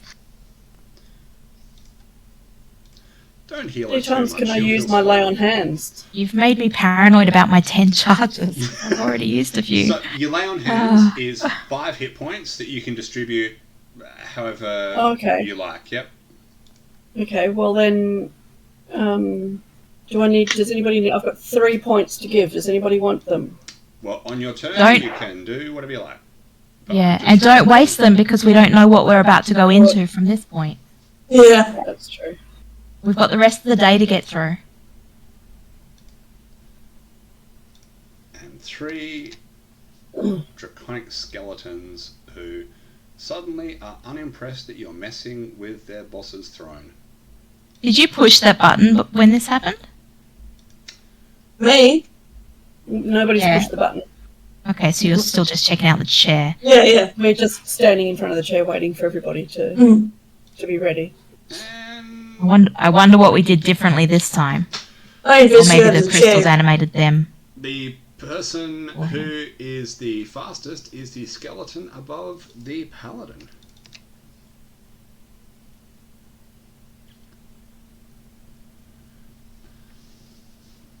Touched anything though? Suddenly comes Is to... it- What's that? Okay. We haven't touched My anything initiative yet. says it didn't send to you.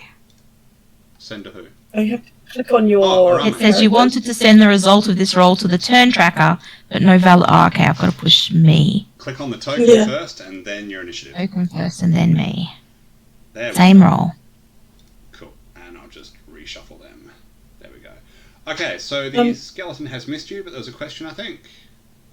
We haven't actually pushed any buttons or anything yet. We've just walked in there. Yep. And Yep. Okay. when you investigate it for the second time, that is what is triggering it. Okay, alright, that's cool.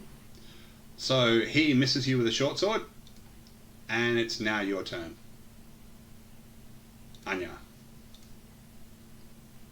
He's a skeleton, He is.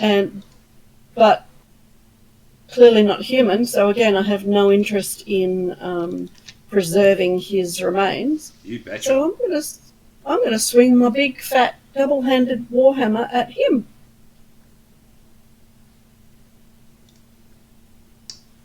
Holy shit. Well, you hit, just. And...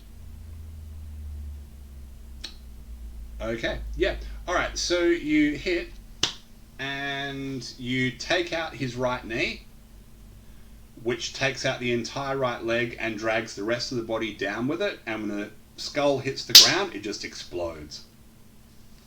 It is toast. Because the great thing about bludgeoning weapons against skeletons is it doubles their damage. Job's done. Job done. That's it. Skeleton 2. He's right here. He's going to step up to the person closest to him, which is this roguey looking person. Yeah. And roguey looking person's going to get stabbed with a short sword. Because that's what all roguey type people should get done to them.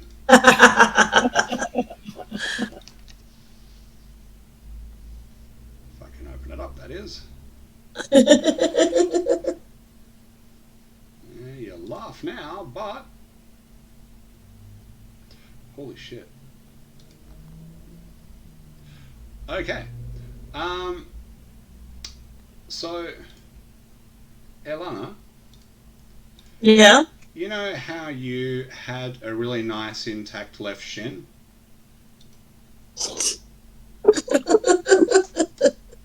Had. Yeah, the Yes. short sword has sort of split it. as you take 4 points of piercing damage. Right to your left shin. Nail!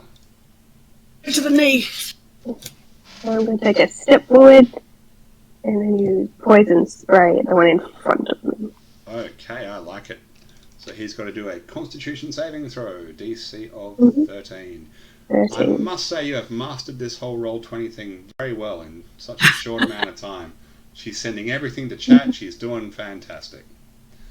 Alrighty, so con save from the skelly says 5. I believe that's a fail. That's a fail. 7 We take points 7. right to the back of the head. Elana, as you hobble around clutching your left shin, going, oh my god, oh my god, oh my god, it's now your turn.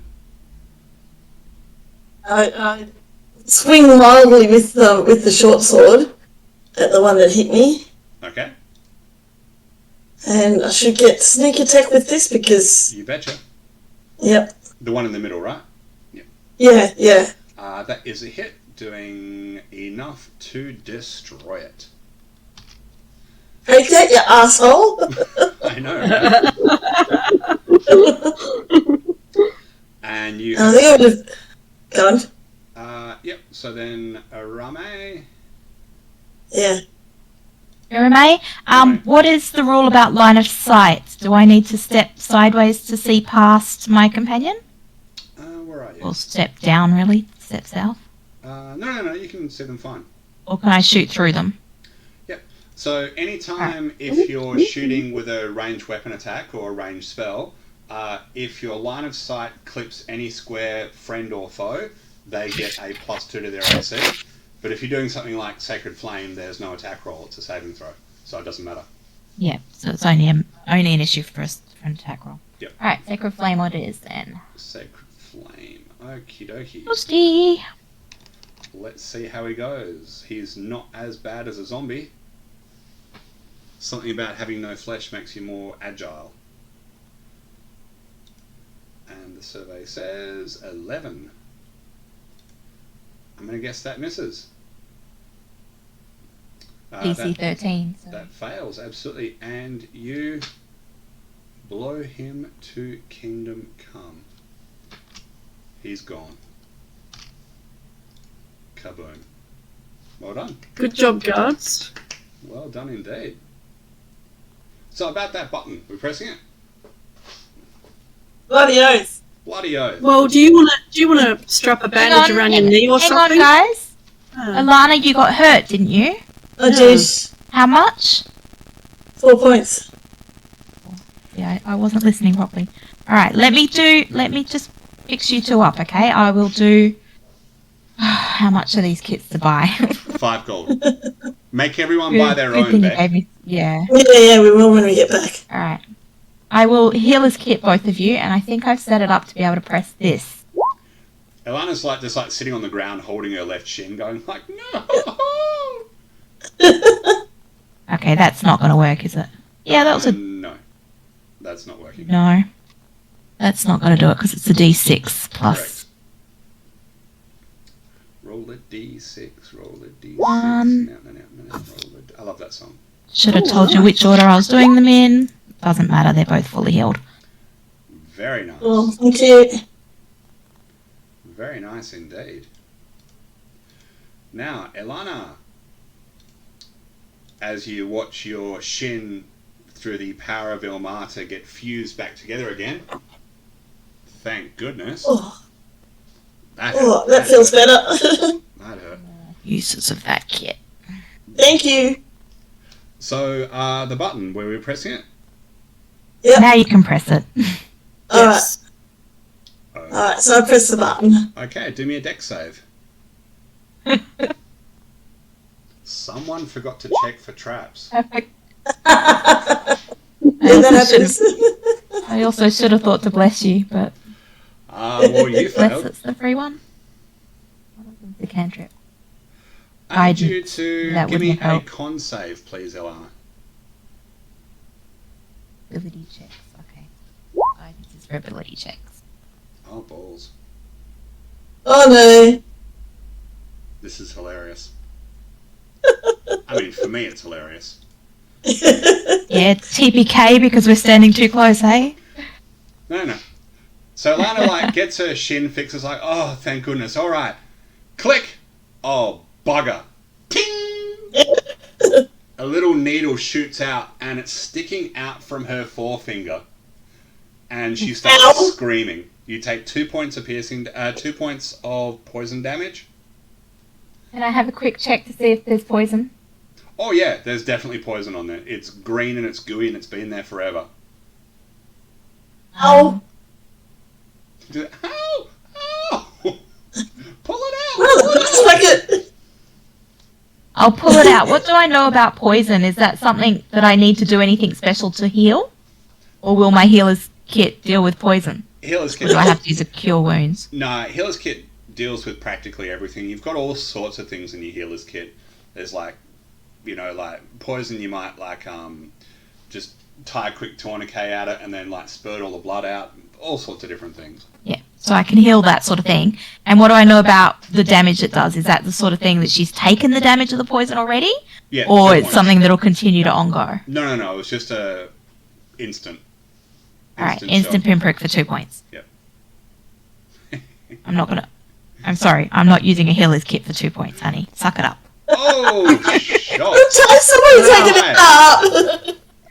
I did take the needle out, and I've treated the thing just normally, but I'm not using my materials to give you all the extra benefits of it.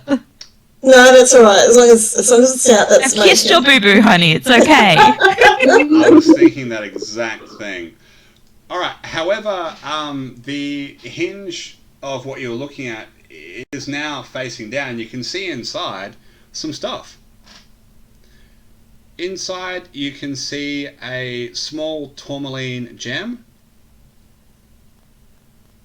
And, I mean, it's probably worth some money if you want to take it from a grave. But you also find a rolled up piece of paper. Hey, we've got a gem and a rolled up piece of paper. Mm-hmm. What do you want? What do you want me to do? Because I know you're going on about it being coming from a tomb, so I can't take the gem. Well, how What about about you the read paper? the... How How about you we read look the at what's note? on the paper? All right. Or pass it to the wizard who knows their stuff about magical things that might be on scrolls. All right. So I'll hand it across to Nael. Do me an Arcana check now. Roll another 20, Shauna. Seriously. Yeah, she's been rocking out some pretty insane rolls tonight. I think she's rigged the system or something. It's pretty Right? My Arcana rolls have been really good. Everything else, not so much. It's true. She's got Taliesin luck. All right. So, as you start reading the scroll, okay. So that's the symbol to connect to the weave. That symbol means first rank of mysteries, so you're not drawing all that much power. The next symbol tells you it's divination magic. And, ooh, hello. Scroll of Comprehend Languages. Ooh. Not. For a sage, that sounds pretty damn tasty. Yeah. Especially seeing as you can scribe it into your spellbook and have it forever. Yes. Nice. The gem, are we leaving the gem there or are we stealing it? We are leaving the gem right there, and as she speaks, Anya is smacking her one-handed warhammer into her other hand. And staring at the little rogue. I can see in the future just like the rogue getting her knuckles broken by a warhammer and the paladin healing it going, don't do it again. My concern here is that technically taking the scroll is stealing too. You are correct. It's a case of either you're going to take something, you're going to take whatever you want, or you're going to leave everything. So I might as well take the gem then. If I'm not going Nael to is taking the paper. I'm not taking the paper. I'm copying it into my spellbook. Oh, We'll be here Do I forever. know what happens to scrolls when they get copied into spellbooks? Yep, they expire. It destroys it, doesn't it? It burns the parchment. It's not technically stealing it. Leave the ashes where they lay. Well, Well, I don't know about your lawful line, but you hear some commotion from above you.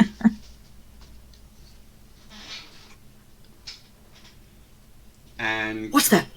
well, coming around the corner, you see a group of people. Roll. You see Brother Keith. Okay. You see He a might be lady cool. with lovely black hair, who you recognise as Carsit. Gusset, I know.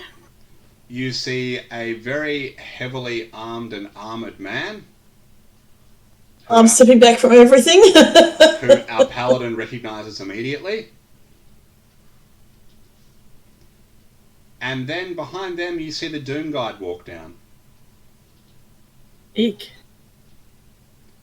He walks right up to Anya and says, "Well done, young lady. Tell me what happened."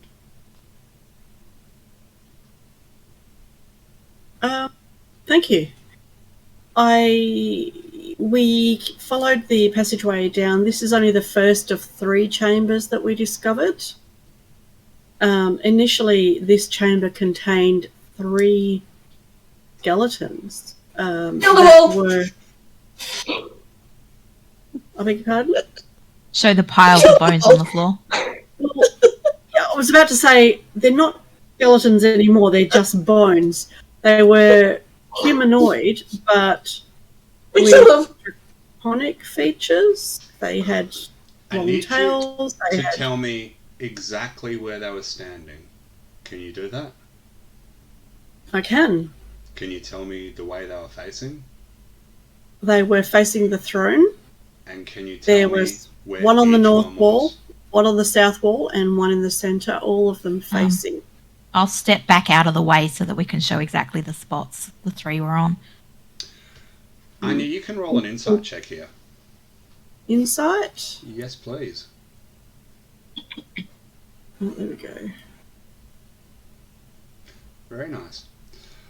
It is pretty clear to you, the way he's talking, he's going to return this tomb back to its original condition, which means he's going to repair all of the broken bones. He's going to fuse them together and stand them up again. They won't have any necromantic magic in them, of course. But, yeah, the way he asks you about every tiny detail in this place tells you that he's going to do that. If there is no necromantic magic left in these bones, then I don't care. Because the dead is the dead. And if this is the proper place for them, then so be it.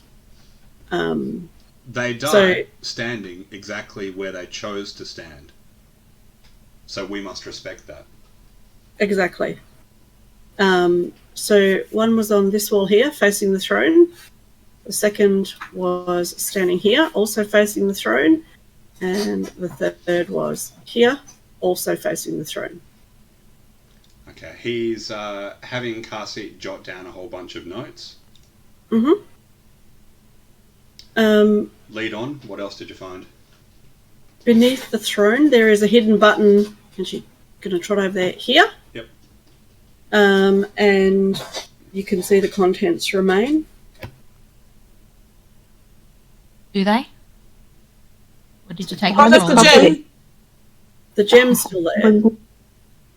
Like they arrived while the decision was still being made. Oh, it's true. About copying the... So you're standing with the scroll in your hand. What do you want to say? I found this scroll that allows someone to comprehend languages. Would you like me to put it back?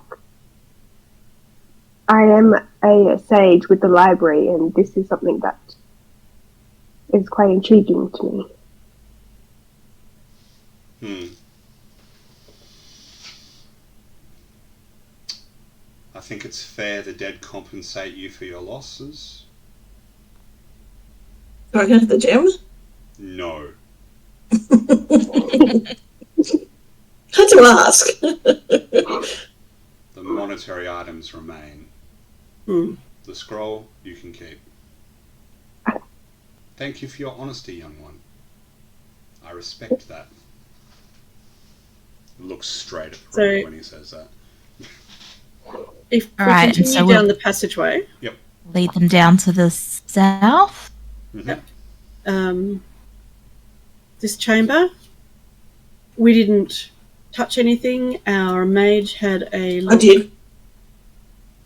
Yeah, well, you picked up a note. Touched it, but touched. you left it. You put it back.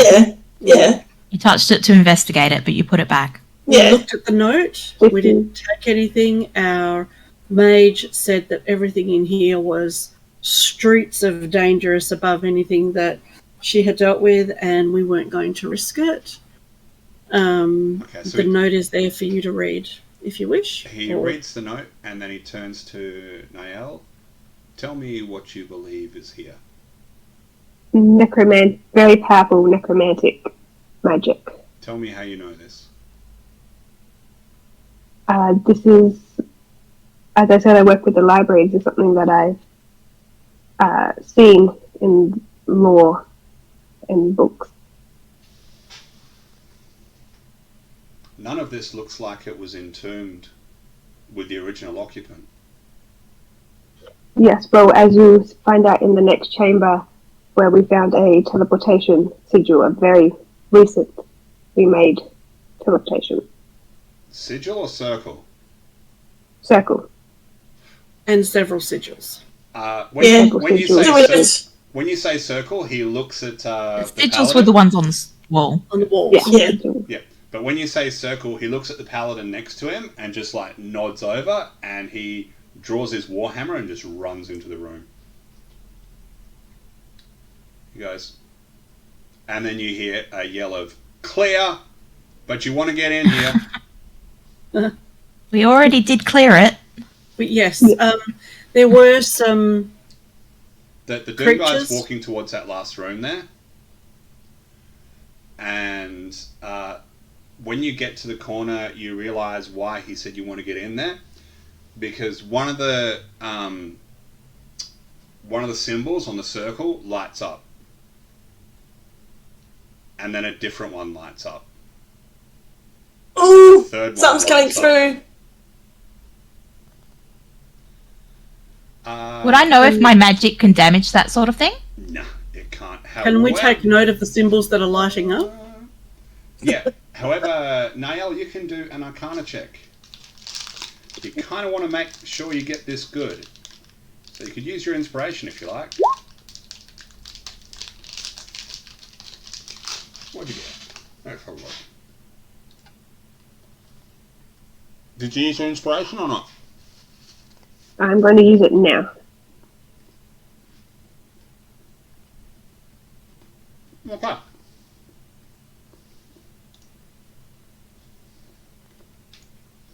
All you have to do is scratch out any of the symbols that haven't lit up yet. Say hello to everyone. Wave your hand. But if you do that, the circle's completely buggered and never usable again. But you better decide right now because the fourth one just lit up. I tell this to the Doom guide. He just points at the circle and says, do what you think is best. I take out would my dagger work? Mm-hmm. To scratch out so I take out my dagger and scratch out some of the symbols. Mm-hmm. Do me a dex save. Okay.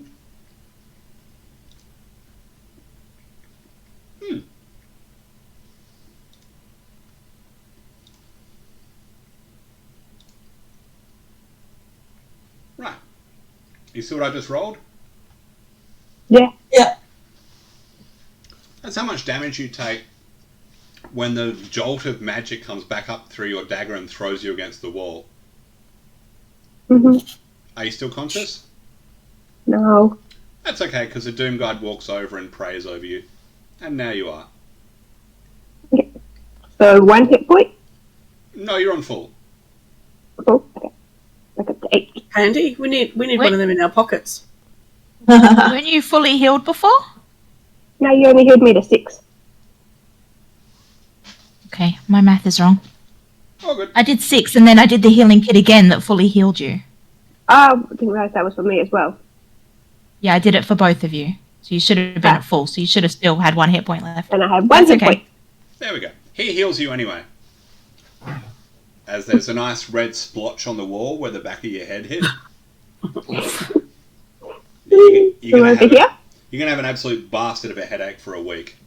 But, you know. Did that work, though? Did the symbol get scratched out? No more symbols are lighting up. And they start to fade away. Just in time. Is there any way to track back to where that might have been coming from? Yeah, if you're a high-level divination wizard. Me asking the other people in the room. That's what the Doom Guard will tell you. No idea. Alright. If you're a high-level divination wizard, absolutely. If not, no. But I'm not happy it's down here. I'm not happy it's down here at all. I wonder how it got down here. Someone must have come through and made it. And how long do these sorts of circles take to make? An hour, I believe. Who's growling? Oh, sorry, it's the dog. What the Doom Guide says to you is a teleportation circle for a wizard is the 5th circle of mysteries. That's using a circle. To teleport without a circle is a 7th level of mysteries. To get in here, someone would have had to have used that. And then draw the circle. To get out. So whoever was in here is someone who is capable of casting 7th circle of mysteries spells. Then how are you going to stop him in the future? And a necromancer.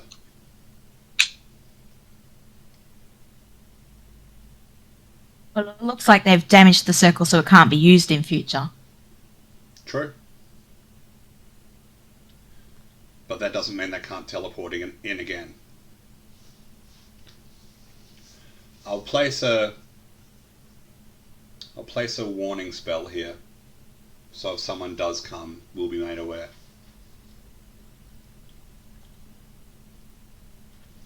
Meanwhile, these bodies need to be dissected and rearranged into their proper parts. I'm not doing Parts that. that we believe come from the skeleton in the crypt above. Those parts do, yes.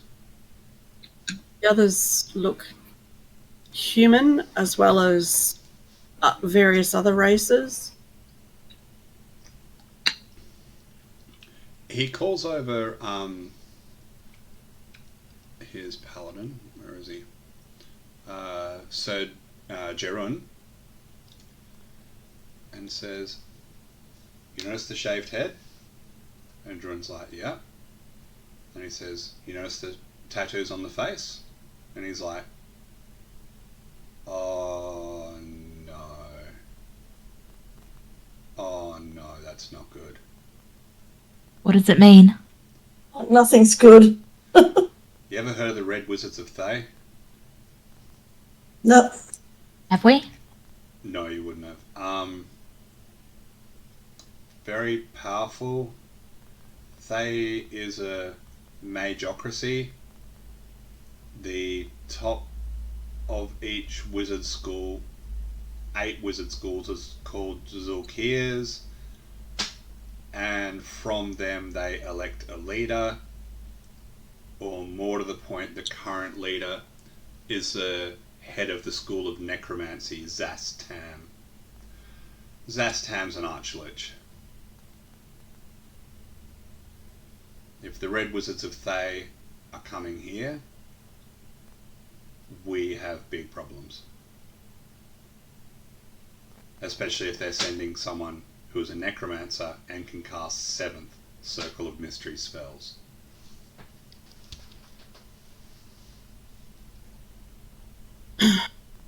the runes that are on the walls, north, south, east, and west, seem to reactivate or reanimate these bodies. So perhaps they could be dealt with. I didn't want them to be touched in case they were, dangerous to us as well. And in the southern alcove, there is a stack of coins. Or a nest of coins, perhaps. Brother Keith walks over and he looks in the alcove but doesn't step in, and he goes, "It's true. I read about this. Hey, young one with the handy hands. Yeah, me or him. Why don't you step in the alcove and pick up one of those coins?"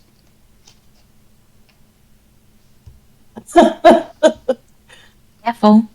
Can we give I her know. some blessing before she touches anything? You won't be harmed. Yep. Alright, I'll pick up a coin. You need to step in the alcove to do it. Okay.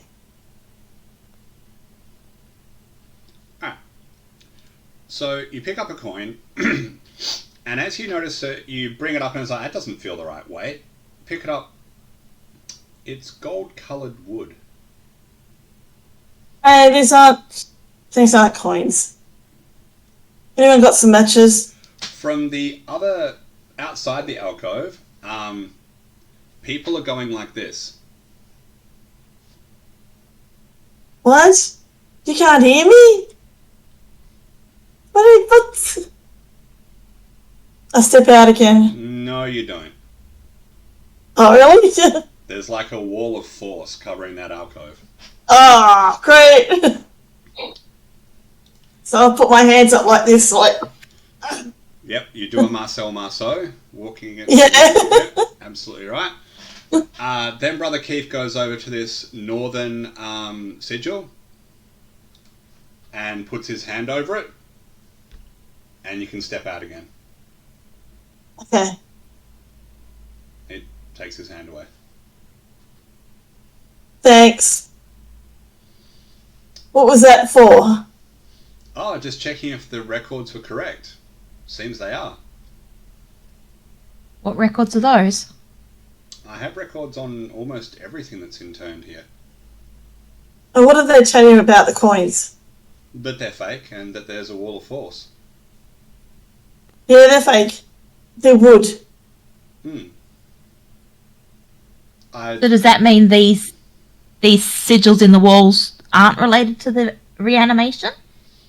I think, didn't they glow when the zombies all... Probably dual purpose. I didn't know that they were... the wall of force and the fake coins were here. I'd read about them somewhere else. I didn't realise they were related to this particular tomb. But apparently they do. So what does the southern sigil do? So what... They're all connected together. Oh, okay. Anyway, let's leave this place.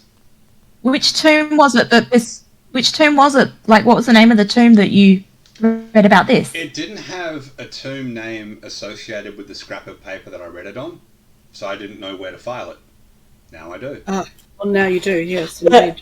Indeed, brother, indeed. Because this is the crypt of Xandria. Yeah. Correct. Do we know who Xandria was? Well, we thought she was human, but apparently not. Polymorphed green dragon it is. Related to necromancy at any point? I don't know. Curiouser and curiouser. The dead man says, Brother Keith, I hope you have compensated these people financially for their time. And he goes, yes, I've saved some money. And he goes, no need. Doom Guide pulls out a pouch of money. He said, 100 crowns, I hope, is sufficient compensation for you people. Each? No. That's all I'm carrying Between on us? here. Oh, you got hurt! However, When you lost 2 members. However, he also pulls out a scroll from his robes and hands it over. Protection from good and evil.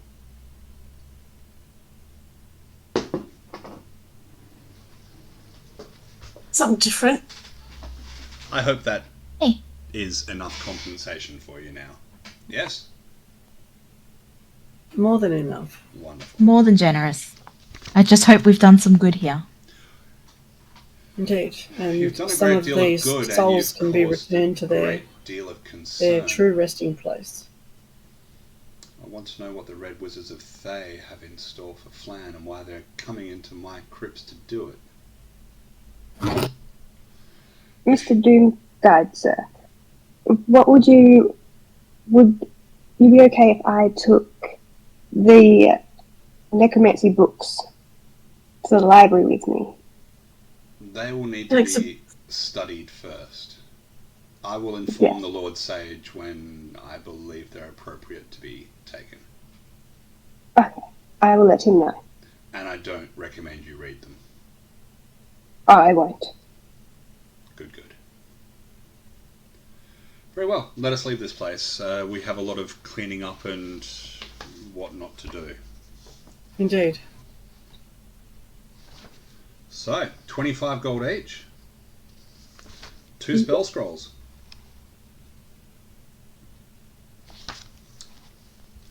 So we all get a copy of that scroll? Just one. Just one? Yeah, for magic items like permanent magic items, everyone gets copies of them. For things like scrolls and potions, there's only one. And the scroll can only be used by someone able to use it. Correct. Fair enough. Or it can be scribed into a spellbook. Because it's a cleric spell, does that mean only a cleric? No, wizard spell as well.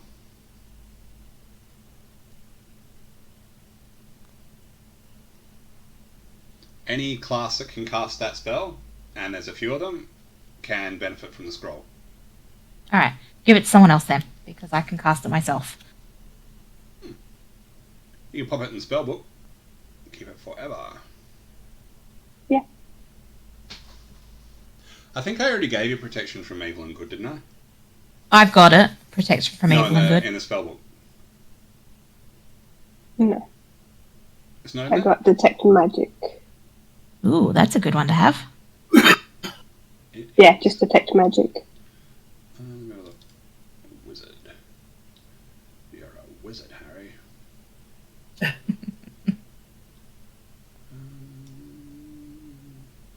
Yeah, no, it's not in there. There you go. You got 2. You can add to your spellbook. Very nice. You done scored big tonight. Yeah. Well done. Alrighty, so we are all done, people. Excellent. So I hope folks enjoyed. I'll ask the same question as Yep. last time. I guess we'll start with Shauna this time. Do you enjoy the second session? Yeah. Yeah. Favourite bits? I like learning a bit more about the world and stuff. Yeah, that was cool. And yeah, the different elements in this kind of camera. Cool. Marie, did you enjoy the second part? I did. Very interesting. The bits and pieces in the crypt were interesting. My favourite bit was fighting 2 zombies and not losing a single hit point. Because you're a boss tank. Even without using a shield, you're still a boss tank. That's it. Very nice. Beck, do you enjoy the second part?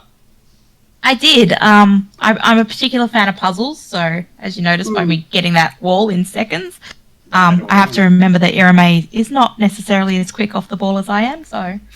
But I do like the puzzles. I thought it was a good mix of some combat with also the sense of understanding there's something bigger going on here, and we're starting to see some of the pictures, some of the pieces that go together. It's a shame that all that gold is fake. I feel sorry for our rogue. Thank you. Fair. Jules, did you enjoy the second part? Yeah, it was good. Awesome. It was good. It was bit of action in there, bit of rogue work in there. It was good. Good. Do you have any favourite bits, right? probably down with the tables, the necromancing areas, like, can I touch it? No, don't touch it. I'm touching it. I'm touching it. I love how sticky your fingers are itching to be. You can see him going snap from a certain palette. I really can. Really can. I know she's gonna. Oh, no poking. Fair. Fair.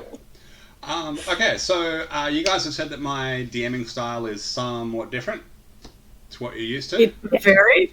Yep. Do you have any feedback for me DMing wise? Is there anything you want me to do more of, less of? Anything that My only thought was that I felt like you gave us, from a narrator standpoint, information that we could have learned through the game from the characters, especially in the beginning. Like, you told us stuff about the city, and like, my character's brand new to it. She technically shouldn't know that stuff until she gets introduced to it more slowly, bit by bit in the story. So don't feel free to hold back more and let us uncover it and find ways to tell it to us via the characters. Yeah. Less dumping of the lore from the narrator and more from the characters and the NPCs. Cool. This is why having faction contacts is really good. And by the way, Brother Keith does belong to a faction. He belongs to the Lord's Alliance. Again, do we know that? Did we see stuff on him that revealed that? He's going to tell you.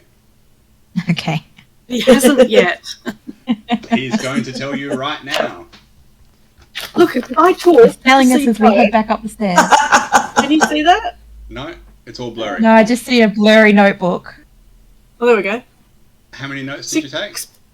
6 pages. Holy balls. I have 962 words of notes. Jesus Christ. I haven't got anywhere near that. I love notes takers. They're the best. Pick the writers. We all take notes. We're all like, this is going to be a book one day. Nice. Well, this is My notes are a complete mess, though. My strategic brain wants to organise everything and put it into somewhere that I can easily reference, because at the moment it's just info dump. Same. So what's going to be happening on the Facebook group now is I'm going to be uploading all of the NPCs that you've met. And no pressure to do this if you don't want to, but what would be really, really cool is under each NPC, just in the comments or whatever, just from your character's point of view, like what you think about this person, interactions and whatnot. And then you can have like a sort of running thing, like, you know, as you learn more about them, blah, blah. But totally feel free if you don't want to, that's perfectly fine. If people want to keep an in-character journal on there, that's also really cool. You can add stuff to it. The time I ran this, I would have to say by a mile, the player who enjoyed the campaign the most, her name's Kat, she enjoyed it the most because she put the most in all honesty. Between every game, she was doing a downtime scene, she was out talking to NPCs, she was learning about stuff, so I could seed a lot of story in through that, so I didn't have to do all these dumps of stuff, because then something would come up and one of the players would be like, oh hey, I know about that, I learned about this when I was talking to this person. I can seed all sorts of stuff that way. So downtime scenes are definitely available. I think someone said they can't do weekly, right? It's me. That's you. Okay. Yeah. Fortnightly. I have too much to do. Yeah. Fair enough. Fortnightly it shall be. And we might want to find 1 to 2 more players. That would be good. If you could ask around your peoples. I was just going to put something on D&D Perth. Oh, I had something up there before. Oh, yeah. Yeah. It's so hard to find players now. Oh my god. Yeah. It's insane. It used to be like, back in the day, it's like, yes, I'll commit to a game that runs for over a year. Absolutely. And now it's like, oh man, you know, what if I get invited to this or that? Yeah, one shots or nothing, hey? Oh my god. And what about lockdown? I mean, surely people wanted to play during lockdown. Yeah. Lockdown was great. But we don't have. How much lockdown have we had though? Very little. I didn't have any lockdown because when we had our first lockdown, I was working at Centrelink. Knocking wood. That was essential. There you go. Oh, don't worry, Beck. I am like this. Knocking wood. Knocking on wood. Right I work now, from it's home not a anyway. good time to be starting to probe that sort of question. No, I I work think from home anyway, so I think we're just past that. So I'll end the stream now. Can I ask We a can quick keep on question chatting. about in between games? Hey, So what? we're wrapping up here. Technically, we're still in the tomb. No, you come out Like, of the tomb now. are we starting next fortnight exactly here, No, or no, does no. something happen in between? No, the next session will be happening on another day, another game day. Okay. Yeah, so you'll Because be what we've fully healed. story-wise, we've abandoned the city and they've locked it down. So how many days passed that we've got downtime, and are we here at the at the graveyard for that time, or can we go back to the city and restock and things like that? So it's probably a good idea for you to stay at the graveyard for the next couple of days, just until the city calms down, because as you guys can probably guess, the Knights of the Black Fist are on a bit of a murderous rampage to find who blew up their temple. Give it a couple of days, things will settle down, because Grey Castle won't let it go for that long, and the Knight Commander sure as hell won't let it go for that long. So, yeah. and even if I had a way in through the sewers, I wouldn't do it for a couple of days. Yeah, so spend a couple of days there in the graveyard. If you want to buy healers kits, they've got them there, of course, because, church and whatnot. So that they're a nice, easy Yeah, I was going to talk to restock. Brother Keith about that. Yeah. Yeah. It's just because you're mentioning about the downtime aspect of it. Mhm. I think it is important to mention at the end of the game how much downtime we have and what's likely to be going on then. Like, do we get the time to go back to the inn, or are we here because we can't go back yet? Yep. Yeah, for sure. So A couple of days here. Yeah, And then couple of days here at next the time graveyard. we start off, we're essentially... how a few days much apart. time is going to pass between now and when we pick it up? I know it's going to be 14 days in real life, but 2 days. how many days is it going to? 2 days? 2 days. That's why I say, in 2 days, really the city should have calmed down.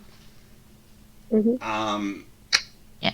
Because if they try and pull in line in 1 day, they're going to have a revolt. But by the end of the second day, they should have basically calmed everybody down enough. People will still be spitting chips and looking for blood, but they're not going to be out in the street beating people's heads in trying to get answers. Yep. Cooler heads will prevail, or hotter heads will get smashed by those people who do have cool heads. And if you saw the picture of Grey Castle, she is not a lady to be fucked with. Nope. No. And neither is the, Knight Commander, but now sort of like Lord Regent, because he's pretty much taken over the city. Yep. And you might have noticed Freona did not think that was a particularly bad idea. Yeah. Because if anyone's going to have some order in the city in this very chaotic time, he'd be the man. Yep. But have to say. So I'll just end the stream here, and we can keep on having a chat. But if you guys all want to sign off and say bye-bye, that would be good. Yep. Okay. You everyone. Bye. Bye. Do you